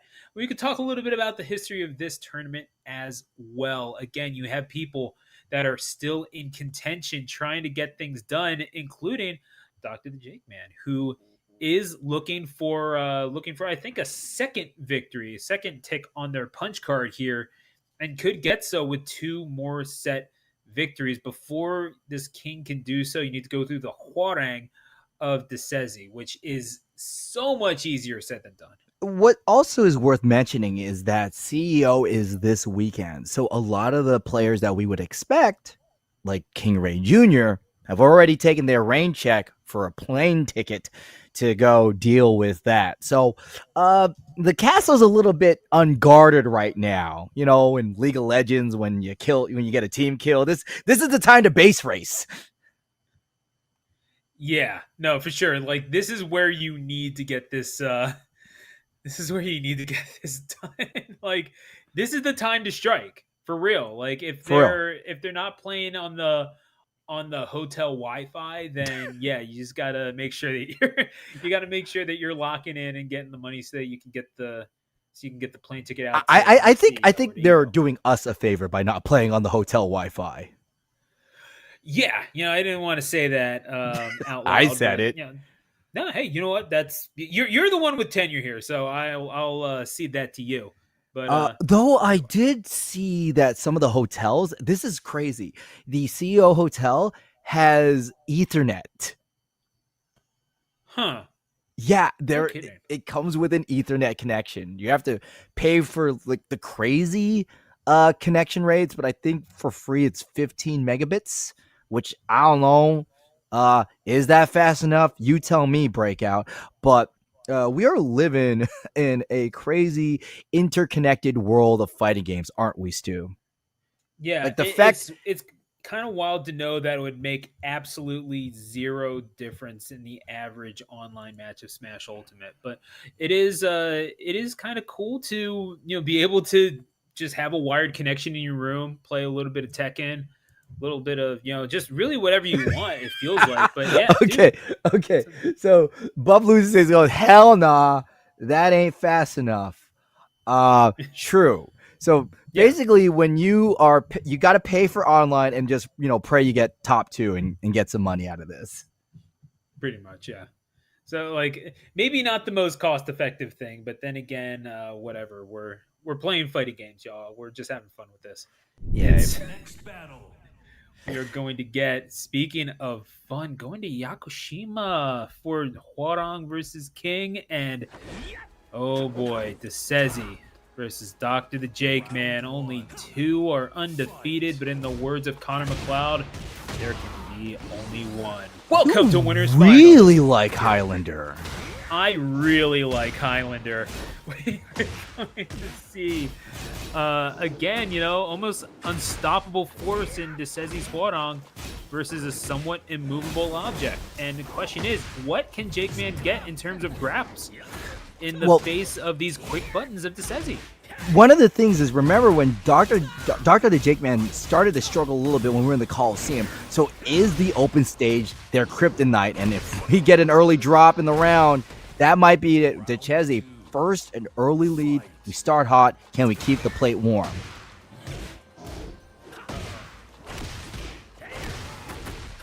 And again, you're just keeping on. You're talking about keeping the plate warm. This might just be a permanent heater, man. That's a fajita plate you've got going on right there. Because those buttons, they just do not stop. Like, the oil's coming off the plate pretty hot. Oh, yeah, you could hear the fizzle. But the upward four, that was a move. We have not seen Jake Man use that knee on the top 8 until now, and they're going to use it effectively. Desezi really struggling. Float up on the jab, and we tie it up. Desezi struggling with the cheese right now. Dr. the Jake Man more than happy to deploy their own buttons as they get on the board. In this game number 1, as we're going to see even more, throwing them bows. You gotta love what you're seeing, and not even really throwing out the grabs all that much, just coming through with the 1s and 2s and the hop kick with the knee. Gotta love it. Just fundamental beatdown from Dr. the Jake Man thus far and getting it done. So go to game number 4. Yeah, Jake Man taking a page out of the Seth Rollins playbook. Just throw the knee and get over, right? Absolutely. Hey, you know what? That's great plasma blade from Desezi, and this is going to be some big damage. 74 damage to be exact. Anytime you get above 60, it's painful, and you know what's also painful? Losing a round. Yeah, absolutely. Throwing throwing all kinds of sweet chin music into the face of our masked friend here. But final round, game 1. As we come in, and yeah, Jake-Man using a few of these movement options. Sometimes all it takes is a little bit of a sidestep. Oh, armor right through it, and continue on with the offense. DeChezzy, however, spinning heel kick to the face, throwing them all out there, and then going low. Yeah, these lows. This is how DeChezzy won some of the other rounds. It's just low after low after low after low. And Dr. Jakeman with the giant swing. You better tech this, DeChezzy.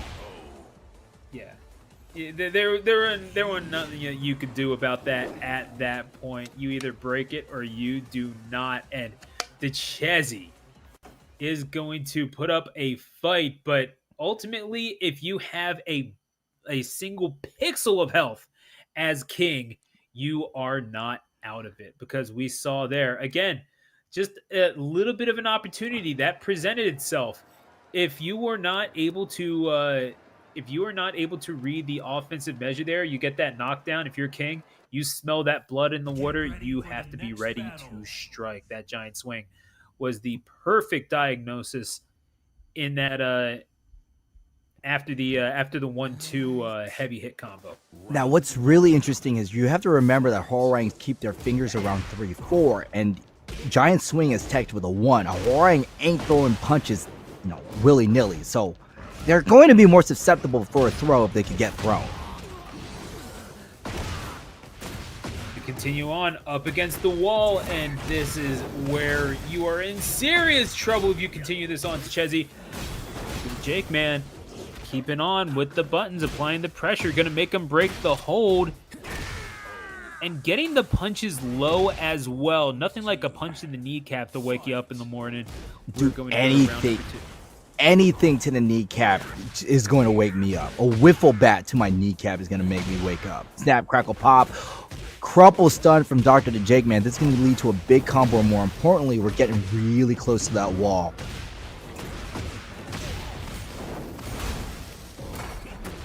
Boomerang and armored right through. Yeah, great call out from DeChezzy. But armor for armor. Okay. And we are seeing it now. Oh my goodness, what we are seeing from Dr. Jake, man. Nothing short of impressive. Again, just mixing up the offensive options. That little get off me shove to give himself just a little bit of space, and more importantly, take DeChezzy out of range as well. You need to put the onus of movement onto DeChezzy, because then they're moving into your space. That is how you maintain your range, and a big heavy elbow to emphasize as such. Oh man, stood up too soon from that one. DeChezzy goes ahead and pops Dr. Jake, man. That could have been the game right there, but Dr. Jake, man, gonna need to play a little bit longer. DeChezzy, now it's their turn to be on the defense.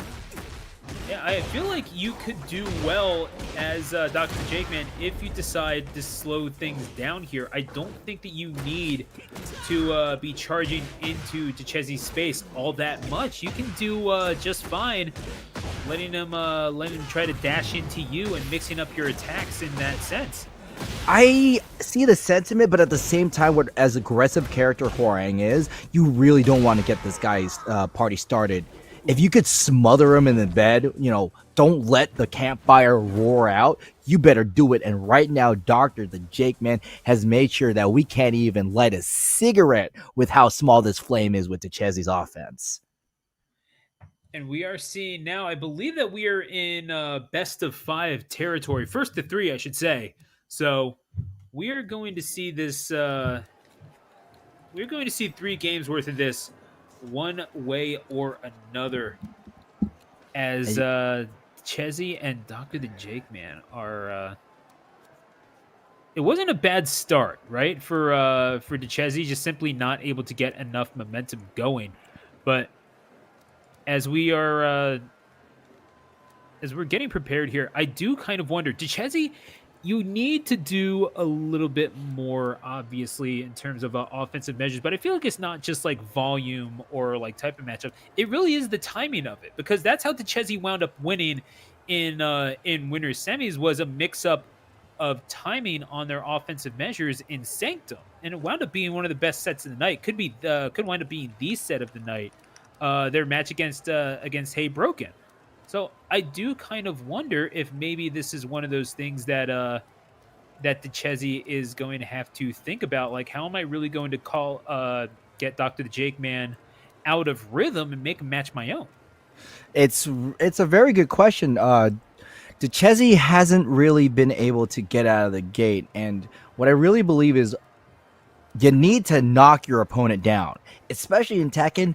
Knock your opponent down is a huge rhythm changer, because then you get Oki, and then you could just impose your will and you force the opponent to play your game on the on the back foot. We haven't really seen that. For the next battle.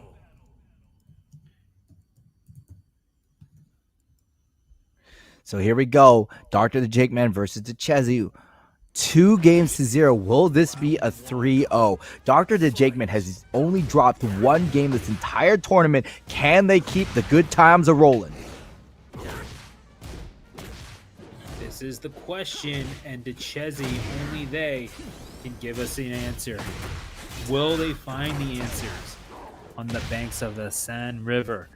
Oh, yeah, this could be the river Styx for one of these people being dropped into losers, and now Dr. the Jake Man.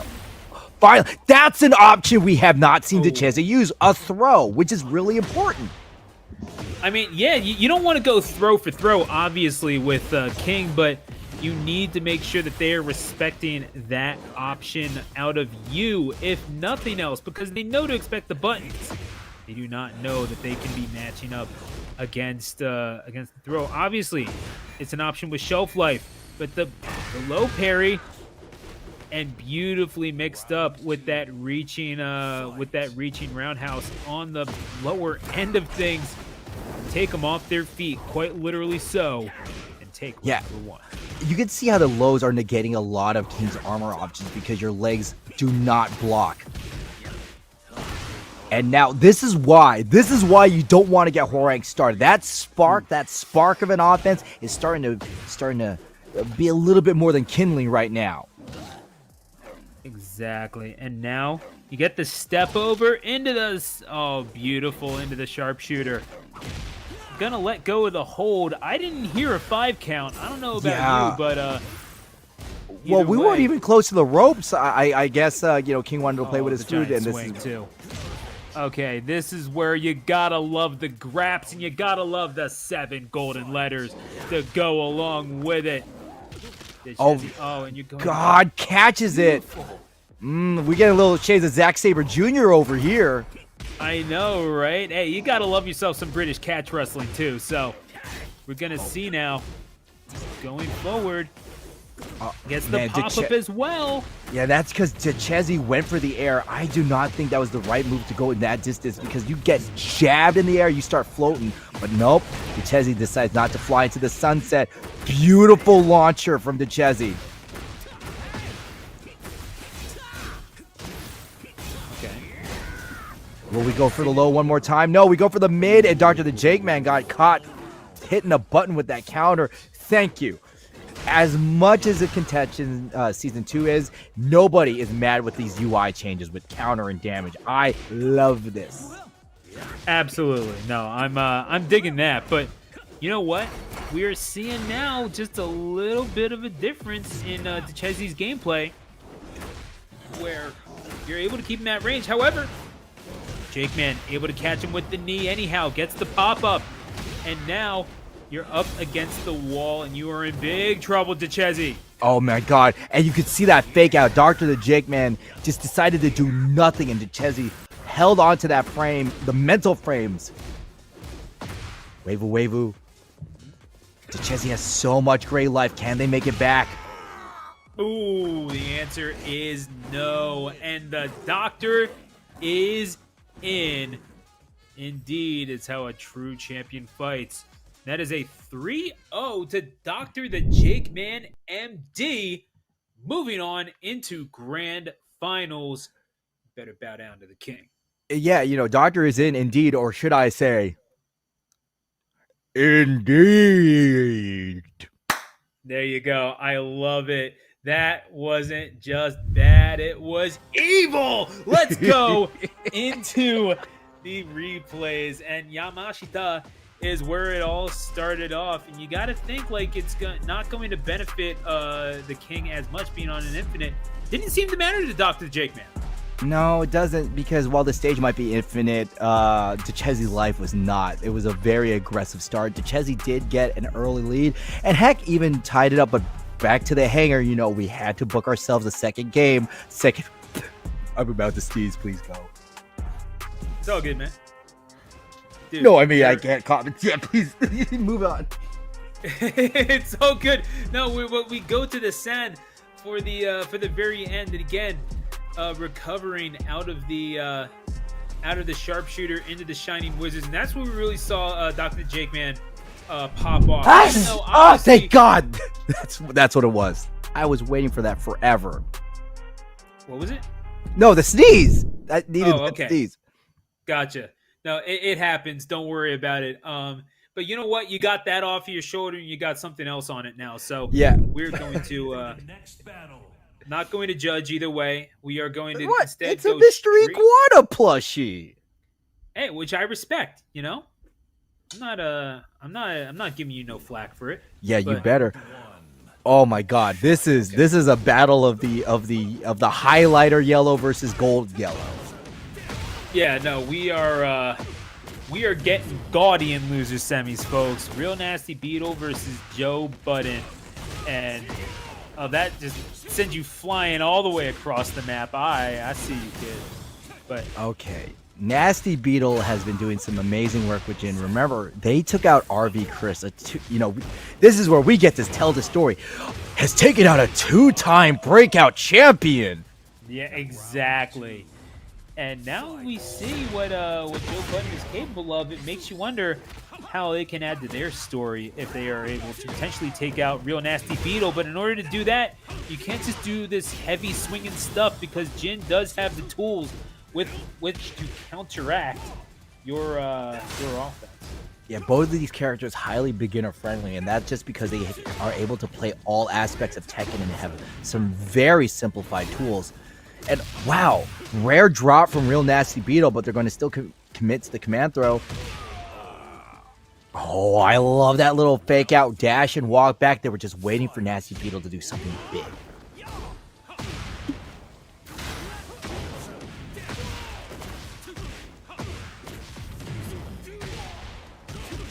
Nice combo from Nasty Beetle. We got him up into the wall, and Joe Budden really needs to find a way out of it. And we're using the heat to just keep them planted right there. But the heat dash allows them to engage and make some space and make some pain. And now, Joe Budden, we're seeing this carryover to the wall. Real Nasty Beetle on the verge of getting splatted, but is able to fight back at the very least. And yeah, you're seeing a few of these chunks getting taken off. That is going to be quite a bit for the restoration committee to have to repair. But yeah, trying to get out of the wall is going to put you in range of the hitboxes. Real Nasty Beetle is going to take home game number 1. I don't think it was without a cost, but man, Joe Budden needs to find another gear, and he needs to find it now. Indeed, this is only the first lap, and the winner of this match is going to go and fight Dechezzy at losers finals. So they got themselves a tough hill to climb. Yeah, but it's still not impossible, right? Because you're seeing Joe Budden. What you are able to do is get these combo starters in rather unorthodox ways. We're seeing these sweeping heals. We're seeing these low parries. And even though, obviously there's a shelf life on all of this stuff, right? You still need to mix up your timings and your spacings and whatnot. You're still not out of it. You have an array of options, just like you can't be reaching into the same cookie jar. Yeah, because eventually you'll run out of cookies. Then you have to go to the candy jar. Or in our case, we go to the cookie tin, but then it's always filled with sewing supplies. Yeah, I'm just gonna tell you right now, those cookies are not nearly as good as you like to imagine. But they taste better than sewing supplies. I'll give you that, but it's not exactly a comparison, is it? We're going to see now if Real Nasty Beetle can try to thread the needle here, as Joe Budden getting carried all the way across the stage, getting so much off of Oki. Gets the stand up, was looking for the usage of Beat Smash, but not finding a whole lot off of this meter, and is going to watch it dissipate as this Claudio is going to jump on the opportunity and is ready to strike an overhead to get the job done and go up in game number 2. Yeah, that's a lot of damage. You know, you got to really make sure you patch that up. Sidestep and whips that long, yeah, that low sweep. That's a Claudio's main. They love to use that in neutral, especially if your opponent sidesteps, but it has huge recovery frames, which Nasty Beetle abused.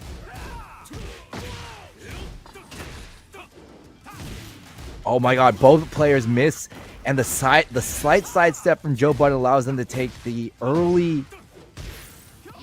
advantage. Oh, that's a button, and that's a Rage Art. Oh my goodness me. And yeah, getting put up into disguise, that is going to be this one. Real Nasty Counter. Beetle finding one way or another to get this done, right? Like, this is good. Nasty Beetle, yeah, that could have been checkmate, but Nasty Beetle realized, yo, I have Rage Art, and slams it. One round away for taking the second game. This is loser semifinals. I don't know. This is still first to 2, correct? Yeah, lose the semifinals, I'm pretty sure. Although I am going to have to. I am going first to 2. Okay, this is first to 3. Gotcha. All right. So, okay, top 4 entirely first to 3, which honestly I kind of mess with. You do have room with which to play, and just thank goodness for Real Nasty Beetle in this case, I suppose. You're drawn up at 1, so now it's essentially a best of 3. It is. Also, you want to know some crazy one? I did a tournament, and I called a Kentucky Online. Those fools were doing best of 3 at pools. We were there for a long time. Goodness me, that is wild. All right, Joe Budden got caught in the sidestep. Nasty Beetle, that looked like a misinput if I ever saw one, but the corpse thrust allows them to get 31 damage on the punish. Running 2, that is Claudio's one of his best moves, but it leaves him slightly airborne.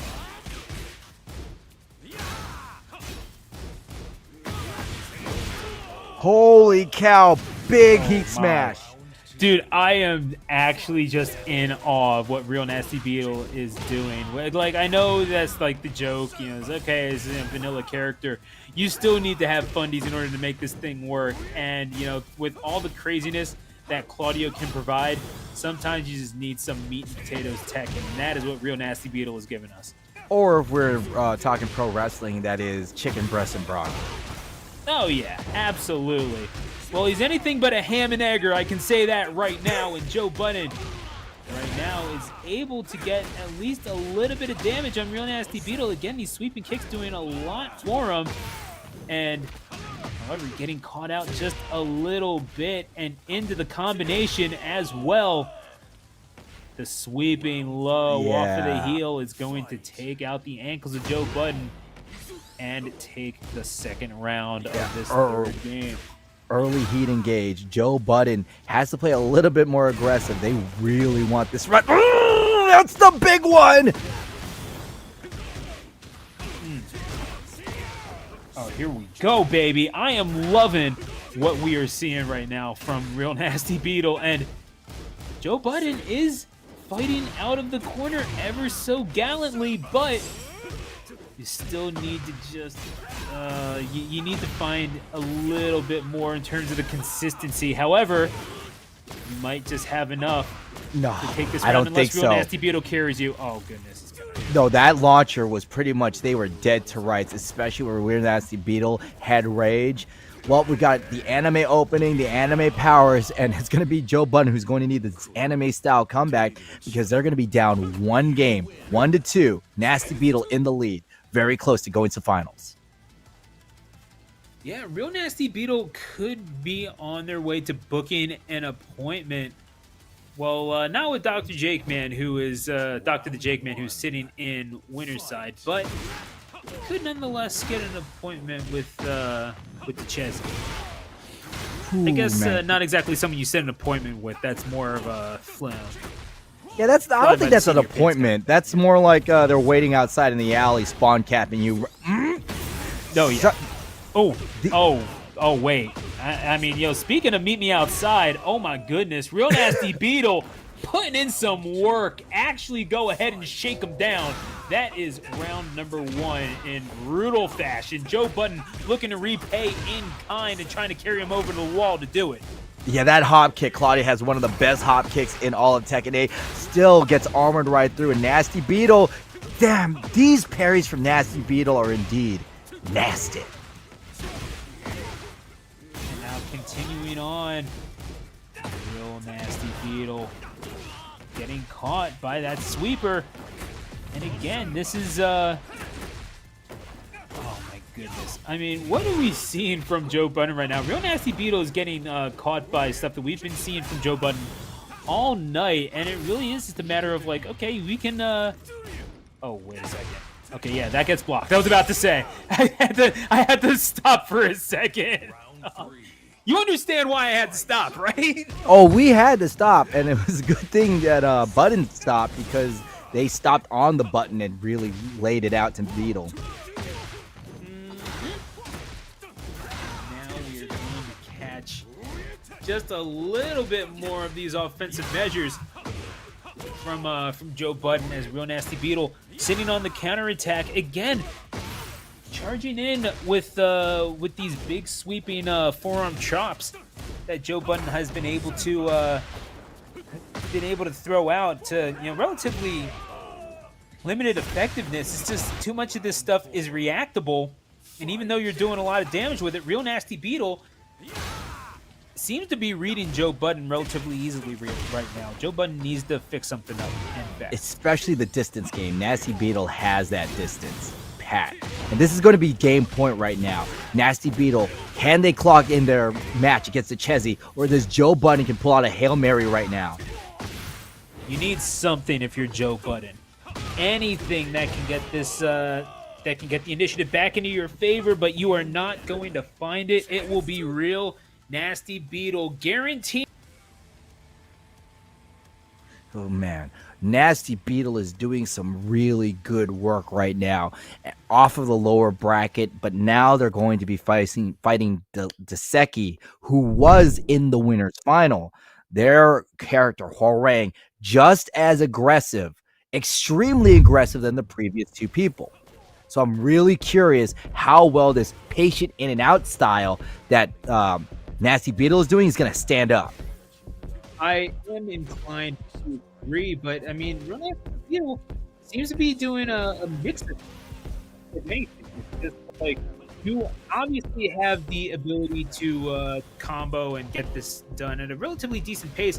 You don't need to be flashy all the time, and that's kind of what we learned. Like Joe Budden did decently enough to get to 4th place, and honestly, all credit to Joe Budden for the effort that was put in here today. But at the end of the day, it seemed like you just got outfunded. Even right there, where you saw that combination come out and into the sweeper for the KO. Like if you're getting caught by those throws just ever so slightly, that's enough for a victory. Like you're doing fine if you're Real Nasty Beetle. Like even if you're not doing anything necessarily just ostentatious or anything. Man, that's just some really great movement from Nasty Beetle, and this is some really great sets. But I'm really interested in seeing the upcoming matchup. But before I do that, Joe Budden fought brilliantly, and it's going to be a shame. We always don't like watching players leave, but it's bound to happen. It's always sad when it does, but you want to celebrate the people who've made it this far. So Joe Budden, this is the thumbs up from Captain and the round of applause from Stu for you. 1000%. Joe Budden. We saw that Claudio is going to be a problem going forward, and being able to match up not just against your fellow competitors, but match up positively against your fellow Claudios, because it did wind up being a Claudio mirror match that wound up sending Joe Budden through into that next round, and then obviously the victory over Hey Broken is honestly not bad for someone who wound up going down to someone who is currently sitting in grand finals. So you're not doing too badly, and getting sent into the losers by Dr. the Jake Man MD. It's a tough break, but then again, you know your matchups and you know your people, and you know you have something upon which to build. So you know that you've got something good going for you. Here we go, Nasty Beetle versus DeChezzy. This is what we're talking about. We were DeChezzy, the person who is so close to the throne of winners finals, versus Beetle, who's been pretty much on a tear in the lower brackets, the Braun Breaker booking right now. Oh my goodness, and here we go. Got ourselves a little bit of a monster in a Real Nasty Beetle, but DeChezzy, the way he eating that life bar, might just have to feed him more. We're going to see, okay, a little bit of goodness coming out from Real Nasty Beetle, but again, DeChezzy more than happy to just throw out the offense and make him deal with it. Real Nasty Beetle, however, good on the counter punch and doing plenty of damage to make up for any so-called lack of flash, as we were putting it. By the way, shout out to Nasty Beetle. That is Jin's best costume. I don't care what anyone says. The Tekken 4 hoodie, peak Jin Kazama's design. I'm down with it. Yeah, no, I'm right there with you. So we're going to see, okay, the hood coming down, however, and immediately popping it right off DeChezzy. You know what? A forceful enough kick will do that, I suppose, but we are drawn up at one. Nasty Beetle moves in and hits that electric fist.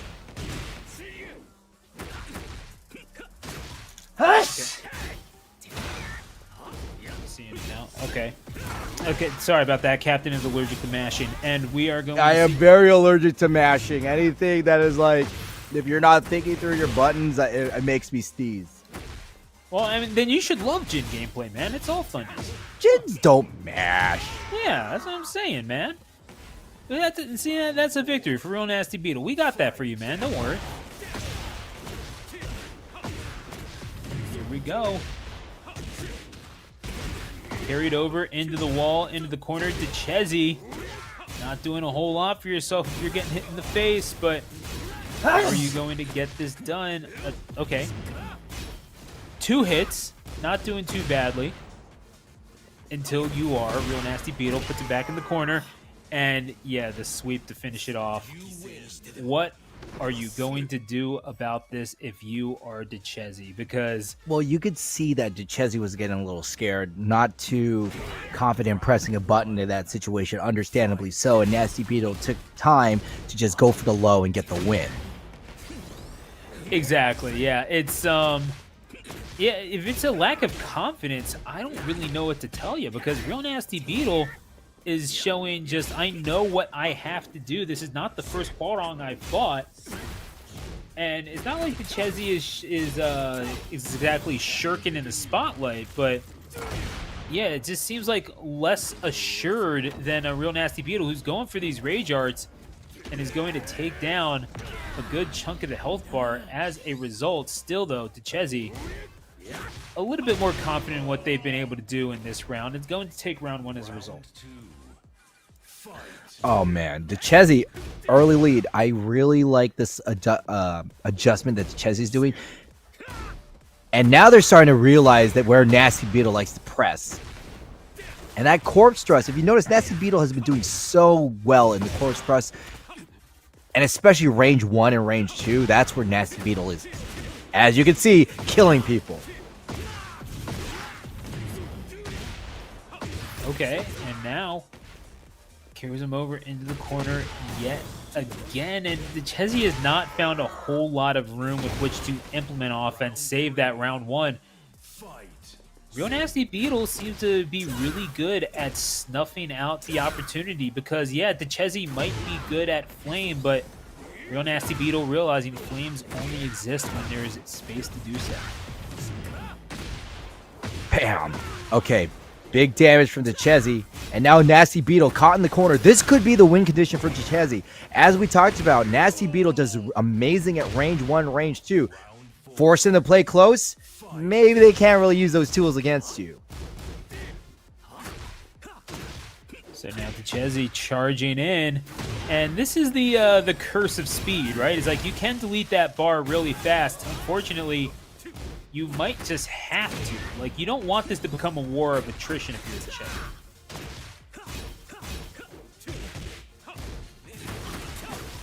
Oh man, caught Real Nasty going for the low, and now DeChezzy with the life lead.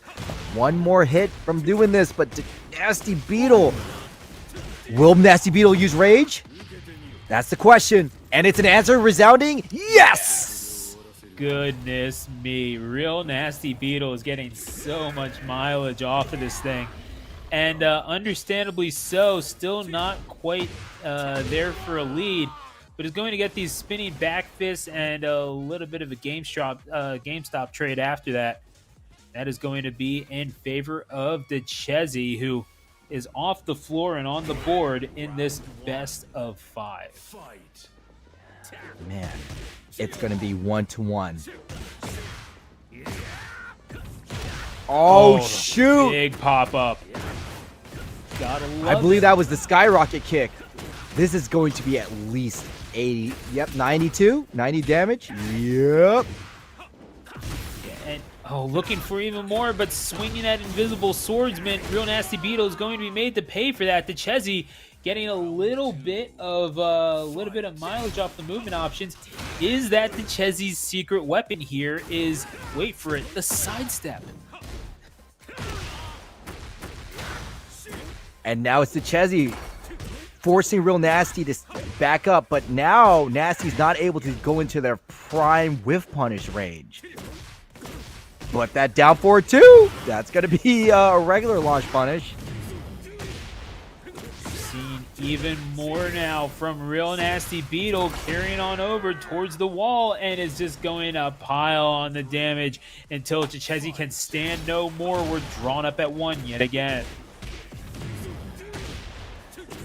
They might be drawn at 1, but DeChezzy's being drawn and quartered in this corner. Nasty Beetles recognize that they can't back away, so they're going to press forward and press forward hard.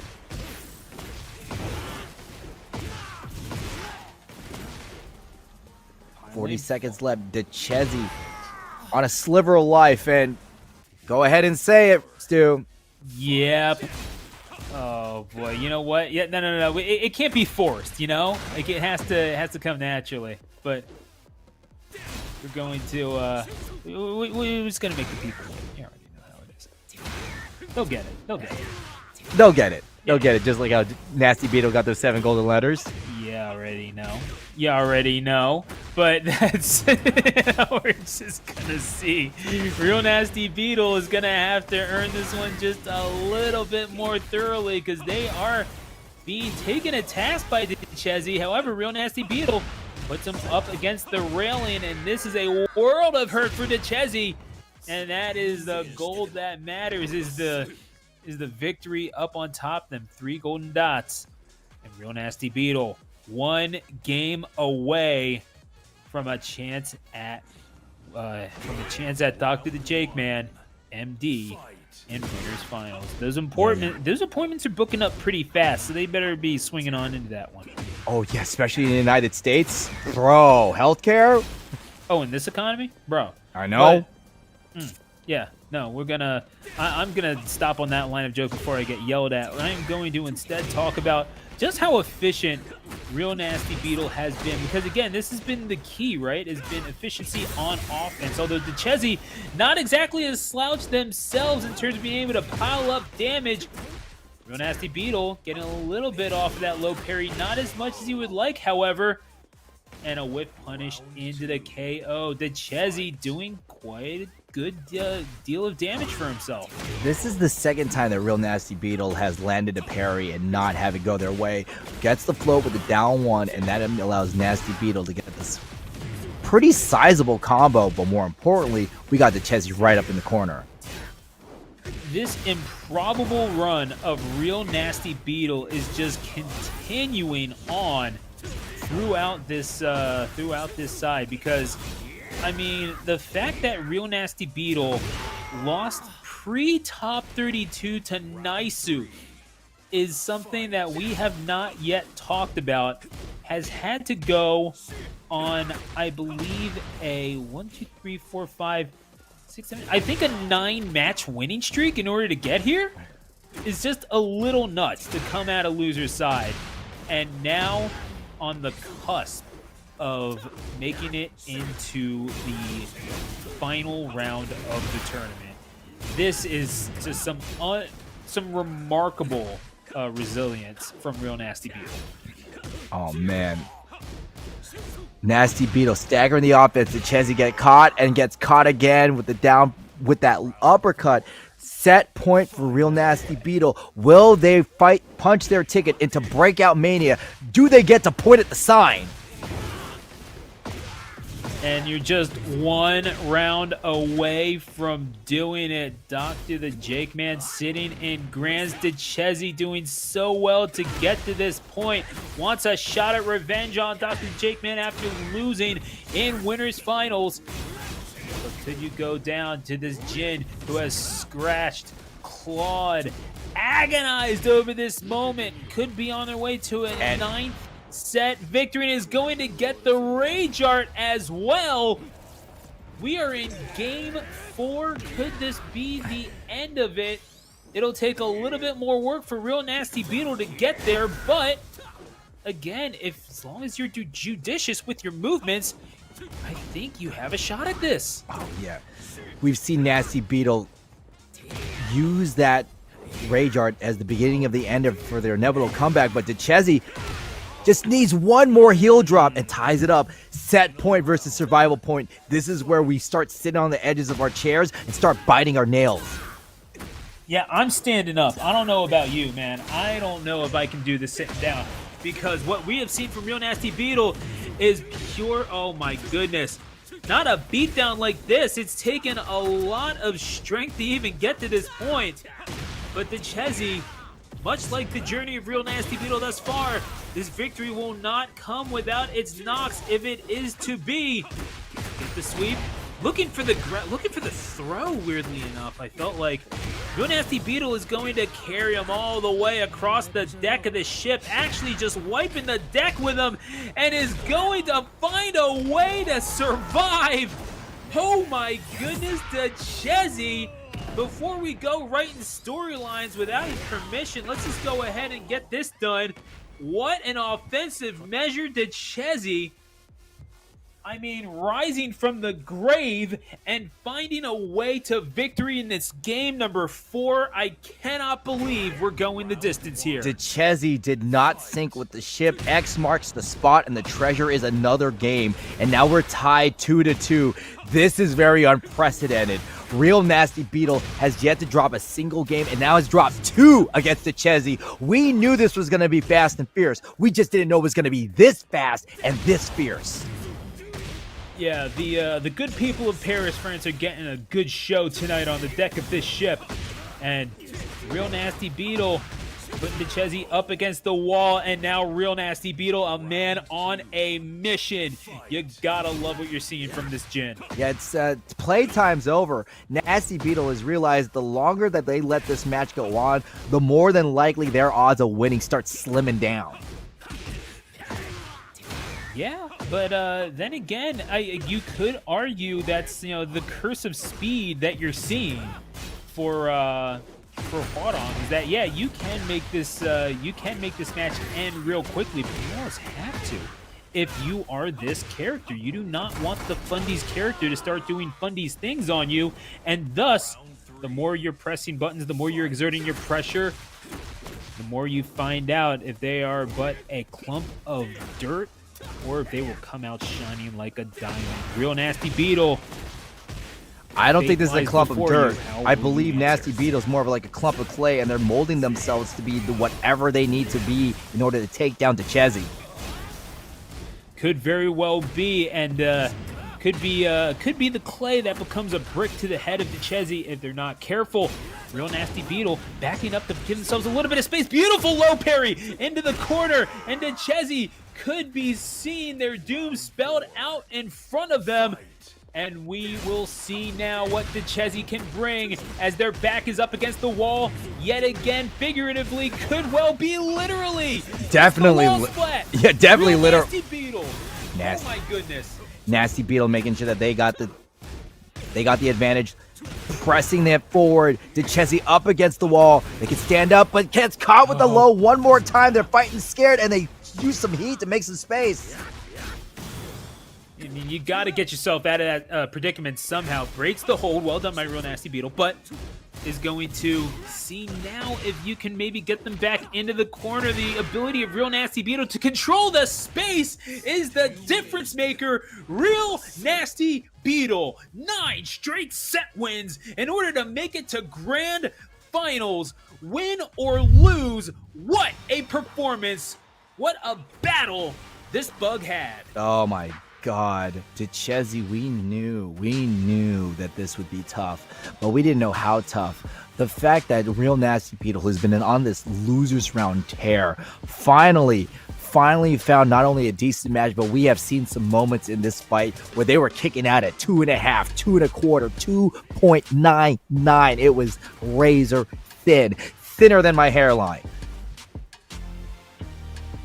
Yeah, it is absolutely insane what we have seen thus far from Real Nasty Beetle. DeChezzy giving him a test, by the way. I really do feel like that could have gone either way, you know, especially at the end. But again, carrying him on into the corner and not letting them having any sort of space at the very end there. We saw just how much trouble DeChezzy was giving to him, especially when they got ahead of steam.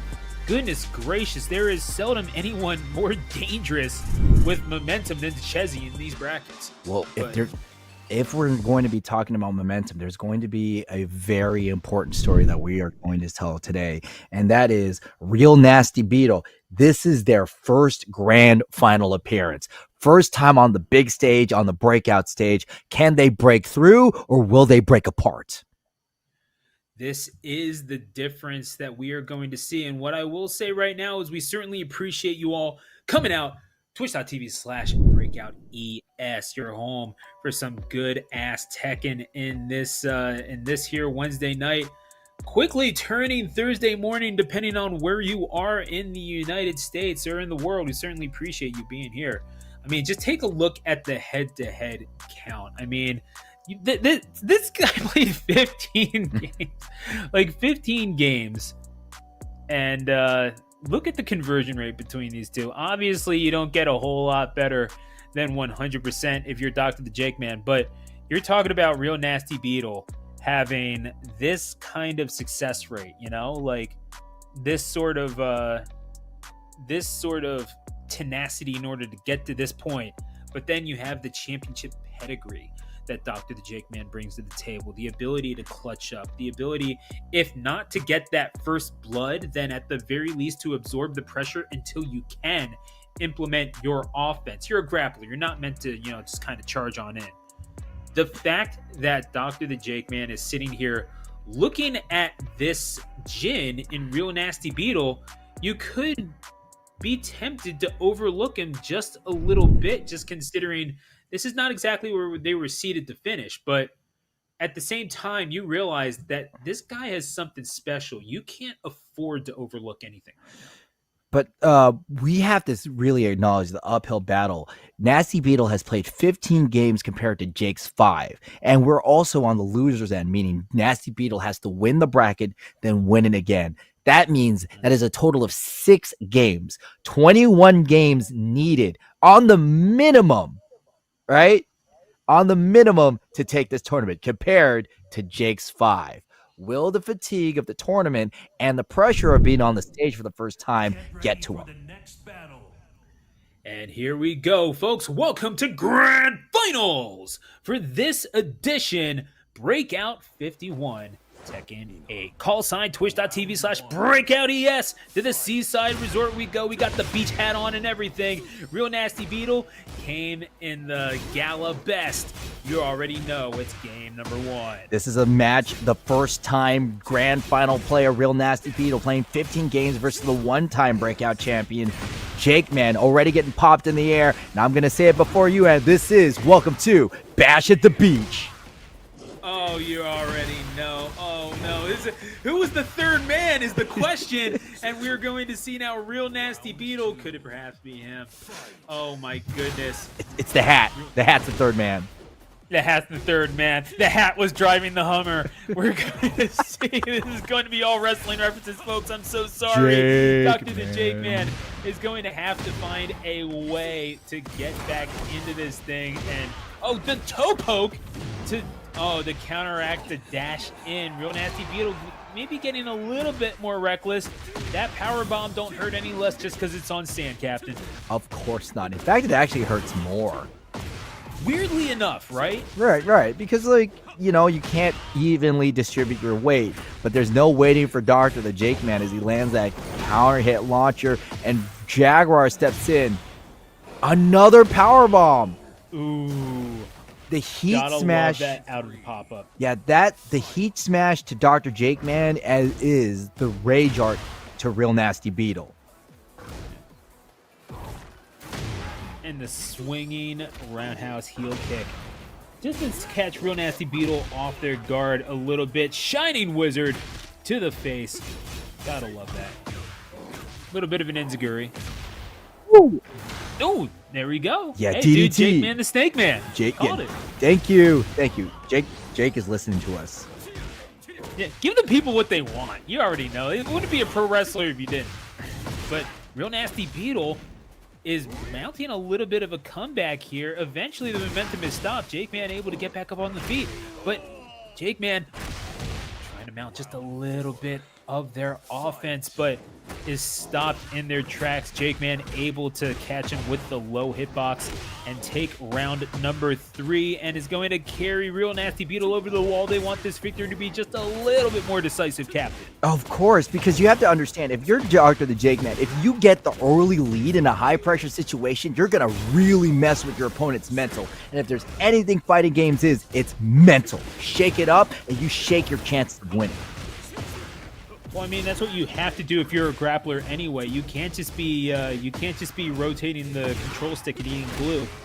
It really is a matter of you have to earn your command grabs. You have to earn those big damage opportunities. And what we are seeing right now, Real Nasty Beetle is more like a cockroach. He's not going away. This low-seated competitor, this Jin, who appeared out of nowhere, won 9 straight sets in order to make it here, all of a sudden has an advantage in round 1. What has awoken within Real Nasty Beetle within this bracket?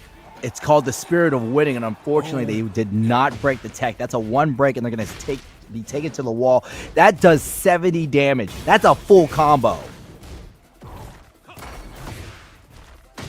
Armored right through. No selling the offense. Nasty Beetle. I'm sorry. Oh, that's going to get you stiffed. Oh, this is how. Look at that stiff offense. Yeah, that's a receipt, man. Oh man, that's how you get yourself great Antonio'd. Let's put it that way. Or Hardcore Holly. Or Hardcore Hollied. Or Dirt Bike Kidded. Or let's see. That's actually Sexy Star. Sexy Star. Yeah, actually, goodness gracious. That was brutal. We are going to get into game number 2, and Jake Man, again, we're talking about. You only need a little bit. You're gonna get the double underhook DDT. If they want me to call it by the other name, they can. It's not in a foreign country. Anyway. Hey! I already did the water spin. Okay. You're allowed to. I'm not saying you can't. We're going to see now the Real Nasty Beetle special over here, carrying him across the beach. And is going to get it another double underhook. You gotta love it. Dr. Jake Man, and running at him with the knee, getting a solid knee. All right, plus. okay, look, we know that Dr. Jake Man, it's time to play the game, okay? Yes. Oh, Carlito! Oh man, spitting in the face of people who don't want to be cool, and you gotta love what you're seeing from Jake Man thus far. Getting a read on the offense of Real Nasty Beetle, not going to get the 7 golden letters, but still doing enough to maintain the space, and is going to use Heat Gauge as well. Okay, up 4-4 was armored through thanks to the heat activation from Nasty Beetle, and it's their time. This is a really good position to be in. Uh-oh. Oh, man, see, the real Jake the Snake would have finished it in that one DDT. Yeah, I mean, you're definitely right, but then again, I don't know if Jake the Snake ever used a giant swing. So you gotta No, he did not. By the way, did you know that my friend told me this, the only finisher to never been kicked out of is the Razor's Edge from when Scott Hall did it? Really? Yeah, nobody kicked out of his finisher. Yeah, at least in WWE, right? No, even in TNA. Huh. Interesting, because I feel like there's definitely a few in Japan that I feel like never got kicked out of, like the Burning Hammer or something. But Oh, beautiful axe kick from Nasty Beetle, and that's going to go ahead and I launch. see a Burning Hammer in Tekken, I'm going to lose my mind, by the way. But we are going to see it either way. Where we get that, the burning passion between these two. Trying to utilize that armor, but Jin not having any of it. Real Nasty Beetle not catching on to the timings of it, and Jake Man is going to make him pay just a little bit. Oh, what? No, goes for the Paul Heyman. Beautiful. Did you see? Went for the Paul Heyman and then finishes it with the elbow drop. Gotta love it. You gotta love it from Dr. the Jake Man. And now is one game away from finishing things out. And you have to give credit where it's due. Real Nasty Beetle showed so much fight to get here. You know Real Nasty Beetle wants just a little bit more from out of this tournament. I don't think the reserves are up. You're just going up against a more experienced fighter at this point.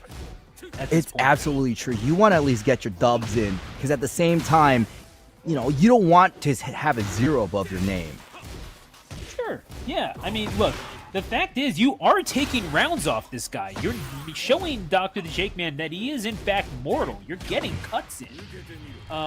It's not. Oh no! This is gonna be it. Oh no! He's got blocked on. And Oh. Nope. That's Yeah. what that's what Jake Man said to that Rage Art. Nope. Very Yeah. rare for Nasty Beetle to drop a Rage Heart and have it blocked, but it really just shows like how much they're trying to change up their things and it's not paying out. And then the Vertebreaker to boot. That's just gotta hurt. Actually, was that the Widowmaker? No, that's the Muscle Buster, bro. No, the Muscle Buster is when you're doing that off of when you have the neck on the shoulder blade and then you're carrying him up. Like that was I'm pretty sure the head was below the waist.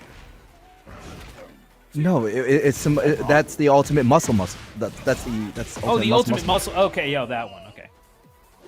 Well, while we were debating that, Dr. the Jake Man just won another set. I am so sorry, chat.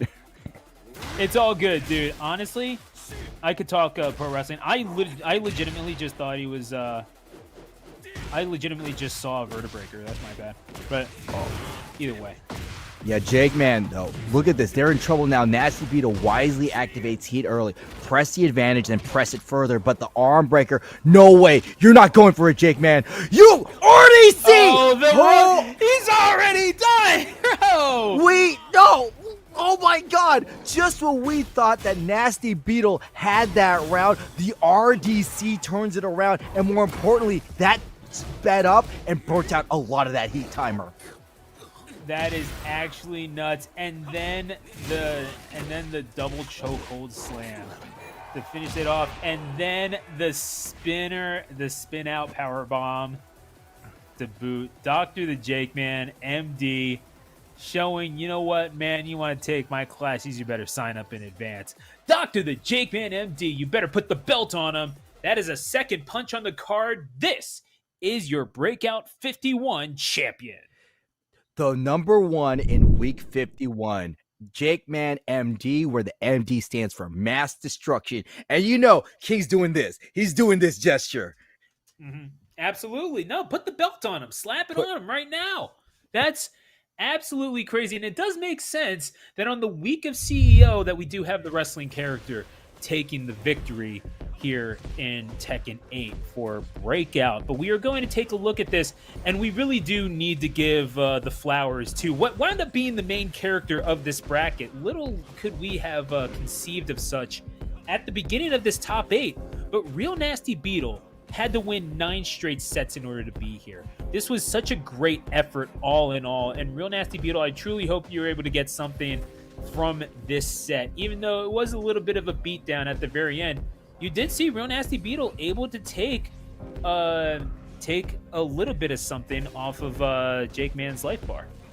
And Jake Man was really having to fight at range 1. We weren't able to see Jake Man use the privilege of That's oh, nasty work. I had a point, but then the RDC. My comments got RDC'd. Dr. the Jake Man with an impressive 3-0, securing it and, getting, like you said, another stamp on that stamp card. 4 wins away. Could Jake Man, be the person who gets the 450? Maybe Peeling just keeps entering guilty gear from now until the end of time. You never know, man. Or it's just enough training for him to just get the victories all in all. But yeah, we do see now the victory on the board for Dr. the Jake Man. RB Chris, who we saw earlier on, still has 2 in their docket, including the one from last week. But yeah, it is going to be interesting to see how all of this plays out, because Peeling is not going to take this lightly. The fact that they had to sit here and watch Dr. the Jake Man get another punch on their card, more so than that they did not get an opportunity to get the victory. Basically, whoever wins this has their Evo money paid for. This is Evo badge money. My bad, 2 Evo badges. Yeah, right. You want to do the whole I was just taking my girl out for a vacation or whatever. What happened was with Majin, little Majin. That's how he wound up getting 4th at Evo. Gotta love that, man. But check out the top picks. Now floating their way to the top is Claudio. Claudio is in the top seat, usurping Xiao Yu, and this is surprising. The Claudio players went, maybe we should all go to Breakout, and they have. Which is honestly surprising, but I can definitely see why. We know Claudio's potential, and we know how much damage you can do. Again, big sweeping hitboxes. You have the means to play a little bit at range. You kind of get to dictate the pace of the match for yourself. I do kind of wonder, though, how much better this is making the rest of the brackets at Claudio. Because we did wind up seeing a Claudio mirror match, and it wound up being a rather exciting one.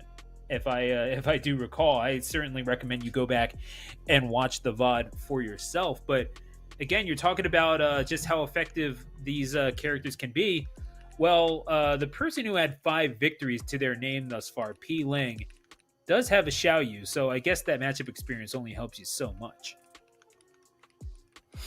It really is, but Peeling is definitely the question is now, can we see Jake Man do it again when the quote-unquote A team is here? Like, is this the beginning of Jake Man's legend, or is it that we decided to push another wrestler because the top 2 people are injured? Well, whatever the case may be, I can tell you right now that what we have on our hands is someone who can hold the title belt and not be called a paper champion. And that is what you can say about Dr. the Jake Man, MD.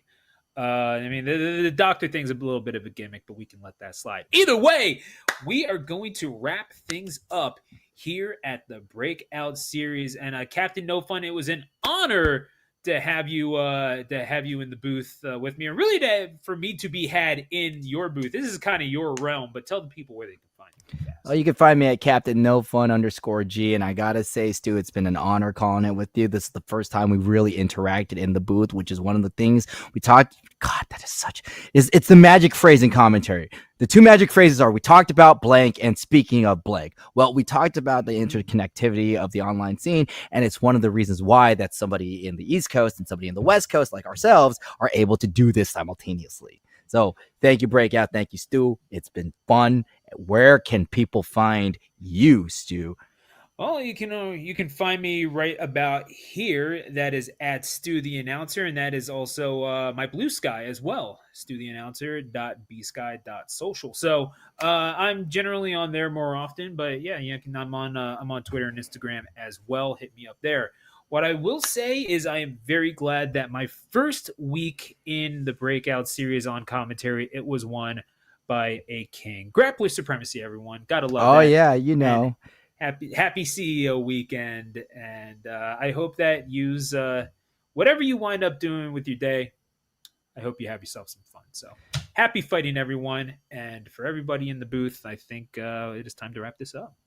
It is. Let's get on out of here, and we'll see you all next time.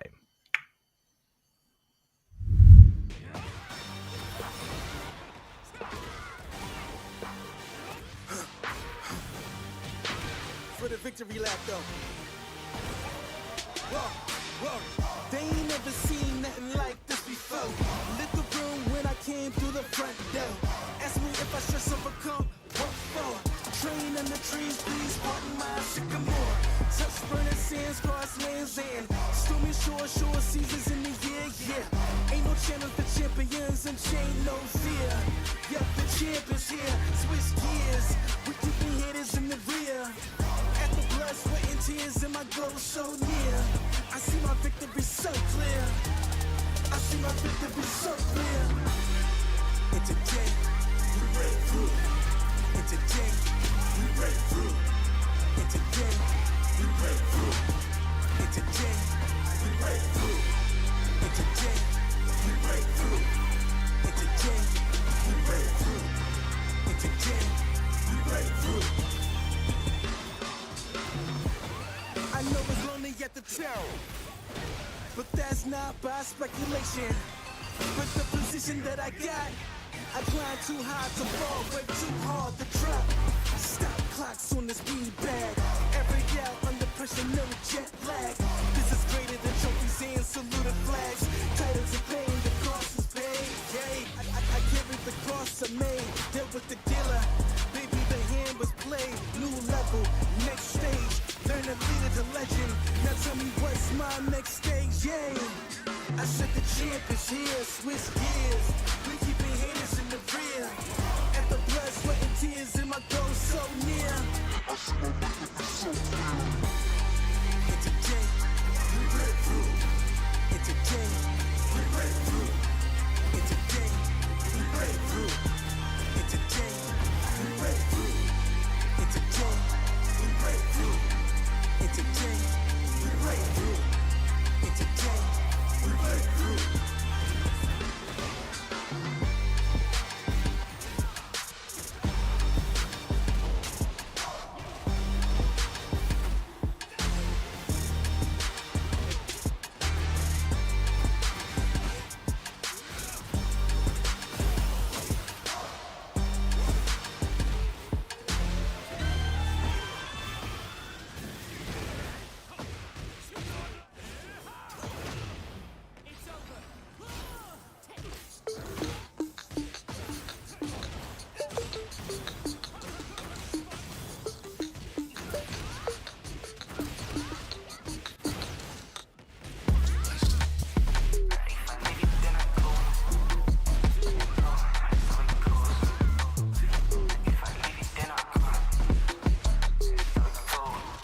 No time, but I go left you out of me, my song. Yeah, you know I keep you quiet like a sleep mode. You can keep on, but I got it now. I found my crowd now. I might just deep, y'all can catch me when I leave out. If I leave it and I go, you just think it, but I know, make it blow as I go. Cause yeah. If I leave it and I go, you just think it, but I know, make it blow as I go. Cause yeah, that's how I go. Yeah.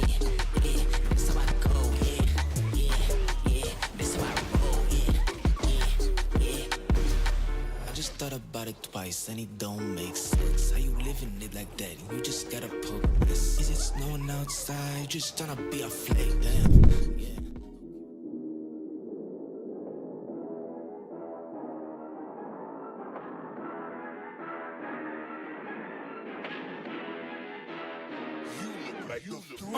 Oh! Wow. King Ray Jr. Gotta close this out. The parry is gonna do it! Oh no, perfect's allowed here. Joe Crush! Will the Titan of Time strikes again? Oh my goodness, P-Ling!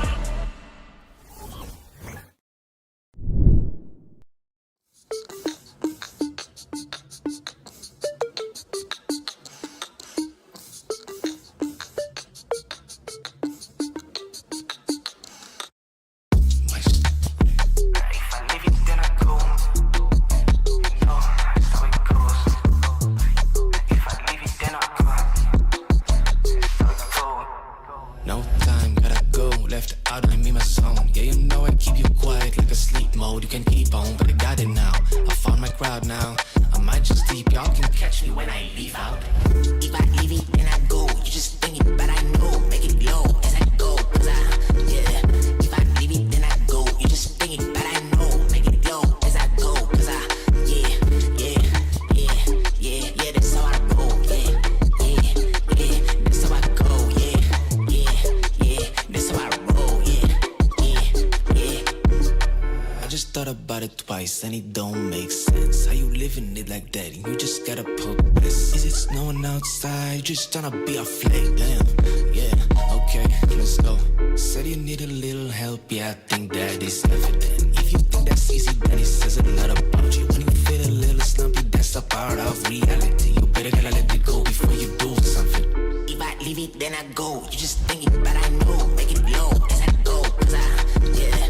If I leave it, then I go. You just think it, but I know. Make it low as I go. Cause yeah. That's how I roll. Yeah. That's how I go. Yeah. That's how I roll. Yeah.